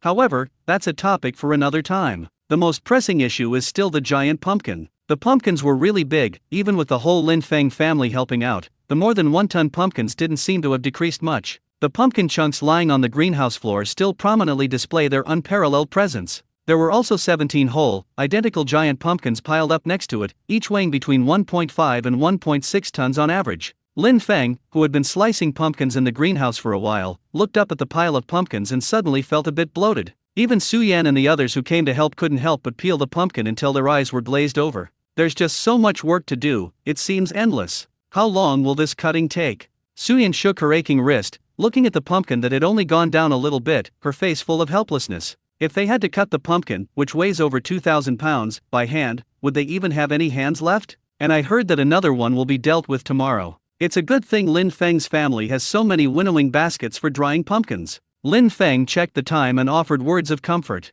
Tang Ji went to the city to buy a slicer. Things will be much easier once the machine comes back. Qian Rui glanced at Lin Feng secretly and breathed a sigh of relief. It turns out that Feng's family doesn't have everything, which makes him feel a little better. They also hoped that Tang Ji could come back soon, as he was really about to collapse. So many pumpkins, how are you planning to eat them? As Su Yan sliced the pumpkin, making a tap-tap-tap sound, he asked. Lin Feng replied, there are so many things you can make: pumpkin pancakes, pumpkin bread, pumpkin steamed buns, dried pumpkin, spicy pumpkin chips. You can eat them however you like. But now it must be sliced and dried first, so that it can be preserved, otherwise it will spoil easily if left for a long time. Not to mention his friends, he even sent 50 kilograms of pumpkins to the testing center. After the tests were completed, the testers either took the food home to eat themselves or put it in the cafeteria for the chef to steam and share among everyone. It didn't matter how they disposed of it. In total, he gave away 200 caddies of pumpkins. 200 pounds is quite a lot under normal circumstances. If it were rice, it would be enough to feed one person non-stop for more than half a year, even if it were the kind of amount where one eats rice 3 times a day. But these 200 pounds are like a grain of millet in the ocean when placed on a giant pumpkin, pitifully small. To put it simply, the weight removed is less than 1/10 of the total weight of the pumpkin. Faced with such a massive scale, how could they not feel despair? Giant pumpkins are indeed spectacular to look at and taste good, but they are a real hassle to clean up. No wonder manager Zhang said it would be hard for the market to accept. Now even Lin Feng feels he can't accept it anymore. Honey pumpkin and chestnut pumpkin are still the best. The smaller ones weigh 5 or 6 pounds, and the larger ones weigh about 10 pounds. No matter how much the family eats, they can always finish one. Lin Feng secretly planned that he would see how well manager Zhang's sales went later. If the giant pumpkins didn't sell well, he would just plant a few next year. When Tang Ji returned with the slicer, he was seen as a savior by everyone. Once that pure silver stainless steel machine was unveiled, everyone's work became much simpler. Simply peel the pumpkin, cut it into appropriately sized strips, and let the machine do the rest. It's fully automatic, convenient, and fast. Lu Wei stared at the machine as it swiftly sliced a pumpkin in just a few strokes, and couldn't help but exclaim in amazement. Indeed, all kinds of automated machinery are the greatest inventions of the 21st century. Lin Feng took out the rice wine he had kept at home and gave it to the exhausted group to help them relax. This rice wine, aged over time, becomes increasingly fragrant and mellow. Adding some crushed ice gives it a unique flavor. Even after the new machine arrived, this group of people were still busy until midnight before they could stop working. When Lin Feng woke up the next morning, his house had turned into a golden sea. Everywhere you look, there are pumpkin slices spread out. Later, when they ran out of dustpans, Lin Feng simply dug out the plastic sheeting he used to seal the covered walkway in winter. Even the courtyard where Su Yan and the others lived was covered with plastic sheeting and pumpkin slices, leaving no space unused. If he didn't care about the impact, Lin Feng even considered using the cement road leading to his house in the village to dry his pumpkins. After having pumpkin bread for breakfast, the students went to Lin Feng's field to pick corn. When they saw this golden world, they couldn't help but want to give Brother Feng a thumbs up with one hand. They now fully understood just how huge and spectacular a 1.5-ton pumpkin really was. The thought that Lin Feng would have to deal with another giant pumpkin with his students today suddenly made them feel sorry for the students who were with Lin Feng. Everyone has their own hardships, but as long as you are more tired than me, I feel inexplicably relieved. That's roughly my mindset. They couldn't help but worry that after a while, this place, covered with drying pumpkins, might become so crowded that there wouldn't even be a place to step. But touching my round little belly, I honestly felt that pumpkin bread with pumpkin soup was really delicious. The key is that pumpkin itself is sweet, so even without adding sugar, it's not easy to gain weight from eating too much. Moreover, it can nourish the gastric mucosa in the stomach, forming a protective layer and reducing sugar absorption, making it a great product for weight loss. Eating more pumpkin in moderation can even help lower blood sugar. The students sighed a few times, then carried their tools to pick corn. The experience of Tang Ji and others cutting and slicing pumpkins yesterday has left them with considerable psychological trauma. So now they'd rather harvest corn in the fields than go to the greenhouse to process pumpkins. Fortunately, when manager Zheng came over this morning, he thoughtfully brought the students a 3-meter-long steel wire. The steel wire has handles on both sides, so students just need to find a good spot and pull hard. With this tool, the pumpkin processing site is now many times neater and tidier than it was yesterday. Lin Feng originally wanted to go to the field to check on the pumpkins, but he received a call from Mr. Sun as soon as he stepped out the door. "You mean pumpkin leaves?" He stared in shock at the pumpkin patch where leaves and roots, which he had intended to collect and send to compost. This stuff is actually medicinal material? Could it be fake? Professor Lee previously said these things were useless and suggested composting them directly. He quickly checked it again. "Sir, some of the pumpkin leaves in my garden have withered. Can they still be used?" Listening to Mr. Sun explain the benefits of pumpkin leaves to him over the phone, Lin Feng felt enlightened. He realized that pumpkins are a crop where every part of the plant is valuable. He stared blankly at his own pumpkin patch, momentarily at a loss for what to do. He used to only know that pumpkins were edible and that pumpkin seeds could repel insects, but he never thought that even the leaves could be useful. Mr. Sun nodded calmly on the other end of the phone. "It's a bit late, but you still have pumpkin leaves in your field, right? That's good. But don't touch those leaves yet. I'll send someone to your place to harvest them right away. We'll go today. By the way, your pumpkins, like other vegetables, haven't been treated with any pesticides or harmful substances, right?" Lin Feng quickly replied, "That's right, we've never used them. My family never uses those things when growing crops." I heard Mr. Sun sigh with relief on the phone, and then he asked, "The man in charge of planting corn in your area is named Zhang Ming, right? Is he in the village now?" Lin Feng wondered what Mr. Sun wanted to see Zhang Ming for, and subconsciously replied, "He's here, picking corn in the cornfield right now. Should I call him over to answer the phone?" "No need, it's enough that he's here." Mr. Sun's voice sounded satisfied, and he seemed to say something to the person next to him. Lin Feng didn't hear clearly. By the time he realized what was happening, only the last sentence of advice remained on the phone. "Kid, 4 of us are coming over here. Don't forget to feed us." Lin Feng almost thought he had misheard, and after a moment of stunned silence, he replied blankly, "Okay." It was just a meal for 4 people, not 40, so he agreed without even thinking about it. The person on the other end hung up abruptly after speaking. Listening to the dial tone, Lin Feng thought to himself, "Why is this old man so energetic today?" He was stunned for a few seconds before he came to his senses. He walked towards the cornfield, found Zhang Ming, and told him that Mr. Sun had come to see him today. Zhang Ming was also taken aback for a moment. They did meet when Mr. Sun came here before, but they were just nodding acquaintances. Most of the time, it was Mr. Sun who nodded, and he, as a junior, could only smile politely. What could Mr. Sun possibly want from me? Even if they still need corn silk, they should ask Lin Feng, since the corn silk has already been harvested. Lin Feng couldn't explain either. Mr. Sun hung up the phone without going into details. Jiang Ming quickly put the matter out of his mind. Since they said they would come to talk in person, let's wait and see. He's busy picking corn right now and doesn't have time to worry about these things. However, seeing that Lin Feng wasn't tending to the pumpkin patch but instead helping him harvest corn, he asked, somewhat puzzled, "Brother, you can go and take care of the pumpkin patch. You don't need to help out here." Lin Feng shook his head. Mr. Sun said he wanted some pumpkin leaves and wouldn't let me start. I have to wait for them to come and pick them before I can clean them up. Jiang Ming paused in his corn-picking motion, his tone full of confusion. What does Mr. Sun want the pumpkin leaves for? I don't know either, but he said that these leaves are quite effective as medicine. Lin Feng recalled the contents of the phone call, and suddenly remembered something. By the way, isn't our village doctor Mr. Sun's apprentice? He came to my house several times before and asked for pumpkin leaves, even taking some leaves from the giant pumpkin.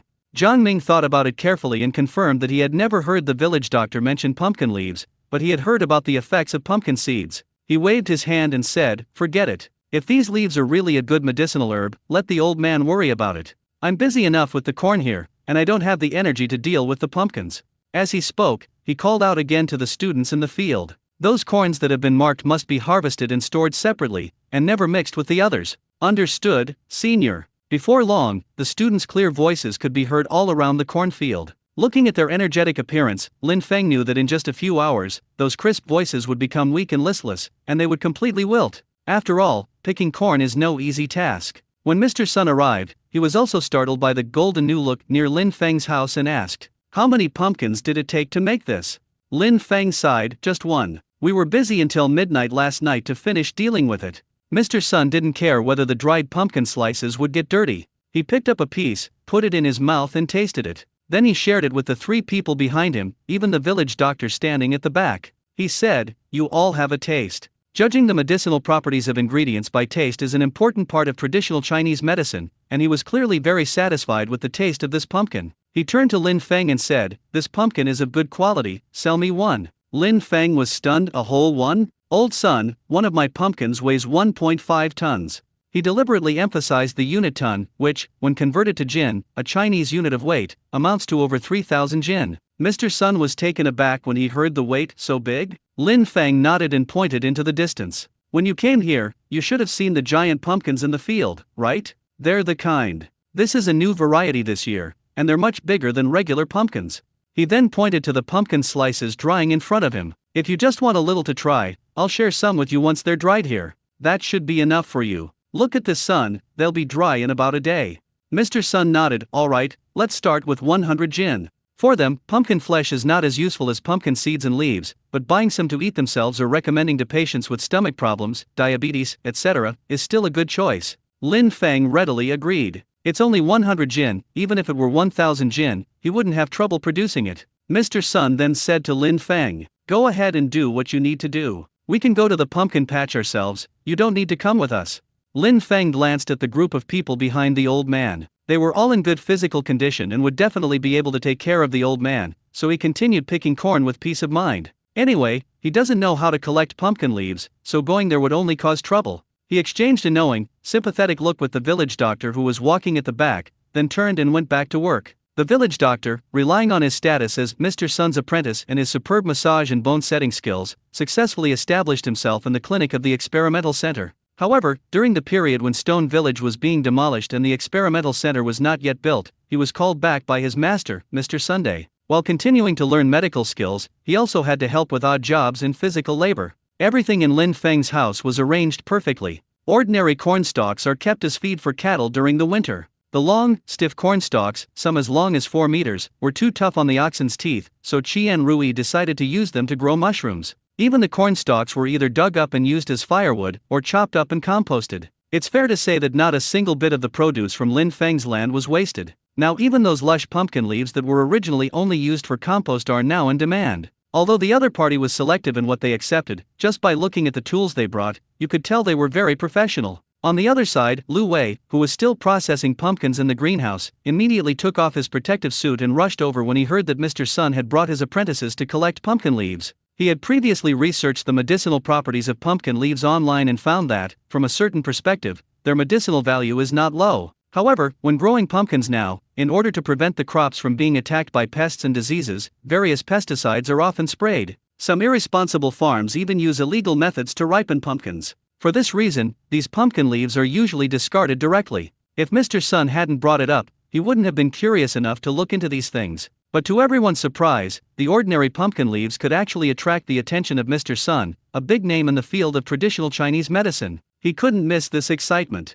Lin Feng, the owner of the pumpkin leaves, didn't know much about these things. All he needs to know is that pumpkin leaves and even pumpkin stems are useful. After all, who wouldn't be happy to have another way to make money? After working in the fields for a while, Lin Feng went to the canteen to prepare lunch. After lunch, he was called directly to the office for a meeting, which was attended by professors from the Agricultural University, Mr. Sun, and others. The meeting was held via video conference, and the topic revolved around long-haired corn. You mean the silks of long-haired corn have a blood sugar-lowering effect? Lin Feng was a little puzzled. Wasn't it said that all corn silk had a blood sugar-lowering effect? Mr. Sun gestured to his apprentice to explain to the group. Lin Feng looked at the doctor who exuded the aura of a department head and listened to him constantly spouting diabetes-related terminology. He was faced with a jumble of technical terms, type 1, type 2, immune disorders, and more. He felt like he understood everything, yet also like he understood nothing at all. This feeling is like when you're in school and your physics teacher is explaining a problem on the blackboard. You feel like you understand everything when the teacher is explaining, but when you actually try to solve the problem yourself, you have to guess which formula to use. The village doctor standing nearby cast a sympathetic glance at Lin Feng. This senior brother Tang is used to teaching students, and he has rarely participated in teaching recently because of the corn silk incident. Now that there is finally an opportunity, everyone should satisfy his desire to teach, otherwise you will be the ones who suffer. Lin Feng became more and more confused as he listened, but for some reason, he had the idea of buying corn silk from his own garden to make tea. Later, it wasn't just somewhat wanting to buy, but really wanting to buy. I never knew corn silk was so amazing. He suddenly felt empathy for the elderly who had been tricked into buying a lot of health products. Do you ever feel like yourself, lacking professional knowledge but assuming that the person speaking is very knowledgeable and therefore thinks the things they recommend must be excellent? However, on the other hand, Director Tang is truly capable, unlike those swindlers who sell health products. As Director Tang spoke, he gradually noticed that Lin Feng, the only young man in the room, was looking at him with increasingly strange eyes. He gradually lowered his tone, and finally stopped speaking altogether, looking directly at Lin Feng. Meeting those eyes filled with confusion and shock, he almost blurted out, "Did you really understand?" I almost added a sentence, just like I would when I scold students or junior students. Can't you even understand something this simple? Fortunately, he realized in time that the young man in front of him was neither his student nor a medical professional, so there was no need to hold him to the standards of a professional. He coughed somewhat awkwardly, as if there was really no need to say so much. My mouth is a little dry, but this water I have is quite delicious. It has a rose scent and some mint, and it's icy cold. It's a pretty good combination. On the other side, Lu Wei, who was also bewildered by the overwhelming amount of medical knowledge, couldn't help but rub his temples. As a retired soldier, he really doesn't need to know these things. Lin Feng's eyes gradually cleared up only after Director Tang stopped his speech. He tried to summarize, but his tone was uncertain. You mean the corn silk is particularly important, right? Although it cannot cure diabetes, it can play a very good role in controlling blood sugar, whether it is type 1, type 2, or diabetes caused by obesity. Am I right to understand this? Director Tang nodded, telling himself, if an average person can understand this level of understanding, then there's no problem. He added, moreover, it can achieve effects that other corn silk cannot achieve at all, which is quite extraordinary. Based on my experiments over the past month, if consumed long-term, it can basically have the effect of beguinide hypoglycemic drugs. What's even more remarkable is that it's completely harmless to the body, which is especially valuable. Lin Feng nodded, now he understood, and asked directly, you came here today because you want me to plant more of this kind of corn next year, right? Director Tang nodded to Lin Feng first. Lin Feng was already mentally prepared for this, and besides, there was still space available on the 6,000 mu of land to cultivate. In this way, the country's experimental base gradually determined what to plant the following year, and achieved great success. Lin Feng embarked on the path of the farm, never to return, and lived a fulfilling life. The South China tigers and other animals in the family are now living a life where they have plenty to eat and drink. The end.